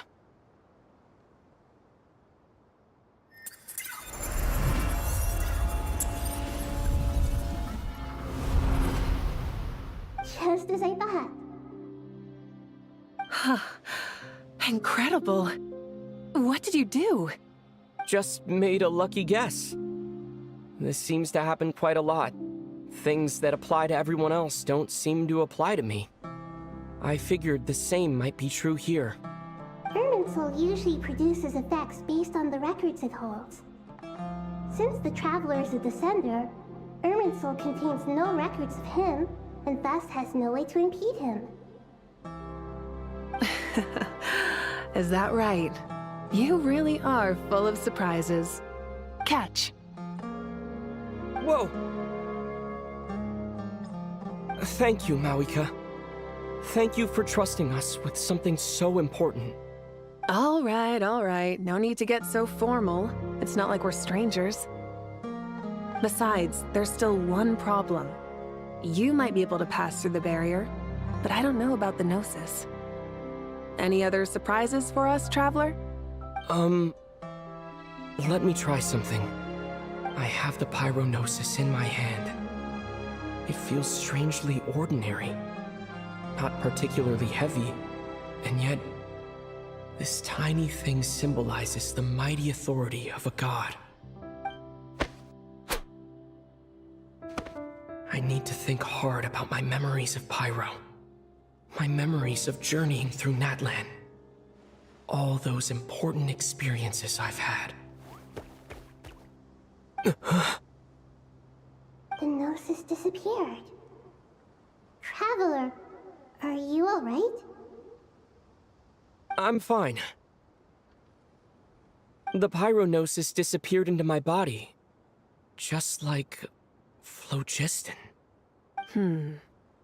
Maybe it resonates with you because you've mastered the power of phlogiston. You might not be recorded in the ley lines, but you're still our Tumaini. Whew.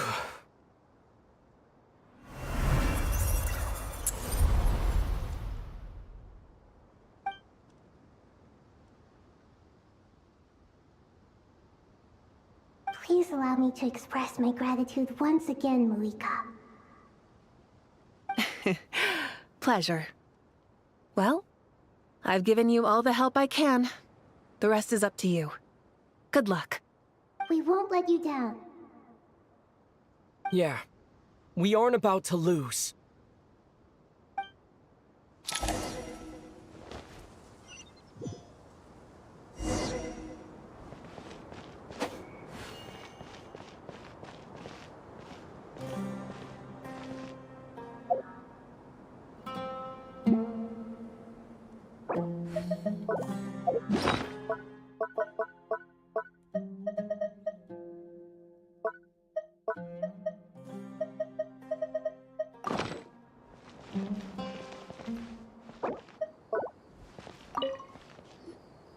Traveler, Paimon, how are you feeling? Paimon's a teensy bit nervous, but only a teeny tiny bit. Seems like she's gotten way braver over the last few years, huh? Of course. After all the adventures you've had with the Traveler, I'm sure you've gained a lot of experience and grown as a person. I'm doing all right. What about you, Nahida? How are you holding up? With the negative effects of Irminsul, I am a bit like a piece of fruit that's been burrowed into by hungry insects and left to rot. I'd be lying if I said it was nothing. But please don't worry. We all know what we're getting into, and we've prepared as well as we can. I believe in everyone. I believe in you. And I believe in myself. Stoking the fire inside oneself is certainly one way to live, but knowing when to rely on one's companions is also a form of great wisdom. I've been quietly learning little things from everyone, like plucking tufts of fur from a sumpter beast. Me too. With the constant traveling, I'm always learning and growing. That's the journey of life. I think there's someone else here who would share that sentiment. Don't worry about what I think. I was just passing by and happened to overhear your conversation. What are you talking about, Hat Guy? This is the top floor. No one passes by the top floor. Says who? You can fly just like I can. I would have thought it makes sense to you of all people. I don't know why, but I feel a little more relaxed now. It shows that you feel comfortable laying down your burdens in our presence. It means that Sumeru is a place you can trust, where you know we have your back. And we feel exactly the same way around you. That's what it means to be friends.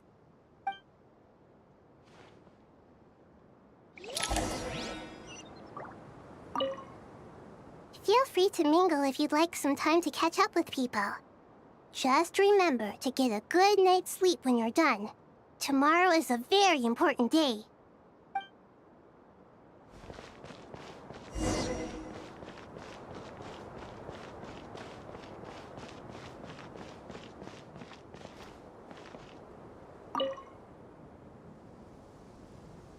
Ah, it's finally done.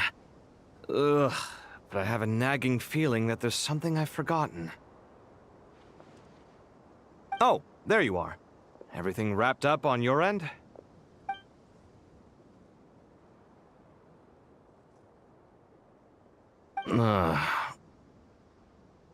Okay, fair enough. That was a pointless question. We were working in tandem, after all. You must really be exhausted. Well, it's been a busy day for both of us. When work ends, you clock out. No looking back. Yeah, we're definitely due a break. Probably a little late to start drinking now, though. I'll stick with water. Here, this one's for you. Thanks. You want a bite to eat? I can grab us something. Or wait, I think there's a stove nearby. Let me take a look. Are you nervous? A little, yeah. Unlike you, it seems. How are you not feeling at all nervous? Because everything that happens next is beyond my individual control. I don't worry about things I cannot influence. What do you mean, cannot influence? You're the one who came up with half of the strategies we ended up using. There's only so much I can do. I was only doing my duty. Was it like this last time, too? You mean with Azar and his accomplices? Yes and no. The situation back then was easier to control, but we weren't as prepared as we are this time. So the enemy is stronger, but so are we. I still vividly remember the way you interrogated me in the library after the fact. Where were you when Sumeru needed you most? If your memory is so vivid, you might also recall that it was you who came looking for an argument. You're often the one who initiates these things, you know. I came for a conversation. I didn't know it was gonna turn into an argument. Anyway, at least I showed up this time. So, what do you think? What do I think? I think we're certainly better off for it. It's good having me around to help out, huh? Absolutely. As a citizen of Sumeru, you displayed a remarkable sense of responsibility in the face of disaster. Certainly feels that way. I just shudder to think how the world would have ended up if we hadn't gotten control of the situation. So, do you think this is what impending disaster looks like? The sky is so clear, and there isn't a whiff of decay or destruction in the air. It's hard to imagine that the fall of humanity could happen on an ordinary day like this. Awful things happen all the time. Sometimes people can stop them, and sometimes they can't. What you and I have done is increase our chances of stopping this one. Lofty ideals may provide no defense at all against nihilism, but perhaps little decisions can. Oh, nothing. It's nothing. I hope everything works out tomorrow. It will. As long as we stick to the plan, our chances of success are good. It's really strange. You're my junior, yet you always seem to act more like an upperclassman than I do. I think it's mostly a matter of temperament. Ugh. Walked right into that one, didn't I?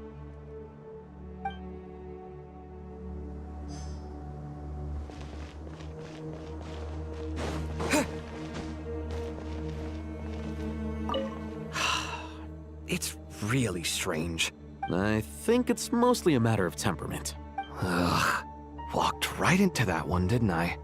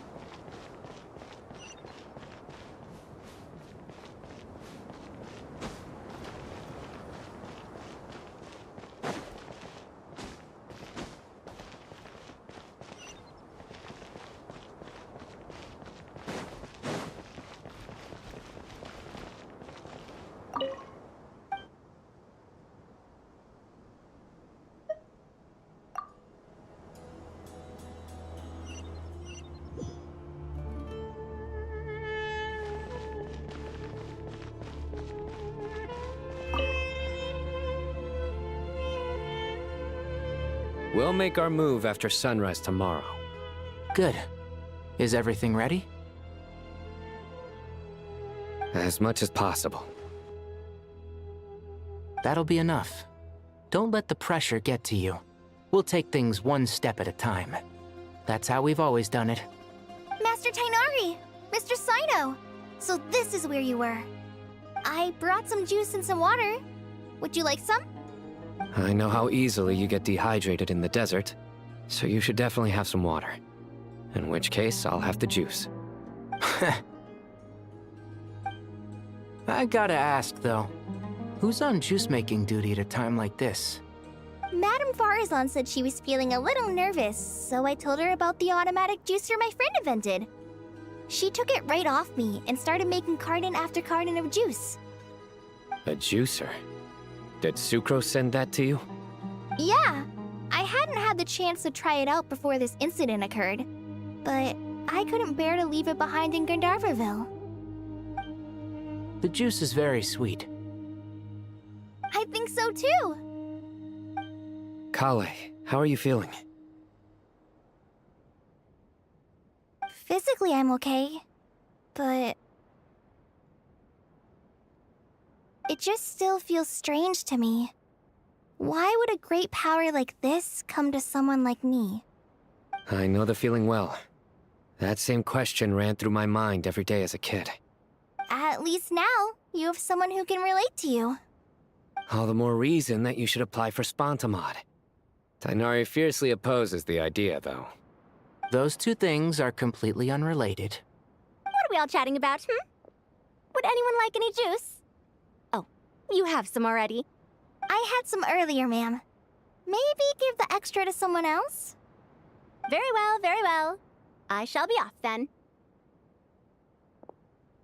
There's this enormous power, and then there's little old you. You feel like there's no connection between the two. And that sense of dissonance is difficult to get used to. Yeah. But after all this time, I can't believe this stuff still gets to me sometimes. Makes me feel a little childish. Kale, just because we normally keep the conversation light doesn't mean we can't discuss deeper issues. I don't think it's childish at all. You were the victim of a terrible crime. It's normal to struggle with the fallout from it. You have absolutely nothing to be ashamed of. My professor once told me that no incident can be considered truly resolved until the victim says it's over. Your rage and your pain are completely justified. Thanks. Miss Nicole said that the same god remains which were once used to inflict so much pain upon me have now become a weapon with which I can protect everyone. It's like my own personal kind of evolution. Every innocent person who's been hurt needs time to realize that it wasn't their fault. I was the same. But it's all about to be over. Tomorrow, it ends for good. I don't know if you've noticed, but you rarely stumble over your words anymore, and your outlook has become much more positive. It's a big change from how you used to be. And since this isn't over, you can settle the matter on your own terms. It's time you seized back control. I believe in you. Yeah. Sumero is my home. And it's so important to me. I have to protect it. No. I will protect it. And once you're done, how about you come back and apply for Spontamod? Stop it with the sales pitch, would you? Hey, excuse me. There are still 3 unclaimed cups of juice here. Why don't you take one each? Ugh, my arms are getting sore from carrying them around everywhere. Madame Farazan, why are you... Here, let me take them off your hands. Thank you, Madame Farazan. Drink up and enjoy my handiwork. I think I'm going to make something else now instead. Please, try to relax, Madame Farazan. Your nerves are starting to get the better of you. I know, I know.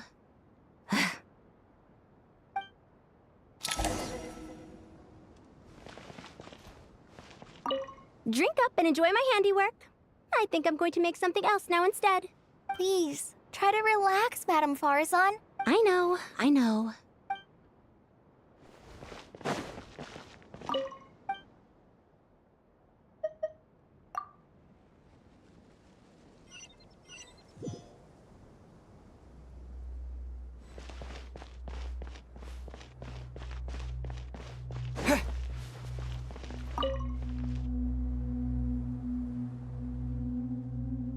Something on your mind, Miss Nefer? Nothing in particular. It's just... right now, the future feels strange and unfamiliar.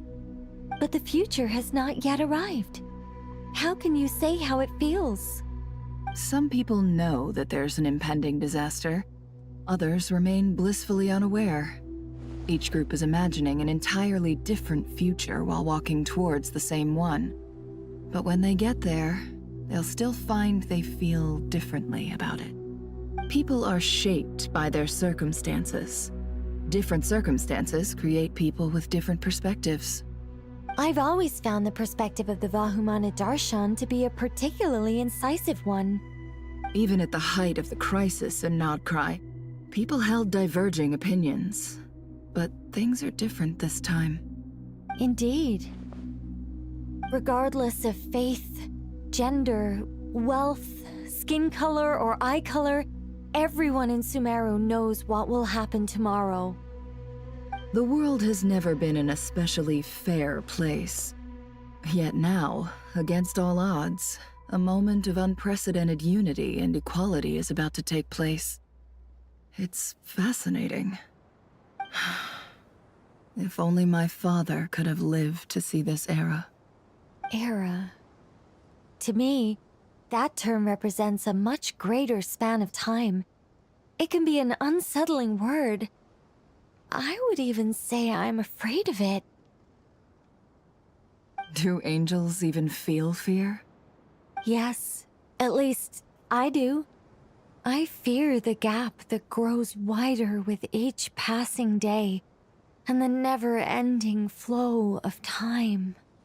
Time renders all memories insignificant, and reduces all splendor to nothing. But those memories are the one thing I do not want to lose.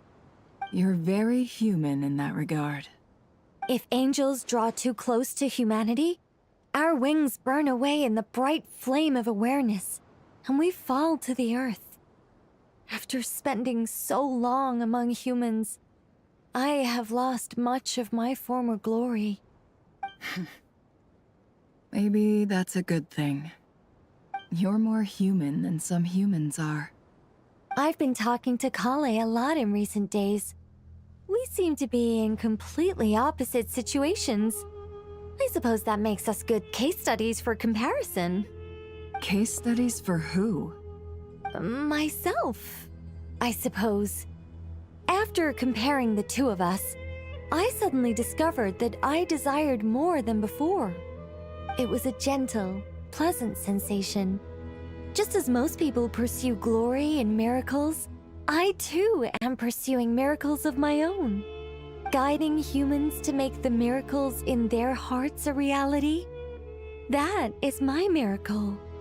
It doesn't sound so bad, does it?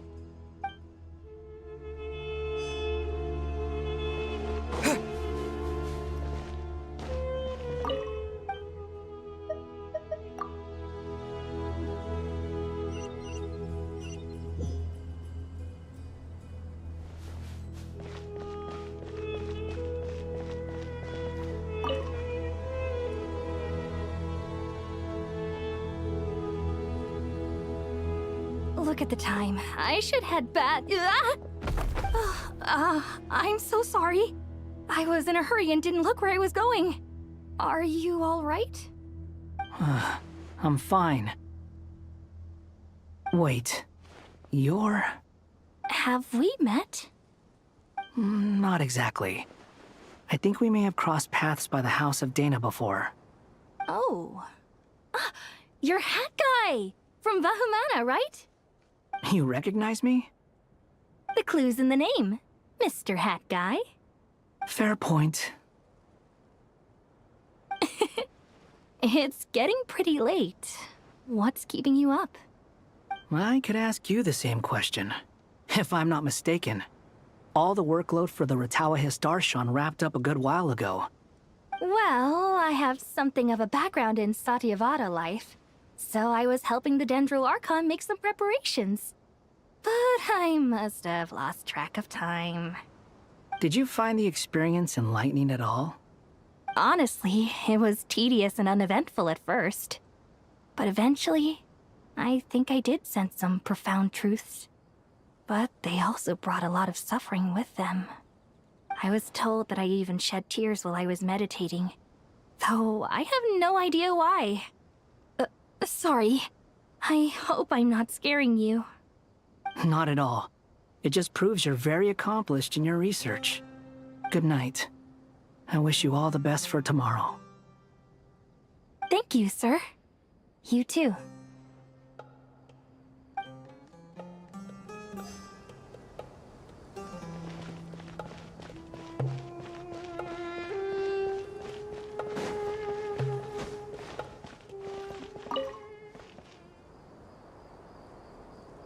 Too bad we've got a fight tomorrow. I could really do with a stiff drink. Let us pray instead. Prayer. How nostalgic. Lord Sangama Bay. Came to get some fresh air too, did ya? That's right. Actually, I was hoping I might run into you, Dia. I wanted to let you know that I've stocked up on that perfume you said you were so fond of. No, really? I'll take 2. Any chance of a friends and family discount? I knew you'd ask that. And I'm afraid to say that. Surprise! It's free of charge. That's very generous of you, Lord Sangama Bay. Does this mean you've made a fortune in Not Cry? Nope. Turns out it's not that easy to turn a profit there. I even ran some assorted losses. But anyway, that has nothing to do with why I wanted to give you and Dia a small gift. Remember that merchant caravan you two rescued in the desert last month?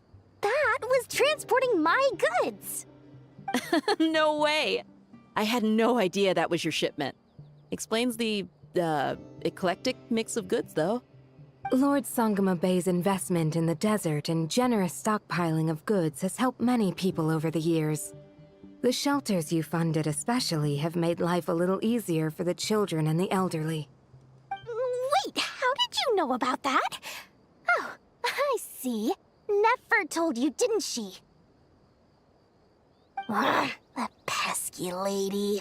Aren't intel brokers at least supposed to charge for divulging people's secrets? She and Candace go way back. It's normal for close friends to share things you wouldn't tell to everyone else. Sure, but why did they have to be things about me? That's how Nefer shows that she cares. She wishes for all of us to know what a generous person you truly are. It must be hard trying to make a living far away from home. Just because we can tell what kind of person you are doesn't mean everyone else can. Well, maybe her intentions were partly good, but I don't think that's the full story. I'm sure she enjoyed knowing how much it would annoy me. I'm telling you, Nefer's got a mean streak. Definitely with you on that. Does praying help you stay calm? Defending one's home is a just cause. My heart is filled with a mix of anger and hope. Anger. You know, being able to get angry is a good thing. It shows that you're in touch with the real world, and that you have the passion to pursue something you believe in. Oh, my lady? What are you doing out here? Just taking a walk to clear my head. And look where I ended up. Were you praying just now? Yes, Miss Dunyarzad. Would you like to join us?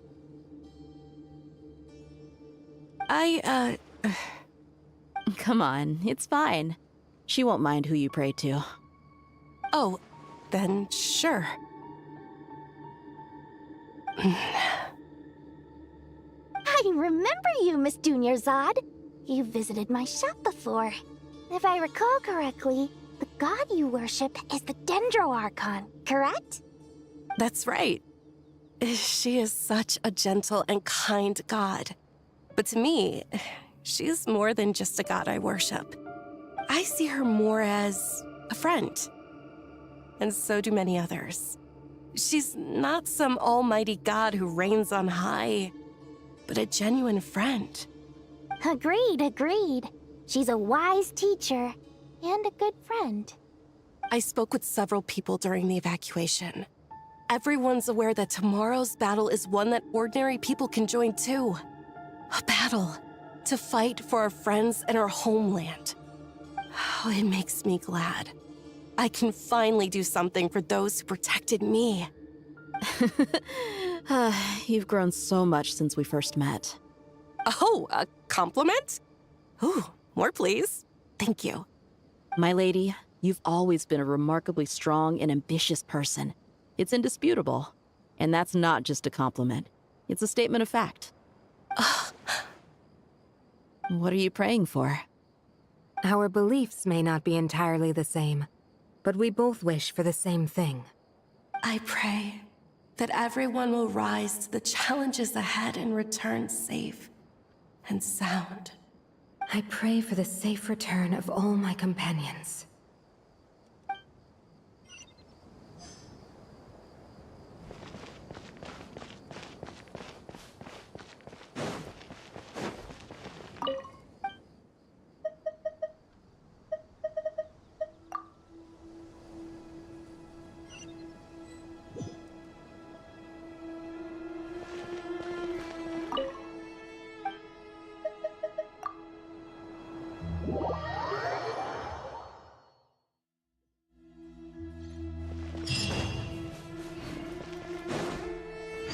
Time to go! Let's meet the others at the mausoleum of King Deshret.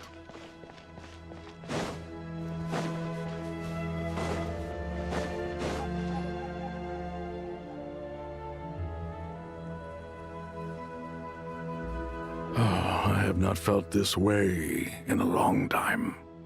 Standing up high, gazing out at the rolling dunes. One cannot know what freedom truly means without first losing it. The golden slumber truly lives up to its name as a dreamland. Though desert sands exist there too, no mirage, no matter how glorious, can compare to true beauty. Dendro Archon, what is on your mind? I was wondering whose counsel I should seek on the questions in my heart. What kind of questions? So many. More than can be put into words. As I once said to a friend, we look, we see, and we comprehend. But the question still troubles us. What are the many disasters that this world faces, but the sum of all irresolvable questions? The biggest question you should be asking is how to seize victory. Yes. Although, I would express it differently. I must not fail. And so the question I am most curious about now is whether the path to victory will be an arduous one. What we declare to be a young sapling, we may, in fact, find to be a towering tree, if we would only cast aside our ignorance and look beyond the veil of time to see her true form. Nahida! We're here! Just in time. My preparations are almost complete. Ready when you are. We're here too. Miss Nicole! Miss Nicole! You run so fast! I thought I'd get a lot of exercise as a forest ranger, but I can barely keep up with you. Sorry, I got a little carried away. Lesser Lord Kusanali, the equipment is ready, and the modifications to Aru are all complete. As discussed during our meeting, Accessing Irminsul via the Akasha is no longer feasible at this stage. There are other options, it's just they're a little more extreme and more technologically demanding to implement. Maybe you should take it from here. The architecture and functionality of the Akasha terminals overlap considerably with Aru. There is reasonable evidence to suggest that one was developed based on the other, or that they both utilize technology of the same origin. As long as the transplant and merge operation succeeds, Aru should theoretically work on a scale greater than the Akasha and approximately equal to Irminsul. It will become the largest active computing device in all of Teyvat. A system this powerful is capable of a lot of different things. In the past, the Akasha was primarily used for one-way information transmission, but I suspect it could also serve as a central bridging hub. In the pursuit of greater knowledge, some scholars have attempted to connect their consciousness to Irminsul through the use of terminals, incense, and meditation. Correct. In academic language, scholars who reach that stage are said to have entered Satyavata life. Hypatia has performed this practice many times in the past, and she was once under my care for a period of time. Right. And this at least proves that there is a zone within Irminsul that can be connected to. That's right. Providing wisdom to the people is one of the very reasons for Irminsul's existence. I think I understand where you're going. Please, continue.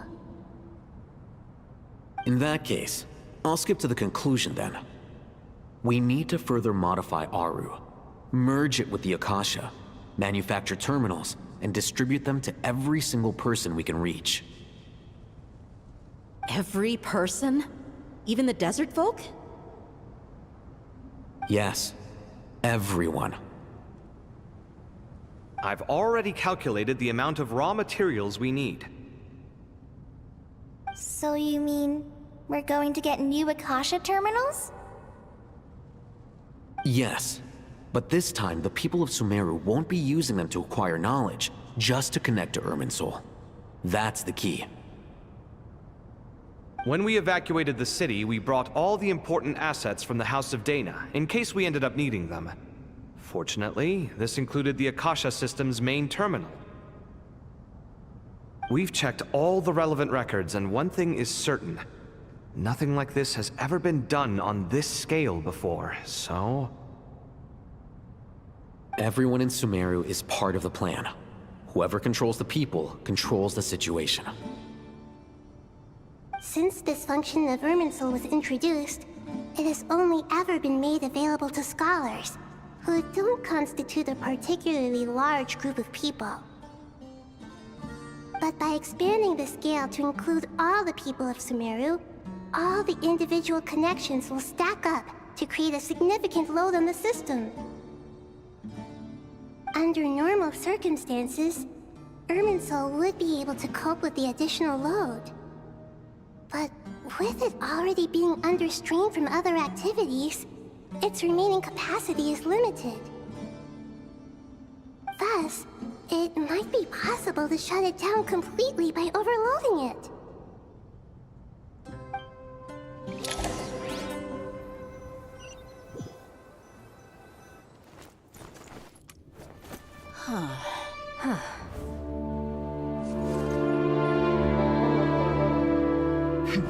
Counting down. 3, 2, 1. Are you ready? Ready!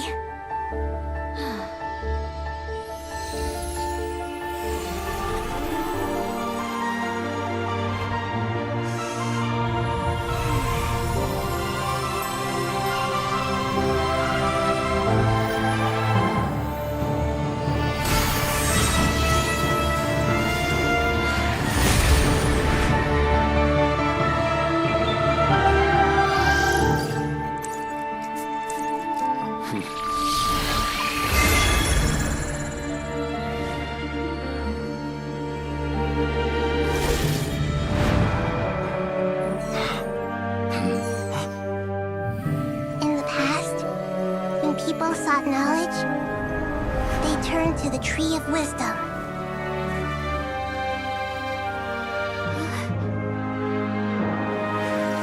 Today, we use it to save Sumeru and the whole world.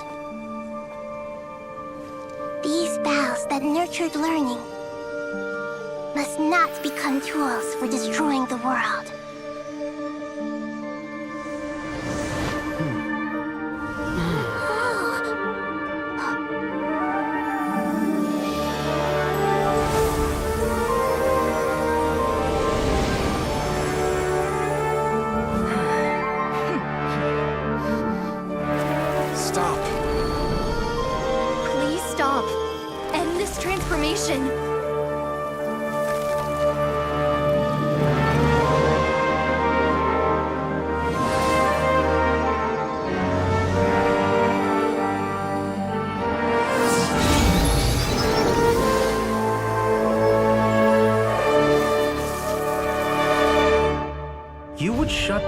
Irminsul just to stop me? You fools. I have all the time in the world.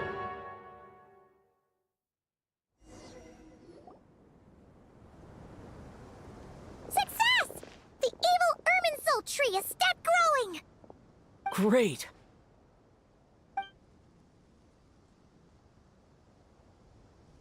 What a display of true courage! The courage to think and the courage to act! I never thought I would witness the shutdown of Irminsul with my own eyes. Perhaps this is human wisdom in action?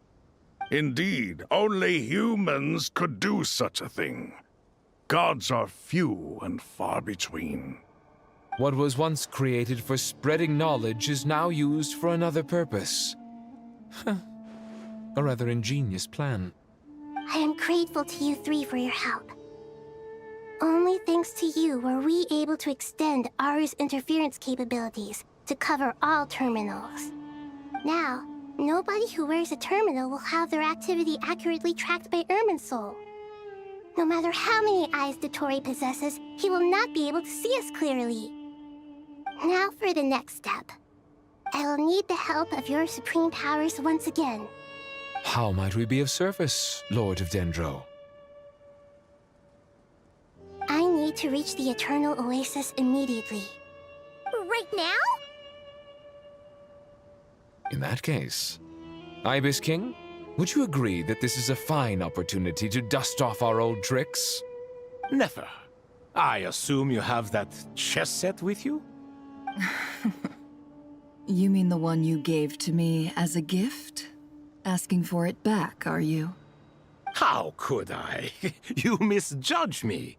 I just wanted to show you another way you can use it. Connect to Safei Shatranj.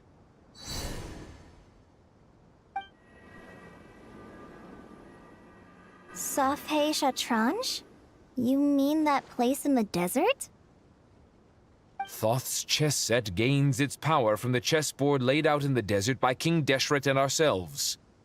All ceremonies conducted using the chess set must be activated via Safei Shatranj. In other words, the chess set is an extension of the chessboard.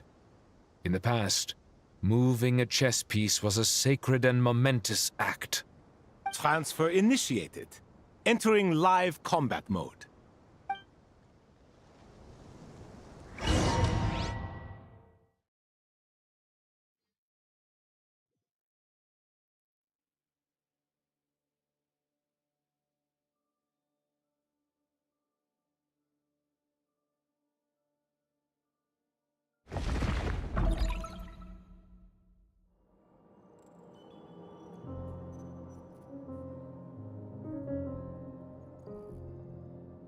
We haven't heard a single word from our spy in the desert.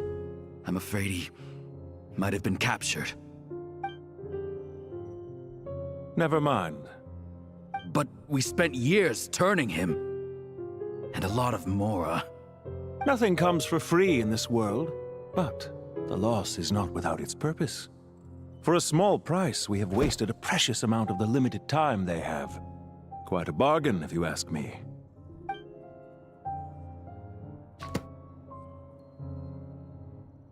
Understood. Weighing profit against loss is a necessary part of life. But to tell the truth, I have been operating at a loss since this all began. Since many centuries ago, in fact. For instance, why would a banker act as the executor of a will? If you hadn't deposited your personal belongings at Northland Bank, I would have no reason to be here right now.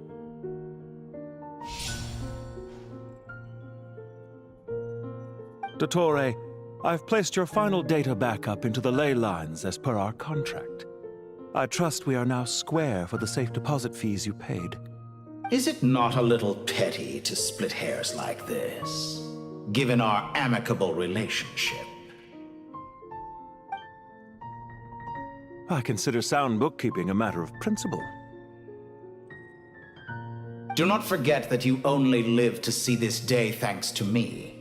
In fact, every day of your life since you met me, you've been living on borrowed time. Why, That's hardly a fair assessment.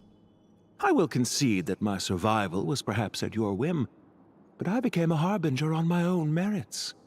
Managing money is not like other professions. Mine is not a role I could have acquired based on your recommendation alone, and certainly not one I could have lasted so long in without genuine ability. The information stored in the ley lines is quite comprehensive. Rest assured, I have not forgotten how strong your pride is. Well, I presume you have no sense of fragmentation while talking with me. How could anything possibly go wrong with such strict measures in place? The remainder of your soul was split in two, with one half sent to Nodcry and the other stored in the most secure vault of the Northland Bank. Though I must say, your disdain for the other segments is quite amusing. Zandik is you, and you are Zandik. Zandik created the segments, yet you, a segment yourself, reject him.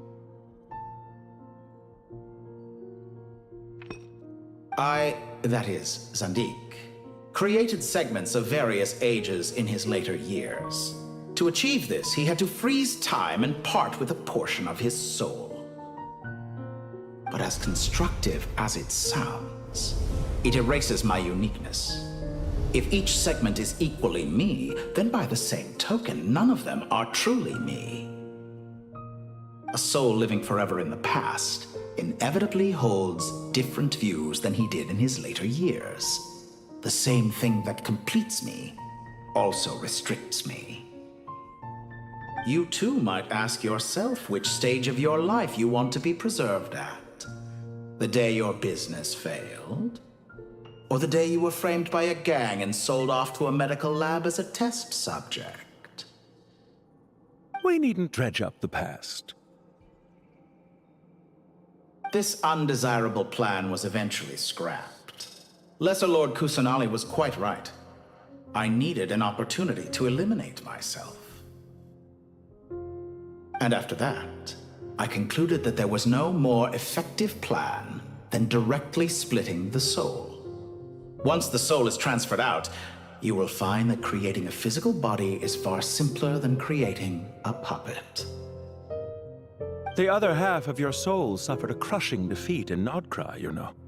And yet in the process, I obtained the information I always wanted, did I not? Because now we finally know where the best testing ground truly lies. I once thought your ultimate goal was to ascend to godhood. But as it turns out, that was merely one of your experiments. Experiments take many forms. Most people are too eager for success, too fixated on the end goal. They forget that the experimental process itself is just as important. A suspiciously vacant seat, a new face. I trust you can put two and two together. The reason it doesn't exist is because someone tampered with the record. What can I say? After all your efforts, you really did uncover the world's secrets. So, is the new world you promised a lie? No, it never was. I am glad to be able to control Irmin's soul from within.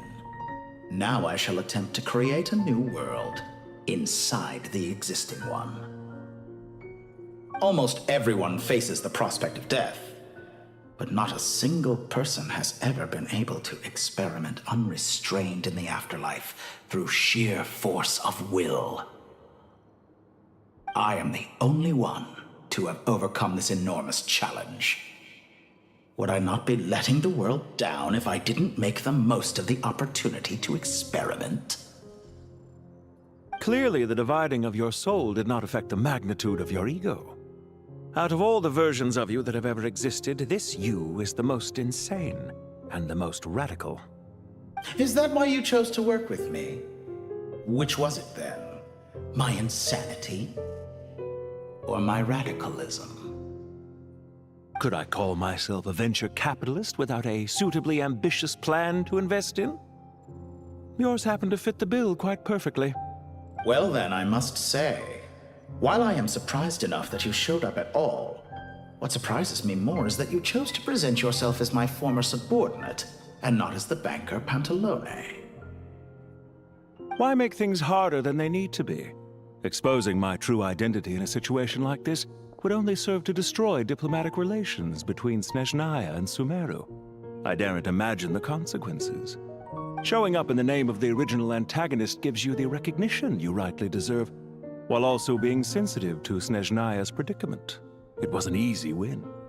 As for why I'm here, if you're suggesting that your credit is in the negative, I won't argue with that. Many people say that about you. I'd argue that a significant factor in your willingness to cooperate is the fact that you have but a few years of life left after my death. Living and dying together has a way of binding two parties together rather closely. Is it not true that a relationship should be judged by both the positive and negative returns it yields? So some of what I said actually made it into your head after all. It's true that I hope you don't die too soon, but don't you find that a strange thing for me to say? After all, you've already had quite a long life, especially for a human being. Let's not pretend that you're any more innocent than I am. Are we not the same in this regard? We both despise the existing laws of this world, and neither of us enjoy being under anyone else's control. Is it really so greedy to want the world to operate by a new set of rules? Of course not, my dear friend. And as I've said before, mutual interest is the foundation for the most reliable of relationships. You can attest to that. I just hope there never comes a day when I have to work too hard to prove that. Regrader, sir. People have been spotted approaching Sumeru City. How strange. Despite your access to Irminsol's data, it appears the soldiers noticed before you did. They must have found a workaround. Well, Dottore, I trust you know what this means. The fact is... They're coming. They'll breach the city gates any moment now. But even so, I would say Irminsol is a wonderfully convenient thing on the whole. If you do manage to create a new world, perhaps you could plant one outside my office, too. I'll consider it. What do you need me to do? Stall them? The experiment will take time. Stall them for as long as possible. Very well. But you're really asking for the moon here. Have you heard this story? There was once a guilty man, kneeling in the center of a church while an angry mob outside waited to bring him to justice. He pleaded with the gods, begging them to grant him one final request, the chance to finish confessing his sins before he was sentenced. Many suns and moons passed, seasons changed, and still his confession continued, as if he intended to speak until the end of time. Are you suggesting I worship you as a god? Or were you hoping that I might confess my sins to you? Certainly not the latter. That would make my life miserable indeed. For someone who despises them so, you never seem to have any objections to me creating or becoming one. At first, I thought you'd be furious. Concerned I would terminate our partnership, were you? Not at all. You had reasons why our partnership must continue. Don't you find people's attitudes toward gods amusing? A god descends from the heavens and people worship it unreservedly, blindly following whatever rules are given to them. And yet, when they see an ordinary person gain godlike levels of power by virtue of their own hard work, they treat him with nothing but suspicion, even if he is a compatriot. Is that supposed to be a compliment? No. I was just thinking. I pity the man who would call you a compatriot. There's no need to be so self-critical. I know it's a little late in the day to be asking this, but how have you been keeping? I'm flattered that you would take the time out of your busy schedule to consider my well-being, Doctor. The part of your soul that went to Nodcry caused quite a stir, sending our organization back to the drawing board on numerous fronts. It was quite a headache for everyone involved. Dear me. I must have caused you no end of trouble. You certainly did. I had the rare honor of being summoned before the Tsaritsa with Pulcinella to answer for myself. A terrifying ordeal. Don't worry, I pulled through. At most, it's a public relations nightmare. I made sure of that. Now I'm curious. How did you explain yourself? Oh, it was quite simple. I just pinned the blame on someone who wasn't there to defend himself. I could hardly be expected to defy the demands of someone as insistent as the Second Harbinger, now could I? How you slander me. You know full well that I am perfectly amenable to reason. There's no question that you are partly to blame for the ruin of my reputation over the years.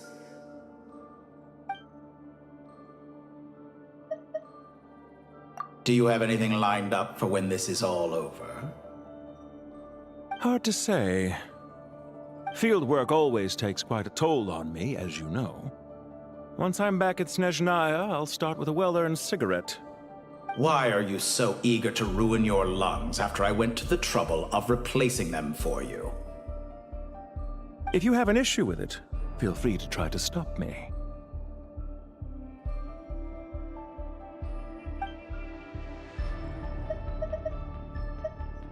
What's on your mind? The limits of humanity. It's a pity. Despite running countless calculations, I find there is simply no way to reduce any further the amount of one's soul required to sustain an individual. It's rare to hear you admit to being unable to achieve something. I beg to differ. For instance, as I've told you before, the original me was prone to motion sickness and couldn't make long train rides. Ah, yes, of course. One of the reasons you often sent yourself out on errands. What are you thinking about now? A new experiment. In the event that my soul was depleted, say we extracted my data from someone else's memories, yours for instance, and then combined it with your intact soul as the base material, what would we create? Such a scenario would be impossible. Oh? As long as your current soul survives, there will be no need to create a new individual. Don't forget, you were the one who approved of the present situation wherein only one Dottore remains. And if you ceased to exist, who would be capable of performing this experiment?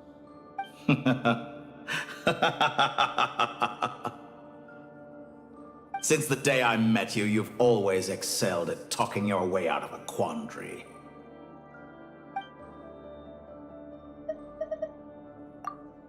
Isn't it a little too early to be saying goodbye? Not that I wish to keep you from your business, of course. Very well. Let's leave the conversation there for now.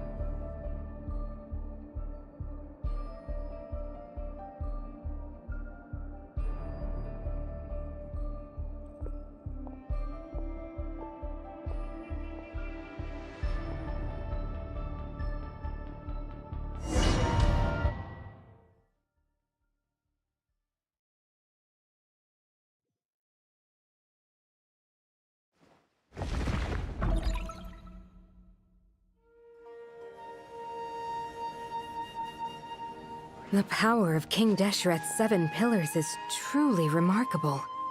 With just a chessboard, you can move an entire unit across the material plane.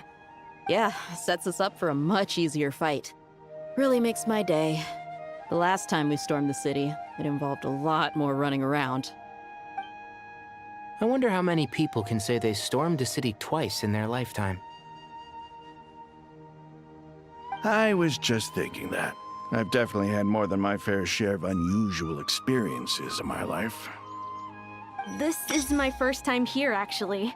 We never usually leave Gandharvaville. I hope this will be my last time. Does everyone have to chime in? Can't we just fight? What an amusing comment, my dear lady. Yet humans often alleviate tension via small talk, do they not? Whoa! Why is Candace's shield talking? Because the image on her shield is one of me. And I, of course, can appear wherever I wish to. Well, la-di-da. Isn't that fancy? Could I get in on this? You wish for your gauntlet to speak? Why, certainly. Ahem. I think you'll find that it is I whose image is carved hereupon. Thanks. Definitely feel stronger now. You're welcome, my lady. I am glad to lend you my power. Sino, what's the situation? There are troops stationed at every entrance. As we expected. A frontal assault will suffice. Everyone, stick to the plan. We'll take the main entrance. You head for the House of Dana's side door. Move out.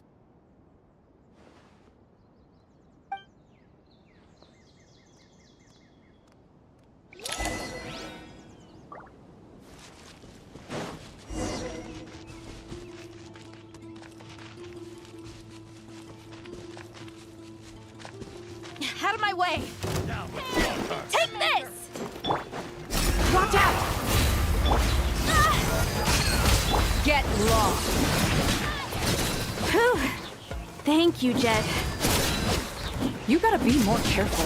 If you're not ready to put your life on the line, you can't be certain of defeating your opponent. She's right. Keep your wits about you, Rana.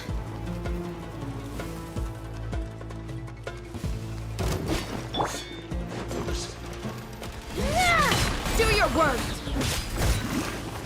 Buckle up! Hi! Hear my prayer! Please! Through me, justice is served!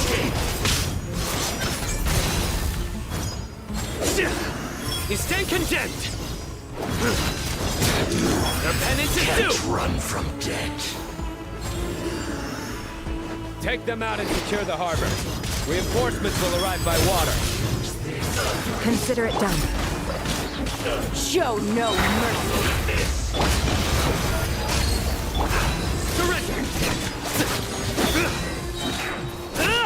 Judgment is upon you!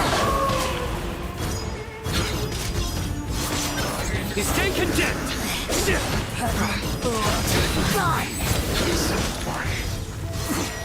Winter shall eventually... Their penance is due!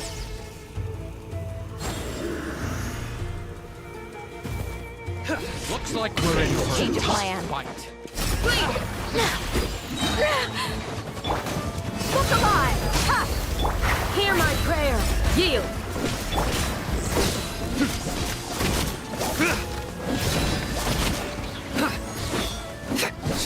No escape.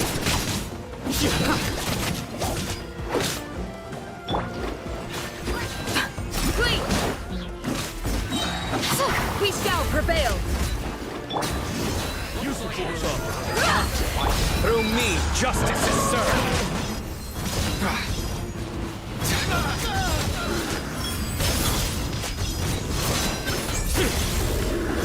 You stand condemned!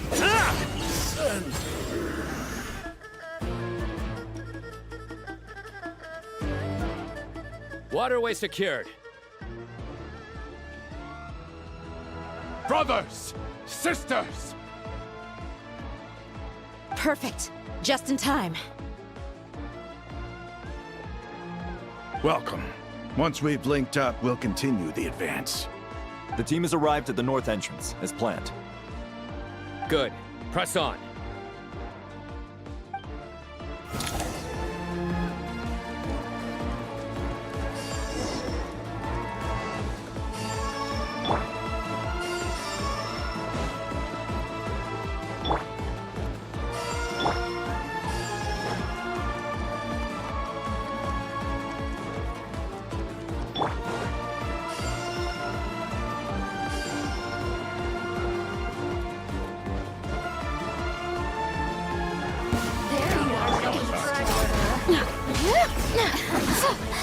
Let me amuse myself a Buckle up! Nowhere to run! Do your worst! You asked for it!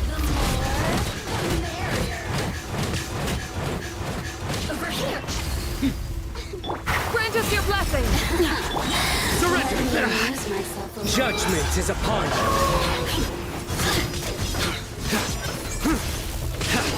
Repentance is due!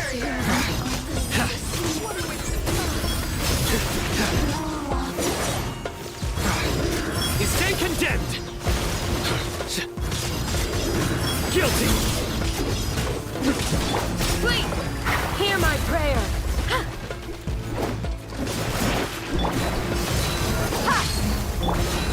Did it take too long?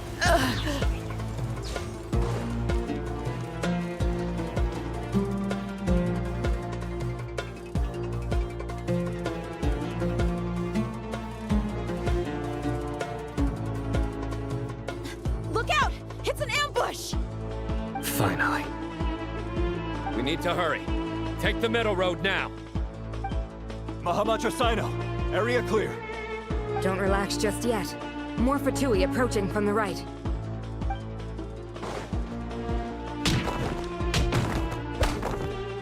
Irminsul cannot track our movements. If necessary, we can split up. Don't worry.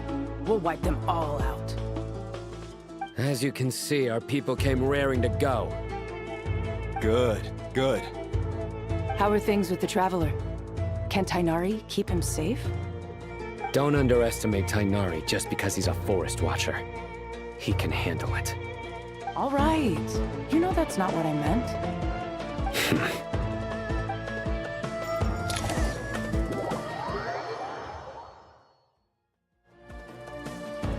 Sino and the reinforcements have drawn the Fatui's fire away.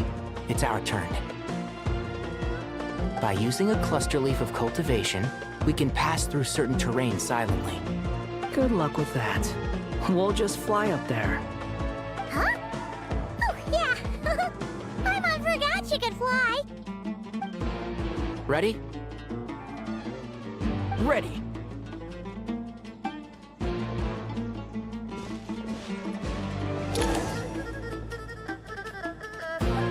One with the force.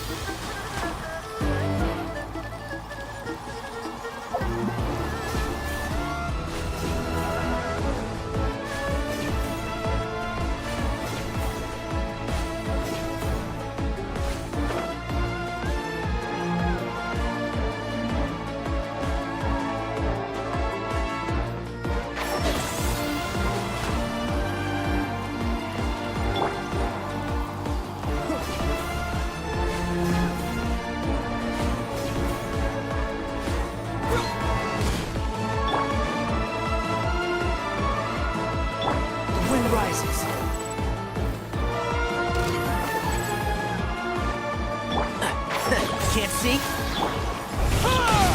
Scorching burn! Time!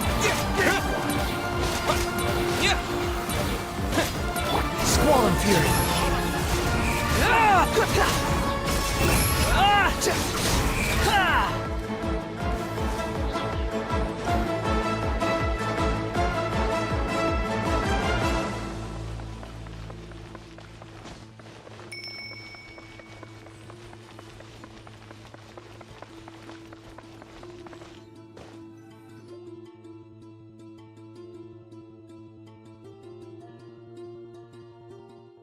Fatui soldiers up ahead.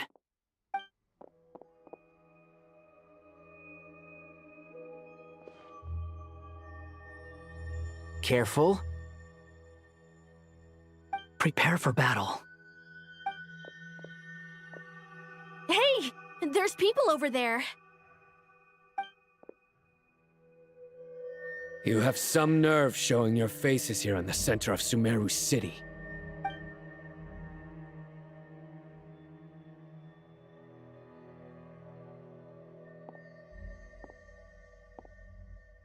You're right on schedule.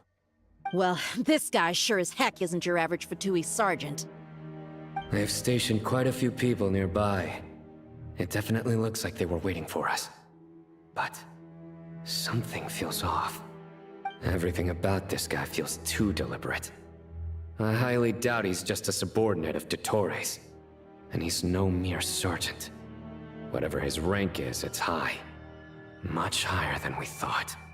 So you've been waiting for us.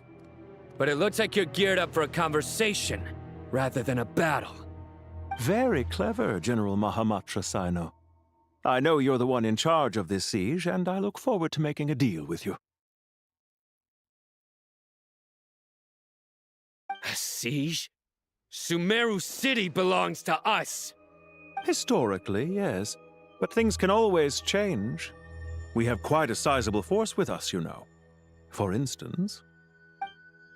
There's a Fatui ambush at the north gate. Can you handle him? We can for now. Yes, I'm quite sure both sides can hold their ground for the time being. The battle has not yet reached its climax. But what happens next? Do you enjoy watching bloodshed? Surely some of those here are people you count as friends. Once a war begins, some people must die. I doubt you wish that fate upon anyone you know. Wait a second. It's a trick. He's not even there. Silence! He disappeared. What was that? A ghost? Curses! He was never there to begin with. That was just a shadow projected there to lure us in. Enough talk! Attack! I apologize for being unable to accompany you at this crucial moment, but I am compelled to leave for reasons beyond my control. Please excuse me. Sumeru's General Mahamatra is quite ruthless. It's a good thing I wasn't there in person. Your illusion held them up for a time just fine. But now that they have seen through it, they will realize you were just a decoy. Decoy or not, what matters now is that they will be heading your way imminently. Not imminently. They are already here.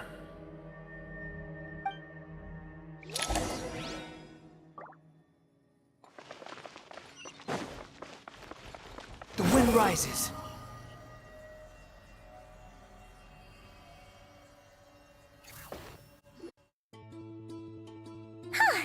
We made it! This is far enough. Tainari, you go help Sino. Don't worry about us. We'll manage from here. Are you sure you don't need me to stand guard? No need. Once the connection is established, we'll disappear from the sanctuary of Surasthana. Go help the others. All right. Goodbye for now, then. Please tread carefully.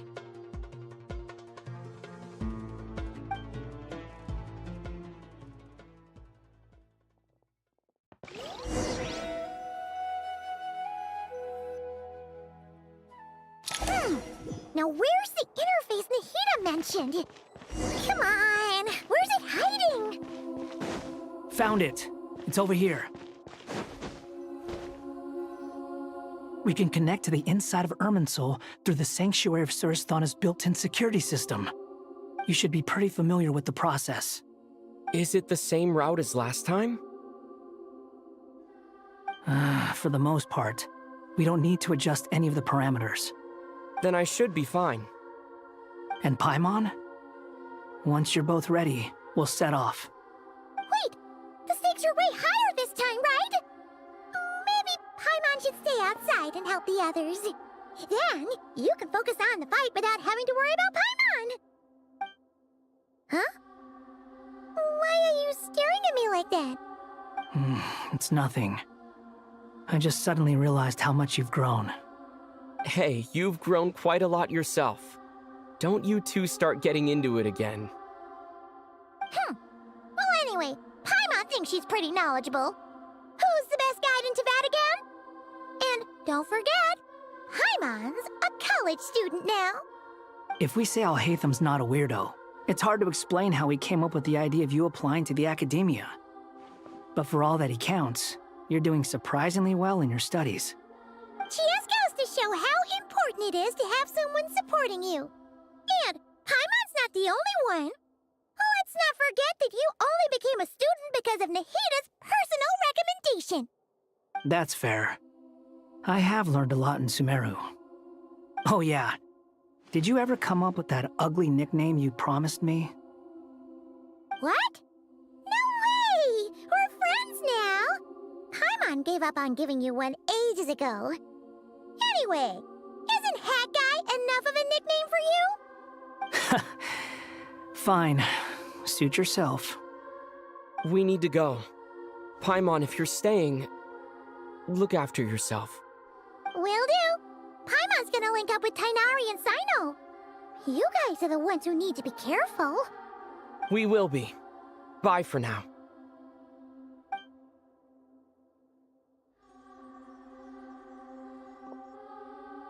Initiating connection.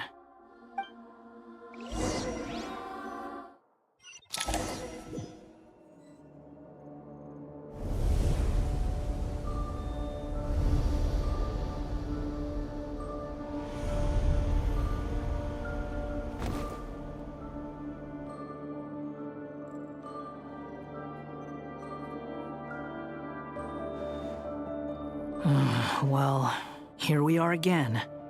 Come to think of it, I still don't even know where we're going. Thanks to our terminals, it should be impossible for Irminsul to read. I can... Don't tell me. Only you need to know. That way, whatever happens to me next, it won't affect your progress. Listen to me. Your safety is just as important as mine.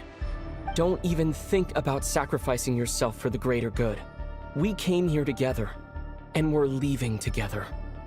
All right, if you insist. I won't argue with you.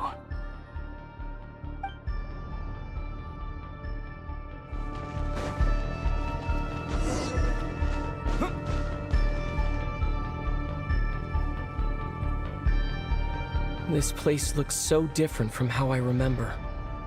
It's unrecognizable. It's a complete mess.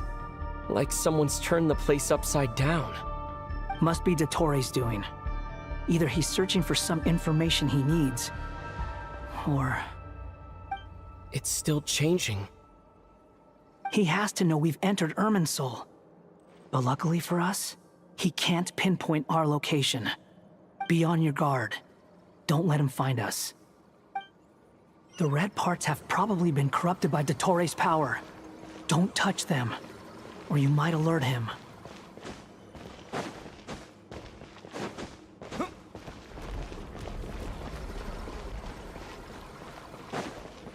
He's looking for us. Tread carefully. That wall could be a problem. Fortunately, it looks breakable. Give it a shot.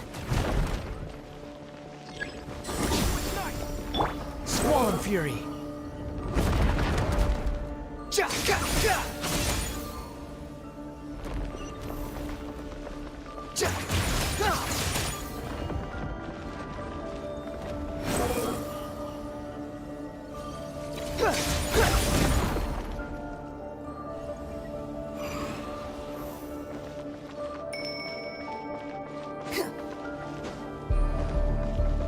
Behold!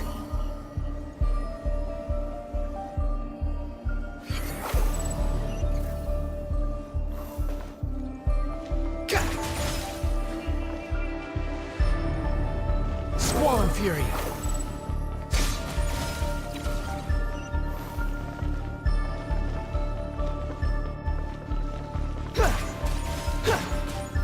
The wind rises.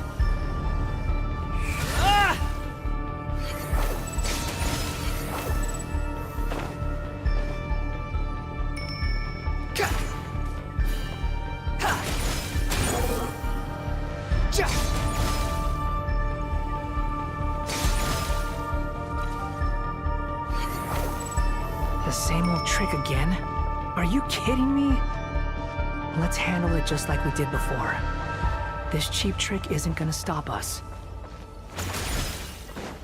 Too slow. Oh no, it's a trap. Is that why he was using the same trick over and over again? To get us to lower our guard?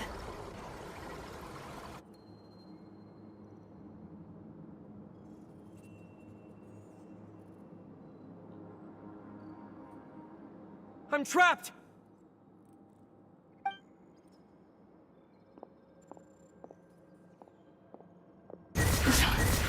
Why won't this thing budge? Hello? Hello? Can you hear me?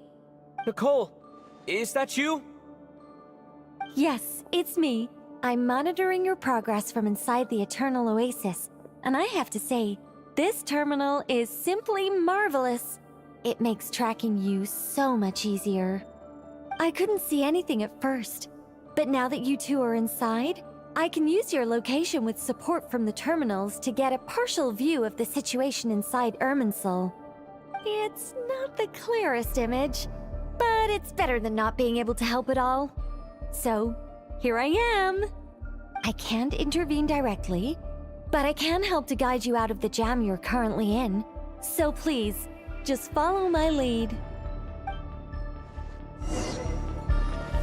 Dottore in his current form is a blight upon both Irminsul and the ley lines. Pay attention to your surroundings.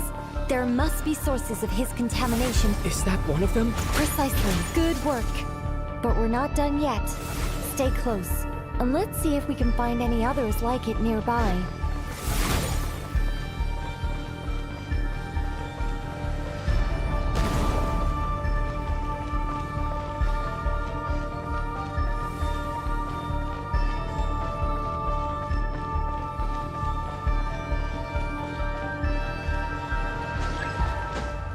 Squall Fury! This must be another one. Agreed. Now... Wait! Watch out! It's Dottore. I think he's found us.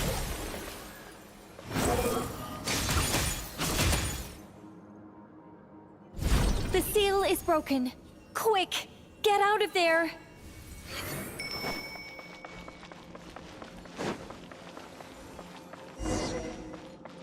And where exactly do you think you can run to? Wait, what is that? Pursuers! That's gotta be it! Run! Don't let that thing touch you. Dodge that attack!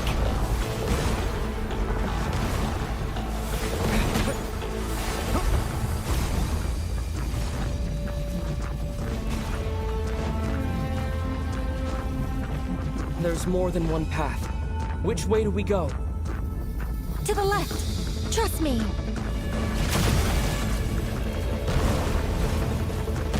Fleeing like vermin. What a pathetic sight. Hey! Watch yourself! Stay focused! There's a cliff ahead. Jump! More of those corruption sources. Destroy them as you did before, and open the exit as quickly as possible. They're relentless. Is he trying to wear us down? You'll just have to destroy these two. I think the pursuit is over. Hard to say. Stay alert.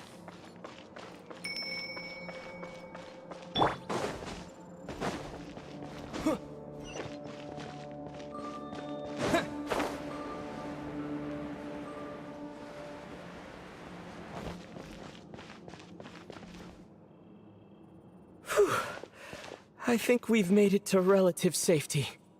Phew, goodness. That was tough. You doing okay? I'll be fine. Don't worry. Take a short rest, and then... Nicole? Nicole! The connection's been cut. But that means... Look at you supporting one another. How very touching.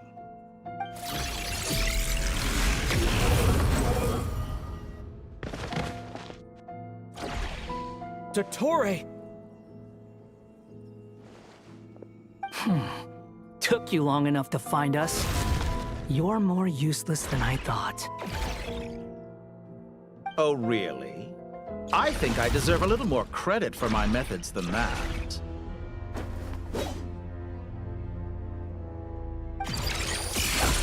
Rather than hunting you down, I chose to let you roam free. I indulged your presumption that I was unable to track your movements, played along with your clever little plan. Fleeing is for animals, but I rather enjoy watching you flee. Some things lose the will to run altogether as soon as you put them in a cage. If that's true, Then why did you come looking for us? Because I wanted to observe you up close, of course. Don't misunderstand me, I'm not here for a fight. Is it so unusual that I wish to greet my old acquaintances in person? After all, it's been a while. Scaramouche.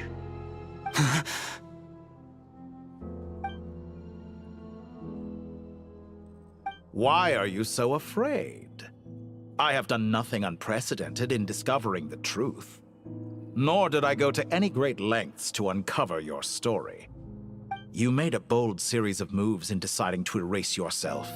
And with the power of this great chronicling device called Irmin's Soul, you were able to achieve something quite remarkable. Once most people form an opinion about someone, it tends to imprison their mind.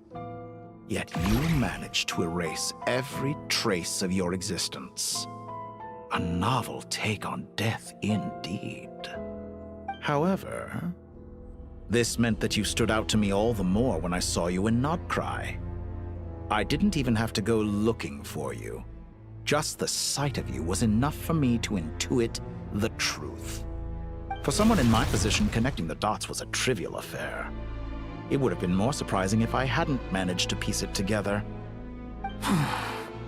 You seem very pleased with yourself for figuring it out. I'm sure you'd even be more delighted to learn the full extent of your crimes. That would hardly be necessary. Besides, isn't there something that concerns you more right now? Something that fills you with dread? Let me put your mind at ease. I have no intention whatsoever of restoring any of the records you deleted. For one thing, it would be exceptionally difficult. But more to the point, I doubt that the prospect of losing your current life is all that frightening to you. Because in your case, the cruelest twist of fate is that you'll never again have the chance to make up for any of your mistakes. Isn't it? Dottore?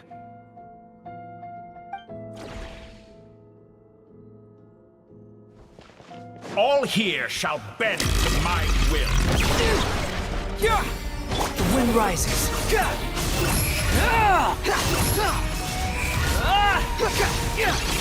Search for it.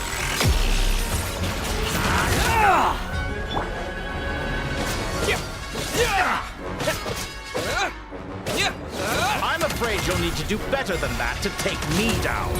I expected you to have grown stronger. Ah, how foolish of me. I forgot that you lack any means to increase your power. You will pay for everything you've done! Oh, will I now? Time to ignite! Squall Fury.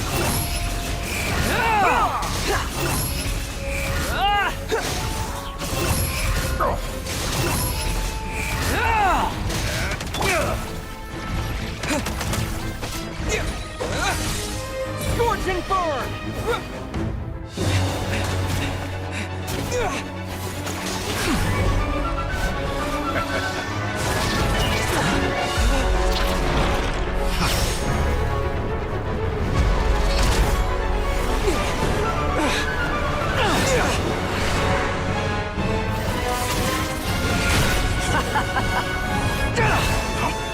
Does the prospect of death amuse you?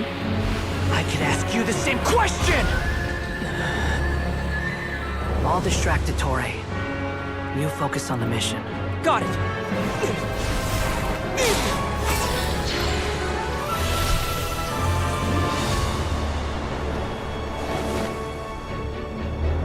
For the hopes and dreams of the masses. Open the secret door on this enchanting night. May wisdom's light eradicate ignorance and darkness, and hereby fulfill our ancient vow. Commence data extraction.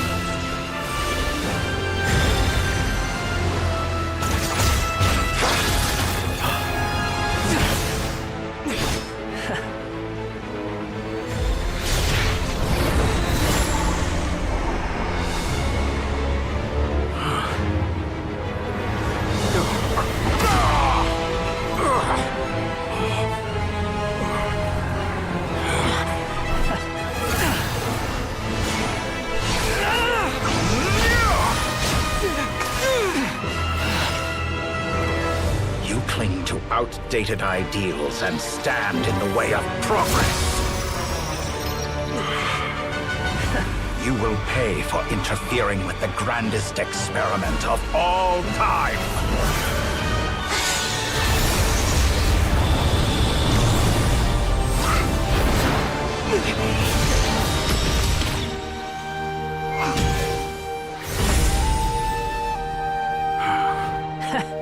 Good timing.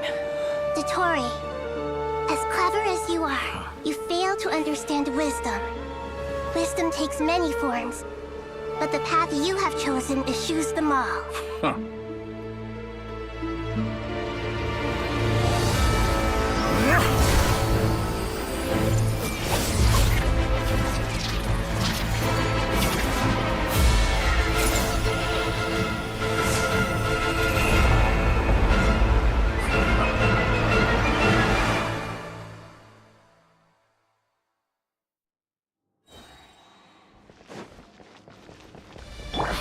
My strength is fading! Since you are within Irminsul, it stands to reason that any power you wield comes from it. For extracting the information from Irminsul, just to strip me of my power. I will find his weakness.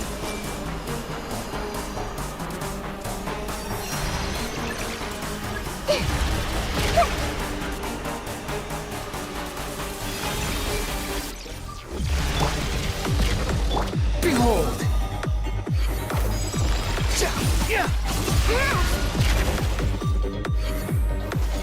I admire your attempt to introduce a new variable, but it's nowhere near enough.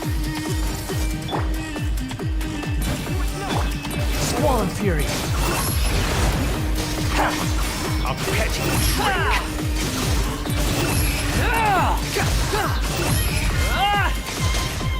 Cry louder!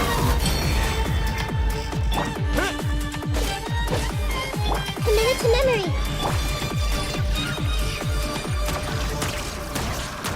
Scorching burn!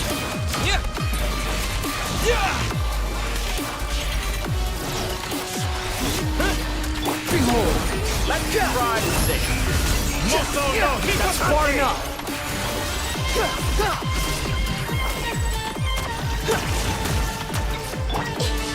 Grow! Make yourself at home! You won't just... You're so close! Just hold on a little longer! I'll hold him up. Traveler, Hat Guy, the rest is up to you. We certainly have a knack for surprising each other, don't we? I'm just getting started. It's time! Say your prayers! Stay on the offensive, but watch your back.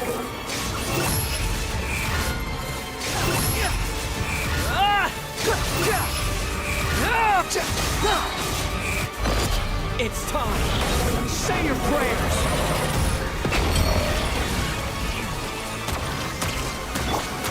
Time to ignite! Behold! Let's try this! Muso no Hitokaki!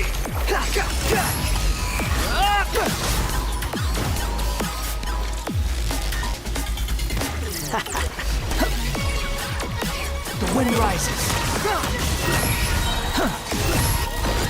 It's time. Say your prayers.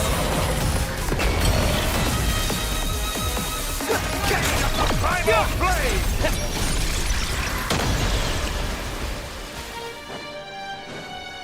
Squall and Fury.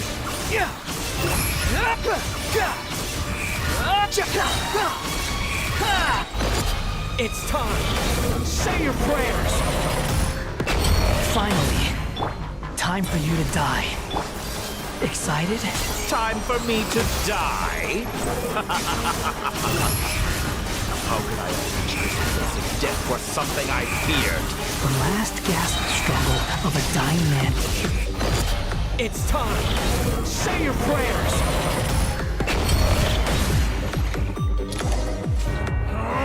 That's enough!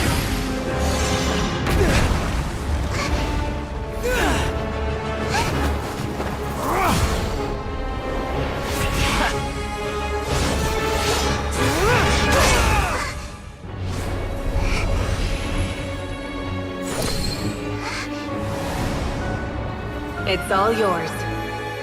Do with it as you see fit.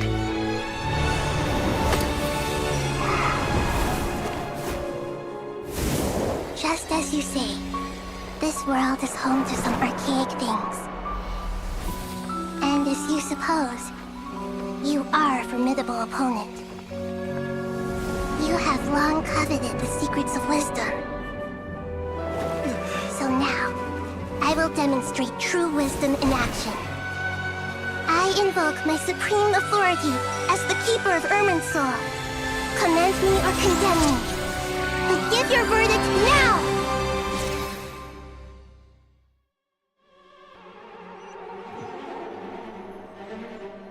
Blessed One of Wisdom, Mahakusaladhama, are you certain that you wish to exercise your authority to destroy Irminsul? It represents both your roots and your finest accomplishments. You truly intend to abandon the very thing you have always fought for? This is my decision. Irminsul has been corrupted beyond redemption. Irminsul is the original tree of Teyvat. It is the means by which the heavenly principles maintains fate itself. The 7 Archons should honor and revere it, for their authority was bestowed upon them by the heavenly principles. It is precisely because I honor and revere it that I fight for the humanity it exists to protect. Wisdom is knowing how to weigh the options and make the right decision. If you truly care about the fortunes of this world, then it is me you should seek to preserve. Planting a seed begins the chain of cause and effect. Since you have become a great tree yourself, why should the loss of another tree be anything to fear? Till we meet again, Lord of Dendro.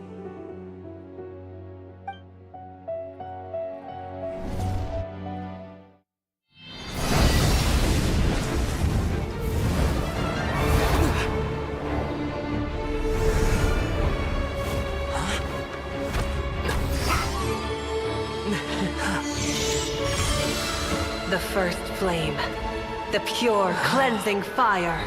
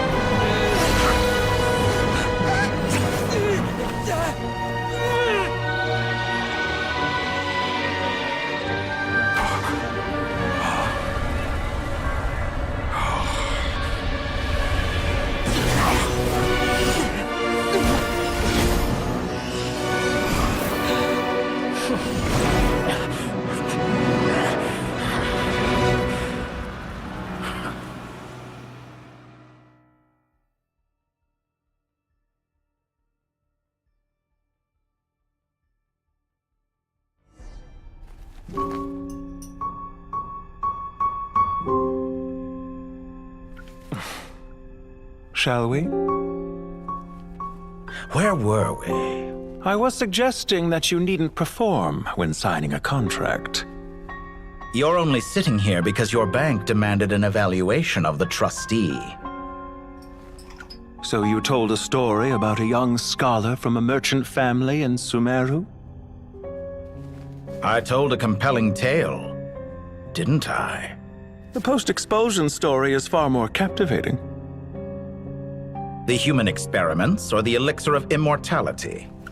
The part where you die. Ah, yes. My favorite part. The 35-year-old Segment thought of himself as Dottore, reserving the name Zandik for the original specimen. Of all the Segments, he was the most selfish. After his expulsion, Dottore searched for a new direction. He joined the Fatui, studied Elazar in great depth, secured resources. He was rather fortunate in his career. Zondik turned to Conrian technology and successfully created his segments. But this was not immortality. Even with backup segments, his body would still age. Still, thanks to Snezhnaya, Zondik found the ideal base for his experiments. Then a perfect partnership materialized at a crucial moment. The year that both parties realized they needed more time. Fortunately, Zondik succeeded. In a miraculous turn of events, he gained the extra time he needed. I seem to recall it differently. All right, it's true. No matter how much elixir he took, Zondik remained human and continued to age. Then, on the morning he turned 85... Help me up! Call for help! Surely he would be rescued, Zondik thought. But to his surprise, no one helped him. Zondik was too selfish for that. Don't forget, you're one of us. Yes, and we're all waiting. Waiting for me to die. Pantalone arrived for a meeting and happened to witness what followed. He found it unsettling. I never said that. But the Zondiks were unfazed. It was a rare opportunity for self-dissection.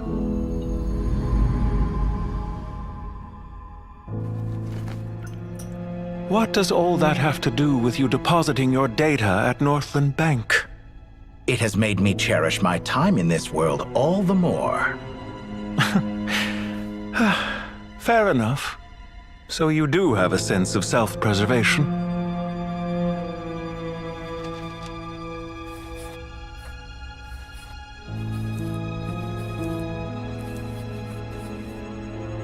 What do you mean? You're hardly normal, and you don't cherish life. You just don't want to admit defeat in the limited time you have. Even so, don't I deserve an interesting ending? I'm counting on it.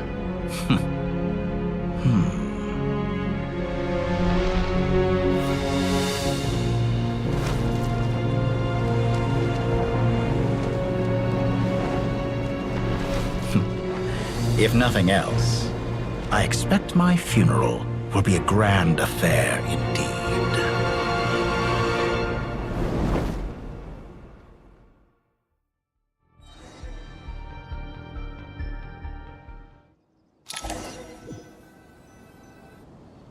What a magnificent fire.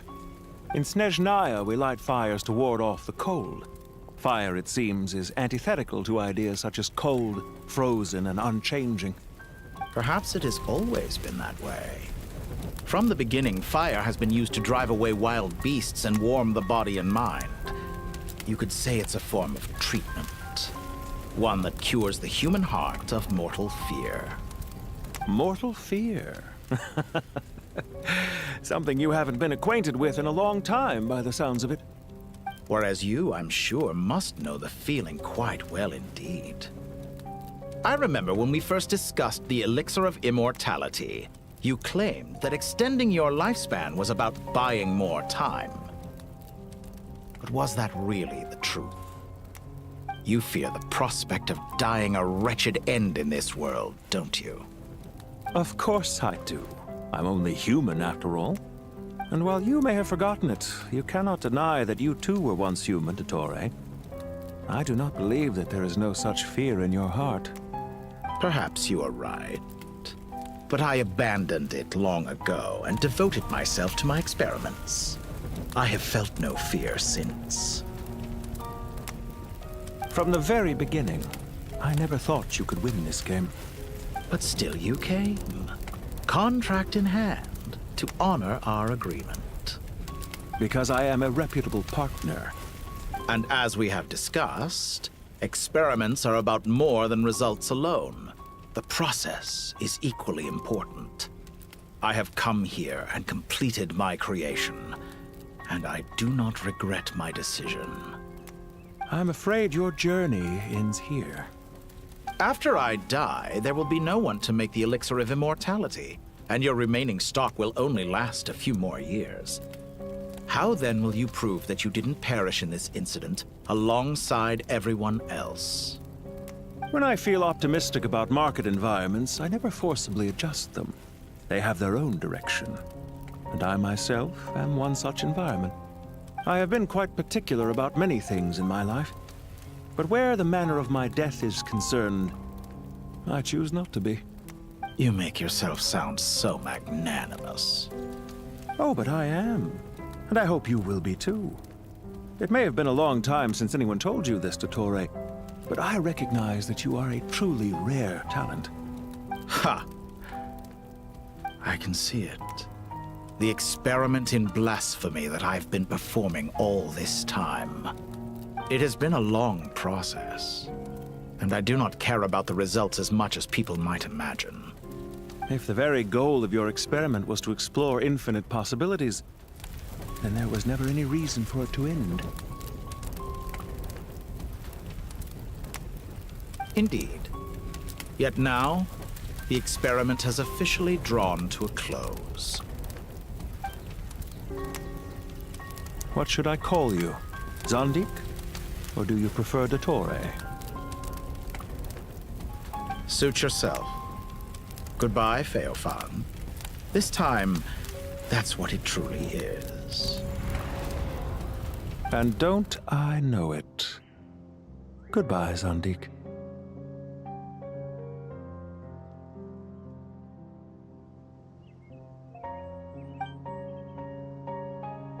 I could have carried out many more experiments, but to me, Lord of Dendro, this outcome is certainly not the worst.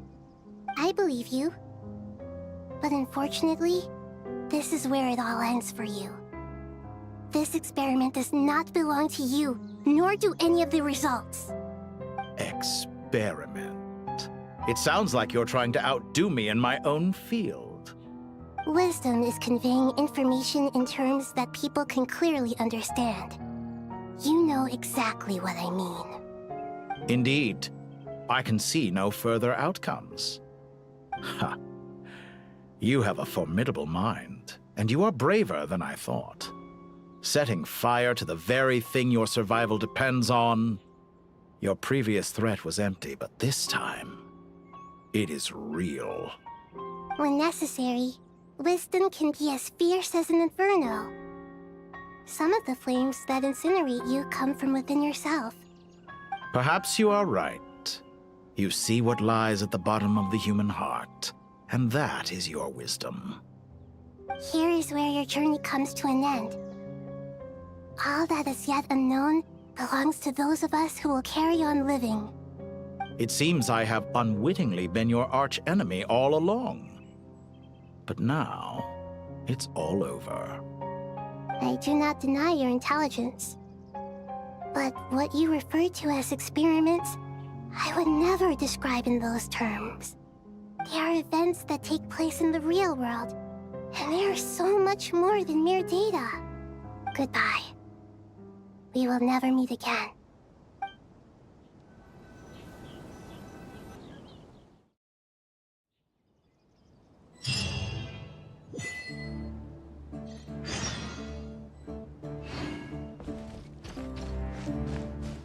On me! Well, that's the last of them. Everyone on the list is already back where they should be. It was a long, hard road, but we finally finished escorting everyone back. I just pray that we'll never need to leave again. I hope we can stay here forever in this peaceful paradise of our own choosing. Paradise. In the annals of the Temple of Silence, that word carries great significance. It represents the hopes and desires of the gods. Their longing for a place to rest. I wouldn't think gods need such a place. People always think they're the only ones who can lose their homes. They forget that gods too need a place to reside. As the Goat King once said, "A god without his people shall cease to exist." Gods need their believers every bit as much as their believers need them. Only we can truly understand how much the desert faith has faded over the centuries. But we still talk about the gods as though they're part of our lives. Given the myriad ways in which gods and humans interact, I'd say they really are. How else could Dunyarzad consider the Dendro Archon a friend? Well, that sounds about right to me. Describing them as friends sure makes us feel a whole lot closer. If you told me a few years back that I'd have this many friends, I'd have called you a liar. Belief is a choice, just like friendship. We've made our choices through battle. The right ones, wouldn't you say? I'll be heading back to the Temple of Silence. I heard the Goat King and the Ibis King decided to pay us a visit. How about you? It's back to Aru Village for us. Still plenty of supplies to distribute and people to help. Until next time, old friend. As long as you can find the time, you're always welcome to visit us in Aru Village. Right back at you. Make sure to drop by the Temple of Silence the next time you're free. Word is that 2 of the other 7 pillars, Shezapang and Bennu, might also be dropping by. Since you're wearing the symbols of their power, it'd only be fitting if you came to see them for yourselves. Dropping by? That makes it sound like they're visiting a neighbor's home. Well, the temple was founded by Hermanubis, so I guess to them, that's exactly what it is. Guess that's true. All right. We'll make sure to find time to stop by. Stay safe on your journey home. I will.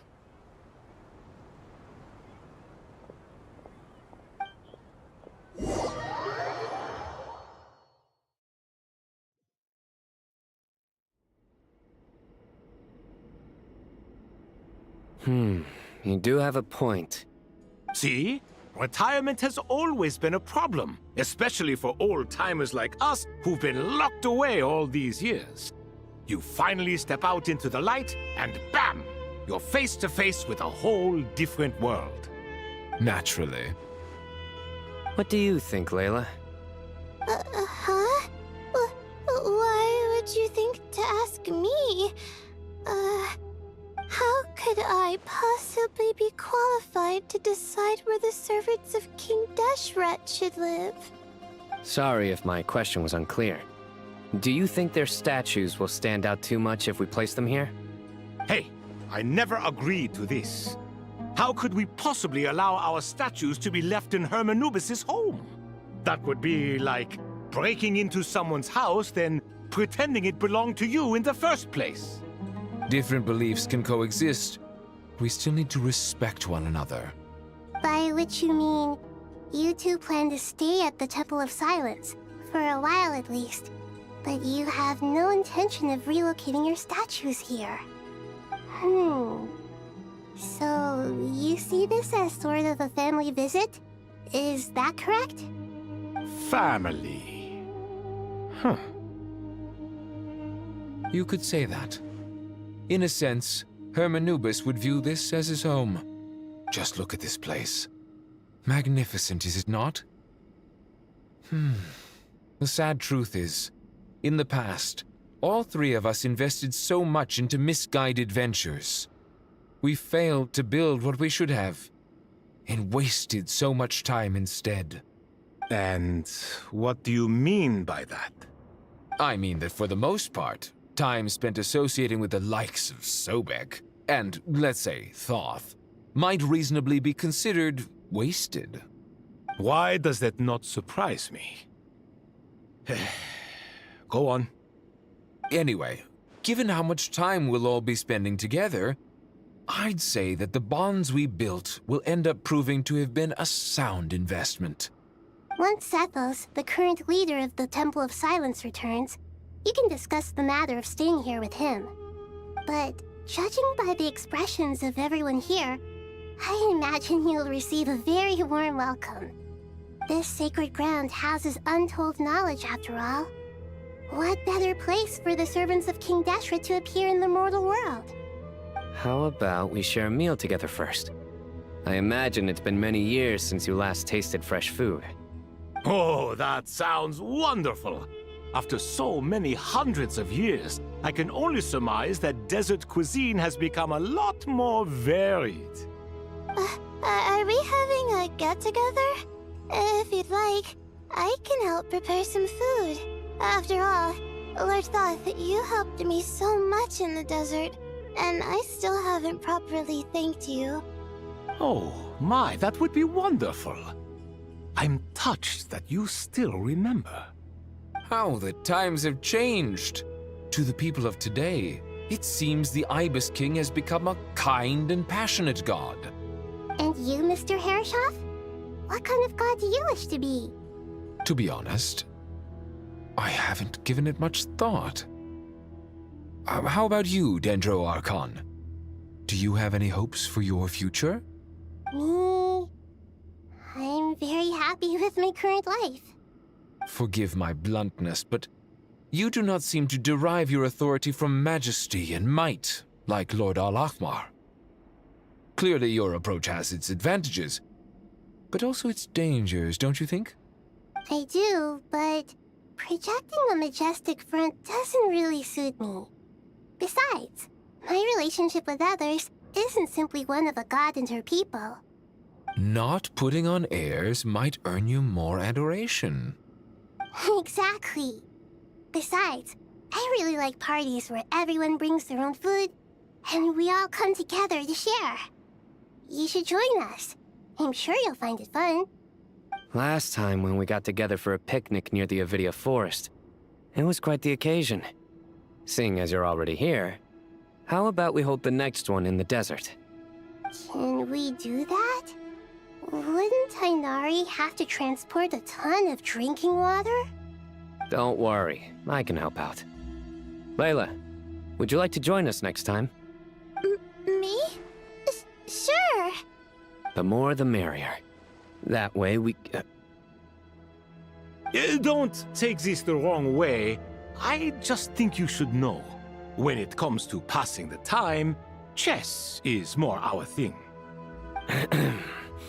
In that case, Dendro Archon, what do you say? If I were to compete against you, I can't say with certainty I'd win, but I certainly wouldn't mind giving it a shot. Where's Sobek? I'm sure he'd be good for a few rounds. Cards, cards, cards! I'll always prefer chess. I wonder what variant of chess we're talking here. Mr. Thoth, is there some sort of astrological significance to this game? Oh, I'm glad you brought that up. As long as the leader of the Temple of Silence agrees, we can search Hermanubis' place for books to teach you how to play.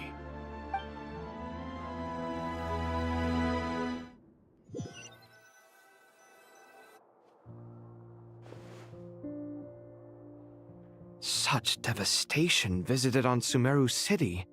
So many houses destroyed or damaged in the fighting. Who could have foreseen this? Look at all of this. It's going to take me forever to tidy up. I suppose living below the academia doesn't always work out to your advantage. I would have thought a little appreciation of my sincerity and effort in helping to clean up this mess might be in order. Helping? Effort? This is your house! Of course you should be putting in the effort! If anything, I'm the one who's helping. So you see yourself as just a helper in this situation. I must admit, I'm rather shocked. If you're trying to say that since I live here too, I have an obligation to tidy up, fine, I suppose I do. Wait a second, stop changing the subject! Nevertheless... In the wake of a great storm, a missing roof is a predictable inconvenience. Can you stop making it seem like I care more about this house than you do? Doesn't it upset you at all to see your home in this state? I won't pretend it's ideal, but that's no reason to be upset. This is the roof over your head, your shelter from the cold. The furniture is scattered, the paintings have fallen off the walls, the windows are shattered. Don't you feel even a little disheartened? The way I see it, these problems are easily solved. Ugh, this is precisely why I hate talking to you about sentimental things. It's like banging my head against a wall. You simply don't understand just how much work goes into making a proper home. It sounds like this is causing you a lot of anguish. You mean the house or the paintings? I mean your sentimentality. Oh, well, yes. But I'd rather not dwell on such things right now. Generally speaking, when anguish becomes the norm, people usually make an attempt to improve their situation. But there are so many people and things in life that are difficult to change. It's not like you can force them. Besides, anguish can be a source of inspiration, and I'm not sure I could break my reliance on it. I'm glad you're able to make yourself think like that. What kind of a response is that? I was stating a profound truth about the very nature of art. Suffering is the cradle of all creation. Even you can't deny that. And I wasn't trying to. I'm just happy for you. Pure and simple. Can't you tell? Happy about what? Happy that you can always find an answer that backs up your views. You... More often than not, life is a process of running into problems and then searching for answers. Yours more than most. Not everyone's so good at justifying things to themselves. It's something that you've been steadily mastering. Huh. What about you, then? What skills have you been mastering lately? Pass me that box. Huh? Okay. You may consider this my progress on the path to mastery. What? Wait a second. Isn't that box mine? Hey, it is! It must have fallen off that shelf. I'll hate them. Those are my paints and inks. Would you like me to put it in your bedroom for you? Huh? I mean, sure, if you don't mind. What kind of progress is this? Does he think he can bribe me? Not that giving me back my own things is much of a bribe. These books on the floor, they're a complete mess. And this one, didn't he say it was an out-of-print collectible? It's completely covered in dust, and some of its pages have even fallen out. Ugh, guess I should help him repair it. This one too. And this one.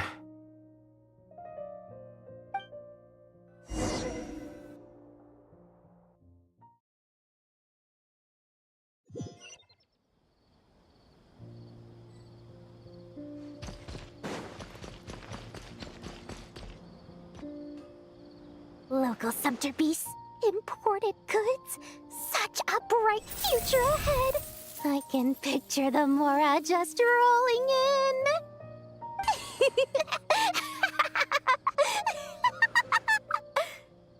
You do realize you sound like a choking cow? It's called being imposing. Can't you feel it? Are you not intimidated? Oh, I'm positively shaking in my sandals. What commands do you have for me, oh mighty Lord Sangama Bay? You've got a lot of nerve, Nefer. You went and told Candace and the others everything, didn't you? Seriously, do you have any idea how differently they see me now? Surely that's a good thing. I presume they're more disposed to actually like you now, maybe even view you as a friend. You traded my secret for sympathy! Thanks to you, I've lost every last shred of my mercantile majesty. How am I supposed to make anyone think I'm a big, scary investor now?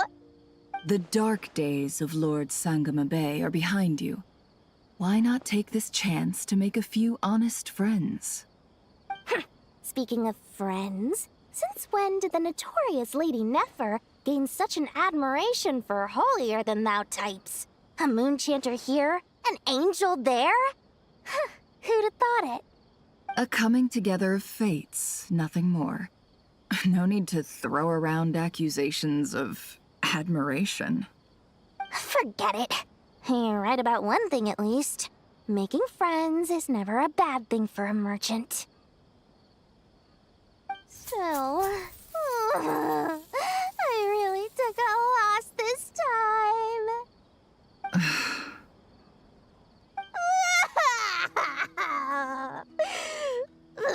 What are you looking at?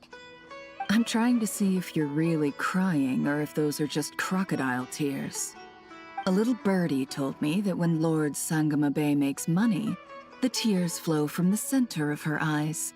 But when she loses it, they flow from the corners. Which is it this time? Ugh, you are so annoying. I'm not talking to you anymore. Nefer! Thank goodness you're here. I've been looking everywhere for you.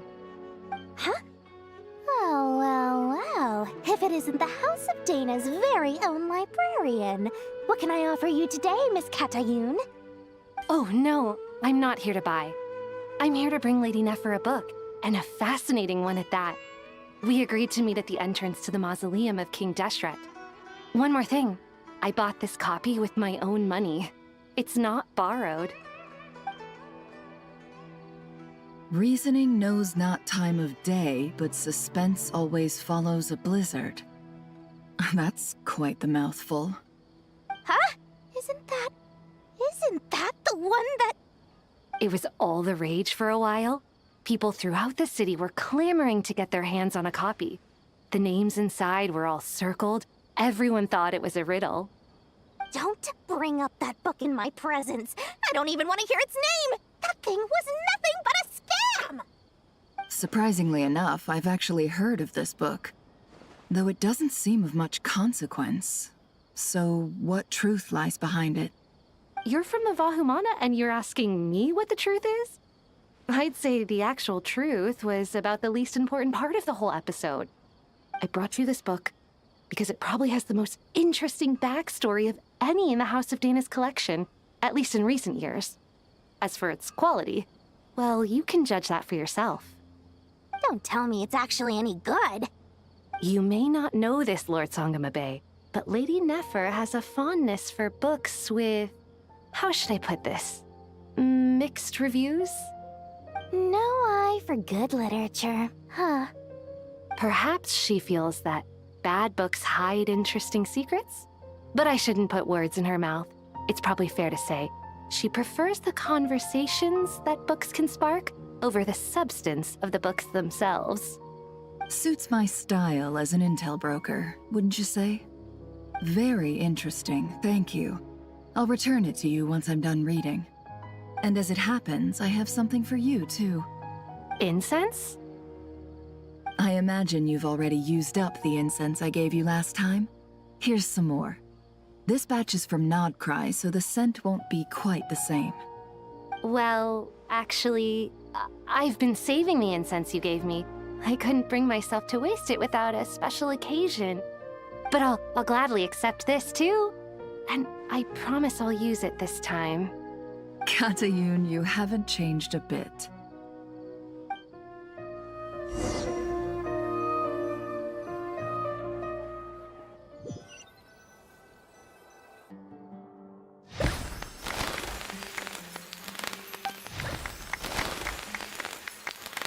Congratulations, Kale. Well done, Kale. After studying for so long, you've finally become a full-fledged ranger. Sure hasn't been easy for you, huh? This really is fantastic news. All grown up. No longer a trainee, but an official forest ranger. Oh, the next step is to secure tenure in the academia. Thanks, everyone. It's true. I'm an official forest ranger now. Master Tainari, thank you for your guidance and support. I wish Mr. Sino were here so I could thank him too. Sino had a matter to attend to at the Temple of Silence.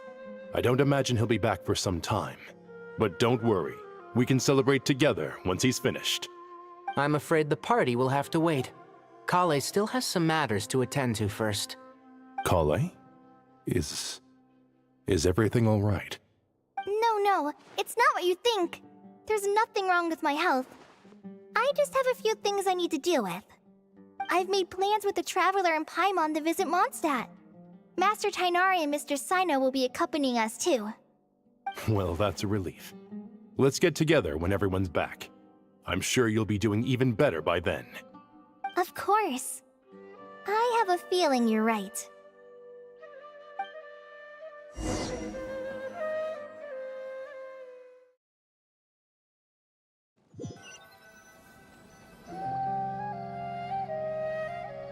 Phew! After all that catching up on sleep and food, Paimon's feeling full of vim and vigor again. For someone who spends so much time resting, your recovery routine is surprisingly simple. Hey! Paimon's been working her butt off too, you know. She flew all over the city helping everyone out. Don't worry, I saw how hard you worked. Alright, we all know you're the most hardworking person in Teyvat. As long as you're rested and full, that's what really matters. Paimon's been looking around the place, and it seems like the city's already on the mend. But Paimon's been wondering how Nahida's doing. We should check in on her.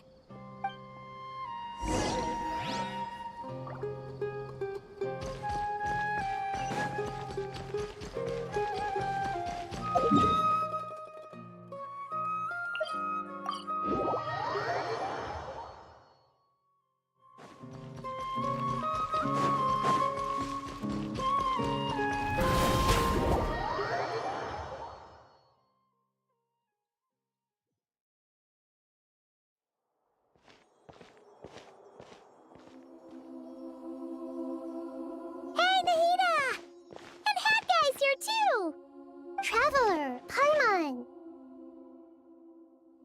What's going on here?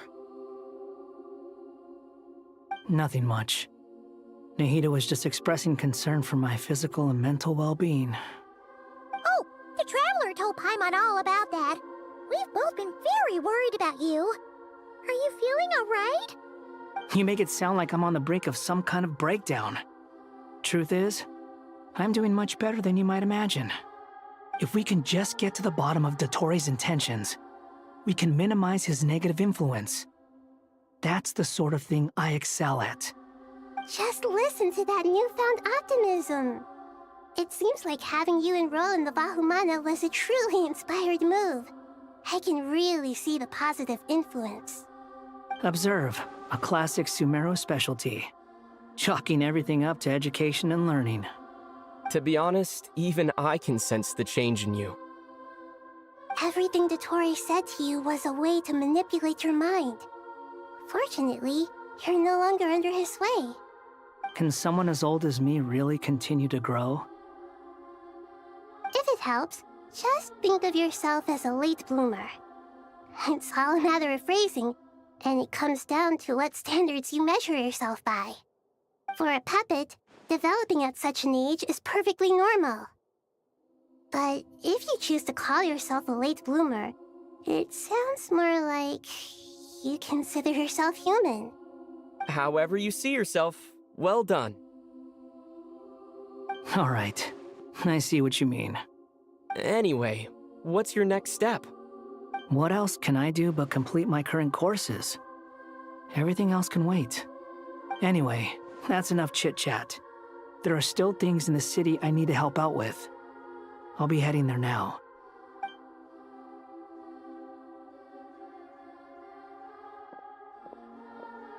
I'm so happy that Hat Guy is doing better than we thought. But what about you, Nahida? How are you holding up? The pyronosis burned down the corrupted Irminsul. The flames blazed for 7 days and 7 nights before they finally subsided. All that was left were the parts underground. Now, Aru shoulders the responsibilities that once belonged to Irminsul. The situation was contained before it got out of hand, so Teyvat's most vital information has largely been preserved. Irminsul has a strong influence over you, doesn't it? How will you cope now that it's gone? There is no need to worry. Thanks to Nicole's extraordinary talents, my connection to Irminsul has been severed and transposed onto Aru. Angels can do things like that? They can. Such abilities are precisely what makes them so powerful. The goddess of flowers, Nabu Malikata, once claimed that she too could perform feats beyond the reach of mere mortals. In my eyes, much of what she went on to achieve reached such transcendent levels. Her and Nicole really are both fascinating and magnificent. So, does that mean your situation is stable now? Correct. Just imagine that Aru has become the new Irminsul, and the essence of my existence has been bound to it. The wisdom of Sumeru has ultimately converged into a single, unified entity. Should we ascribe this all to fate, or is it merely fortune? Whatever it is, the important thing is that you're okay, Nahida. Dendro Archon, Lesser Lord Kusanali. Oh, thank goodness you're here. Greetings, Traveler and Paimon. Sir Nevis, do you have something urgent to say? Yes, there's something I need to report. We've received a message from Snezhnaya.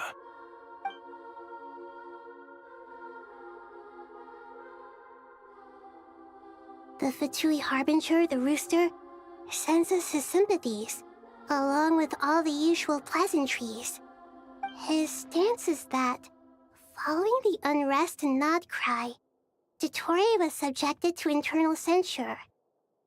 This madness was the act of a rogue element, one who cannot be seen to represent the Zapoliarni Palace. No less than can be expected. Snezhnaya paid a heavy price working to stop him. They even lost one of their own harbingers. The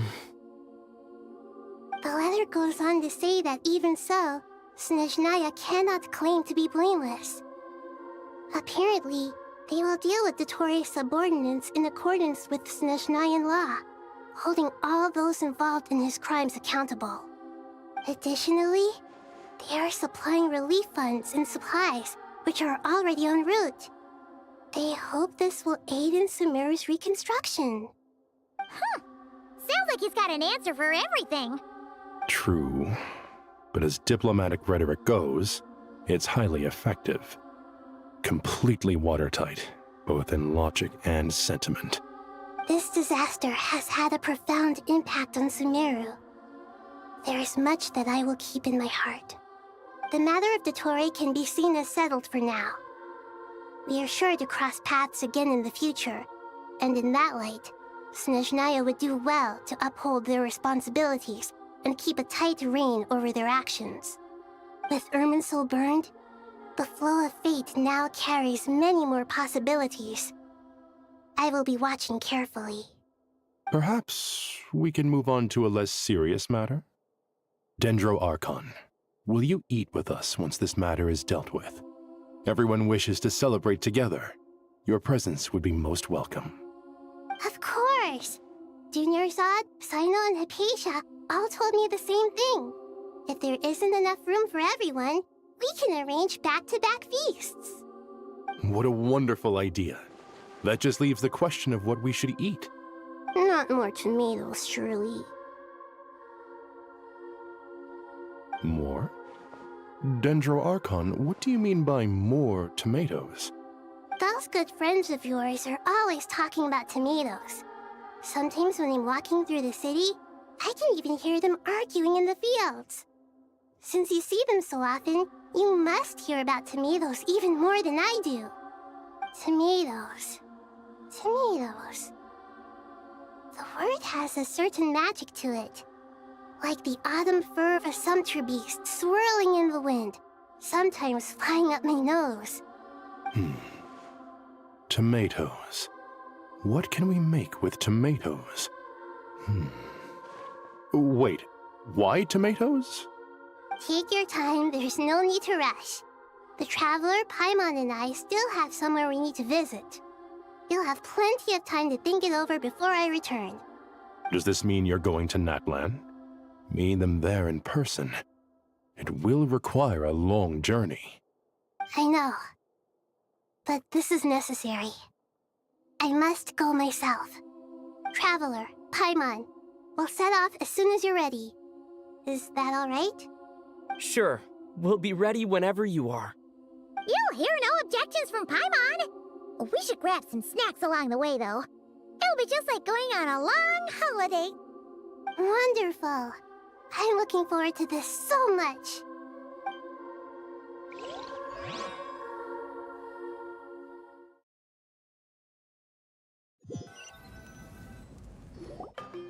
Natlan is such a lively place. It's super cheerful and positive, too. I can see that. There are people outside exercising at all hours. Such a healthy way of life. You came. Welcome, welcome. You must be hungry from your journey. Would you like something to eat? Oh, thanks, but no thanks. We've been eating the whole way here. We had a mushroom platter, Sab's meat stew, butter braised chicken, hot sour pudding. Paimon's positively stuffed. All right, all right. No need for all that detail. I'm starting to get hungry myself. Maybe later then. We can wait till everyone's got an appetite. Then I'll head out for a meal together. Sounds like a plan. Let's find somewhere to sit down.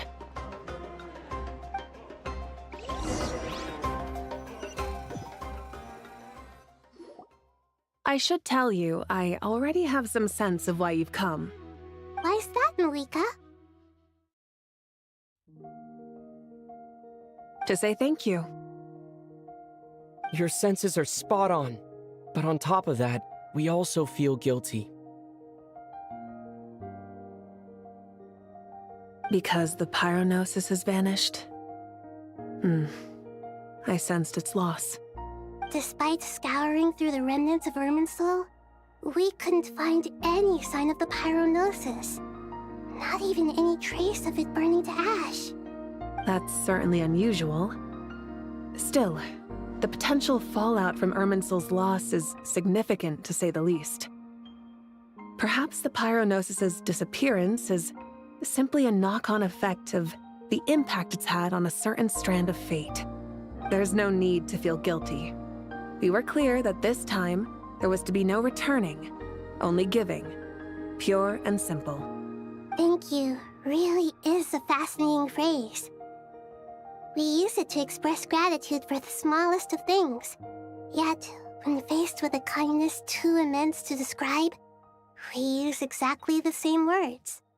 It's not that we lack other means of expression. It's that when we truly need to express our feelings, the simplest and purest words are always the most powerful. You're right. In Natlan, we prefer simple expressions too.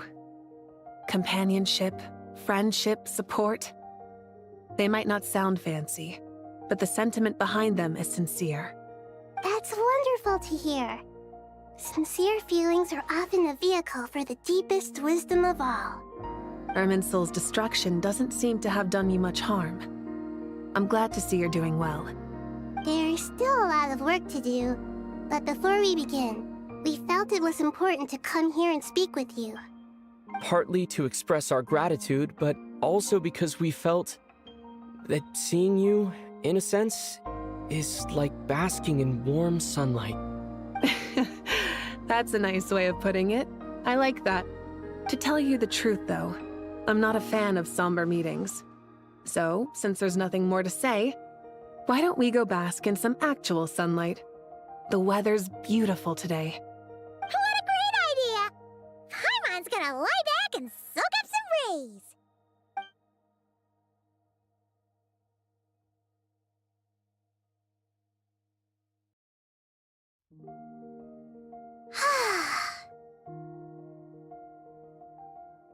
In that case, I think I'll lie down for a bit too before we head to our next stop.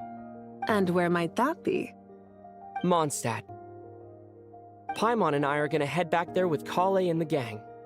Long ago, I sensed that the god remains inside Kale had come from the goddess of flowers, but I kept it a secret. Those remains weren't hurting Kale, not as she is now. They simply exist. Besides, I could sense a deep yearning within her. A yearning for an ordinary life.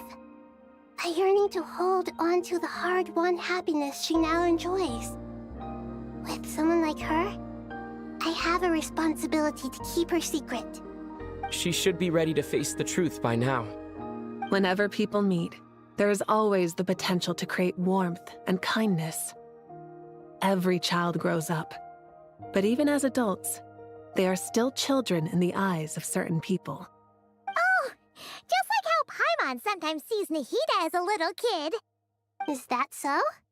Well, anyone who's friends with a kid is probably a kid themselves. Of course! And there's nothing wrong with that. When we get back, we'll actually be hanging out with another of our friends who happens to be a kid. Or more like looking after, in her case. Anyway, we'll always be there to watch out for our friends. Dear Sucrose, when you receive this letter, I'll probably be as busy as always. But busy with wonderful things. That's because I'm no longer a trainee. I'm now an official forest ranger. Impressive, right? Sino said that official rangers sound much tougher than trainees. Though he did say it was already pretty tough to start out with. You probably heard that something big happened in Sumeru recently. Don't worry, it's all been taken care of. We're heading to Mondstadt soon, so if you're free, maybe we could meet up? Plus, it's not just me. A few of us are going. Hey, do you still remember that time we all got together? You know, when we all went to the Windbloom Festival? It'll be just like that.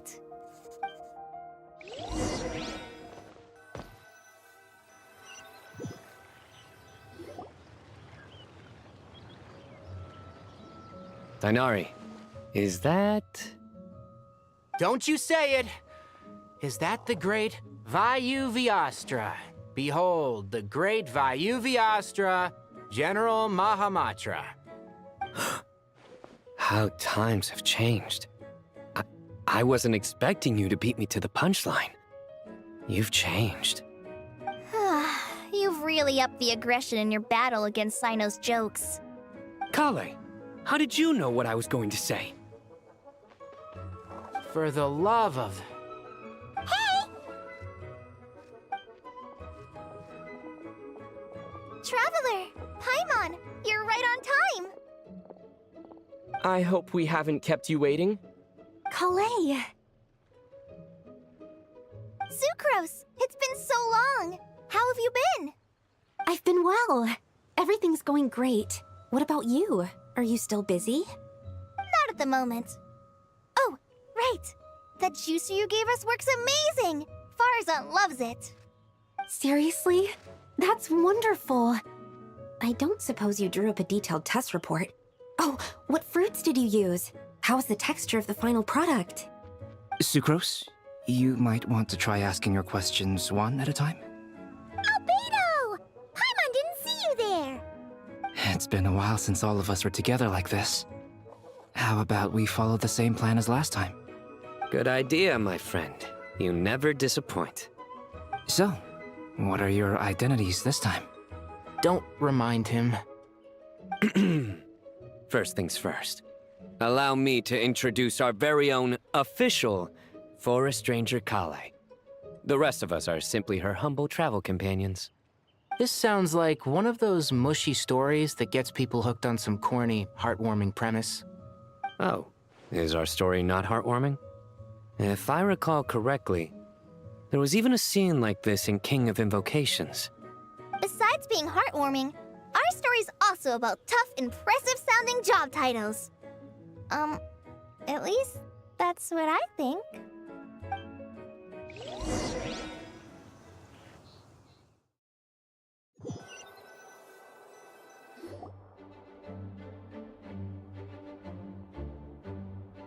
Oh, you're here already?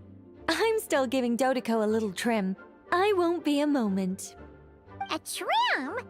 Does Dodoko need haircuts too? Of course. It's important to know how to take loving care of the apples of your eye. All of these trivial matters get left to me. It's because I'm an angel, and angels are, in a way, the guardians of all Teyvat. Oh, right! Well, that's definitely an impressive-sounding job title. What are you writing? I'm just brainstorming some cool-sounding lines. Oh, write them on these card backs. Of course. Clearly, my lines are pretty amazing, wouldn't you say? Miss Nicole. Kale? You seem a little nervous. I was just wondering, who was the person you mentioned who needed their wish fulfilled? Wish? What do you mean? Miss Nicole asked if we could meet up in Mondstadt once everything was over. She said a friend of hers had a wish that needed my help to come true. Well, you never mentioned that before. All we knew was that you'd arranged to meet in Mondstadt. But we thought it had something to do with the god remains. To be fair, everything I told you was true. Anyway, my friend is waiting. Come on, let's pay her a visit.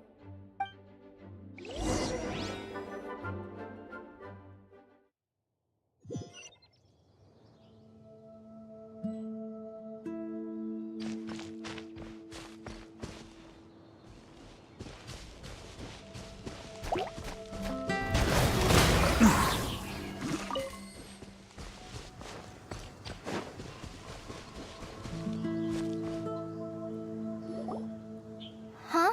You're... Surprised? I bet you weren't expecting to meet a woman like me beneath this beautiful tree in a faraway land. An oasis will spring from the place where a djinn resides.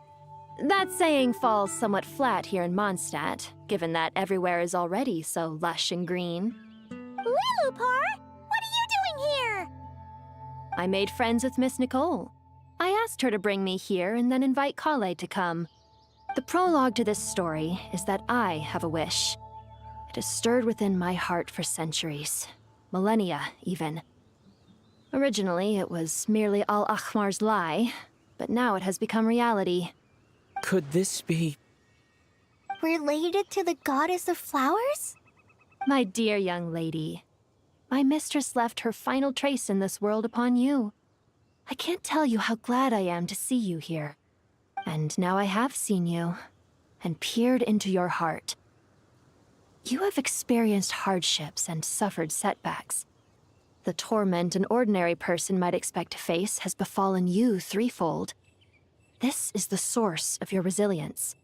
But, beneath all this, I have witnessed the seeds of desire. You yearn to return to the simple life you once knew, do you not? I do. I want to throw away everything that isn't mine. But how do you decide what is yours? The scars that others carve into your flesh? The kindness and love they inscribe? Are these things not yours as well? They are.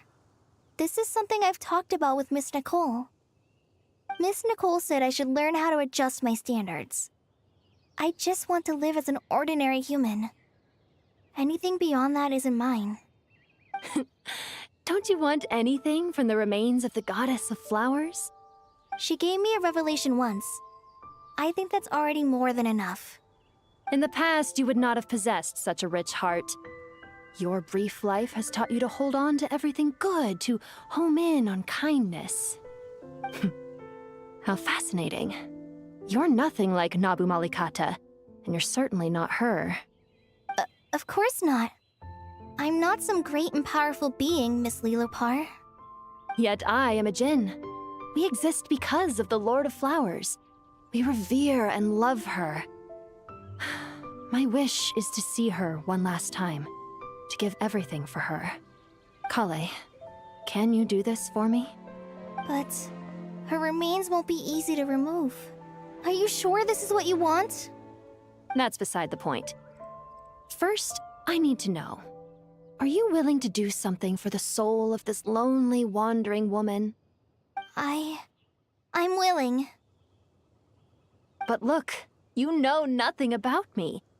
Even if you have heard the stories about me, all you would know is that I was rightly punished for the many evil deeds I committed. Ah, so you do know. Your lips are quivering, your eyes trembling, and still you're willing to do something for me.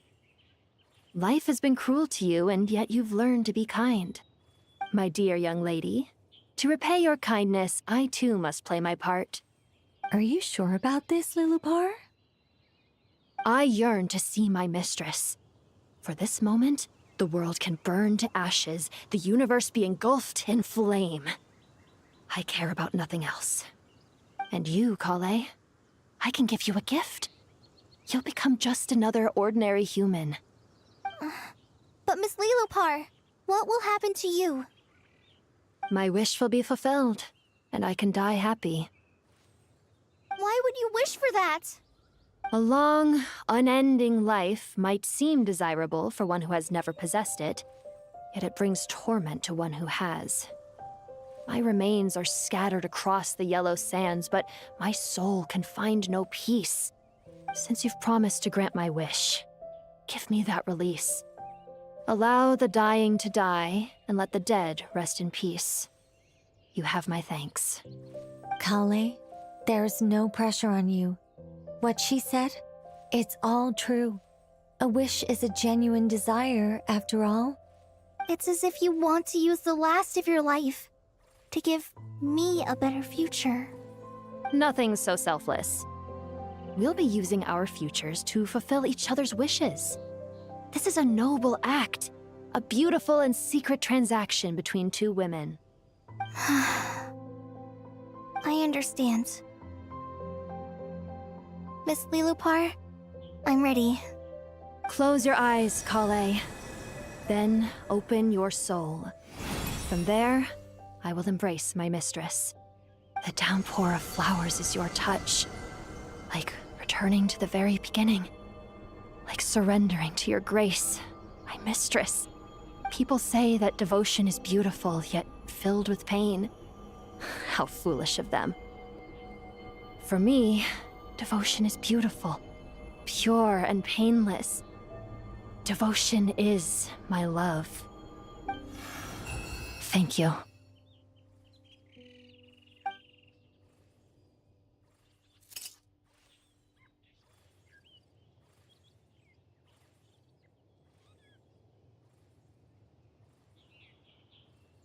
Lilopar! She disappeared? She left, carrying the blessing of flowers. Kale, are you alright? I'm fine. Now that the remains are gone, I don't actually feel any different at all. Those remains weren't hurting Kale. Not as she is now. They simply exist. Besides, I could sense a deep yearning within her. Kale must have already received what she was yearning for. I'm doing fine. I feel relaxed. There's really no need to worry. Then my wish has come true, too. To become ordinary? That's just one of my wishes. Actually, I have a few more. For instance, I want to protect the people I meet and help them find happiness. That sort of thing. So between Miss Lilopar and me, you've fulfilled 2 wishes already, and protected 2 people. Wonderful, isn't it? I feel so fantastically happy. I guess that settles things here. So what's next? What do you want to do when we get back to town? Kalei, look who I've brought to see you. Hey, Kalei! I heard you guys were holding some kind of secret event. How come you started without me? Huh? Oh no, it's nothing like that. We were just saying goodbye to an old friend. Really? Who? Me. The old me. So that's what this is all about. Did you come all the way to Mondstadt for that? Because we knew the old you so we could witness the change? Exactly. The old me is gone. I puffed her into the air, and she became a fluffy pink cloud, floating into the sky, before disappearing forever. Do you think, maybe up in the sky, she has friends waiting for her with test tubes, flasks, and bows? Oh, when you put it like that, it doesn't sound so bad after all. What do you think, Miss Nicole? I think maybe that's right.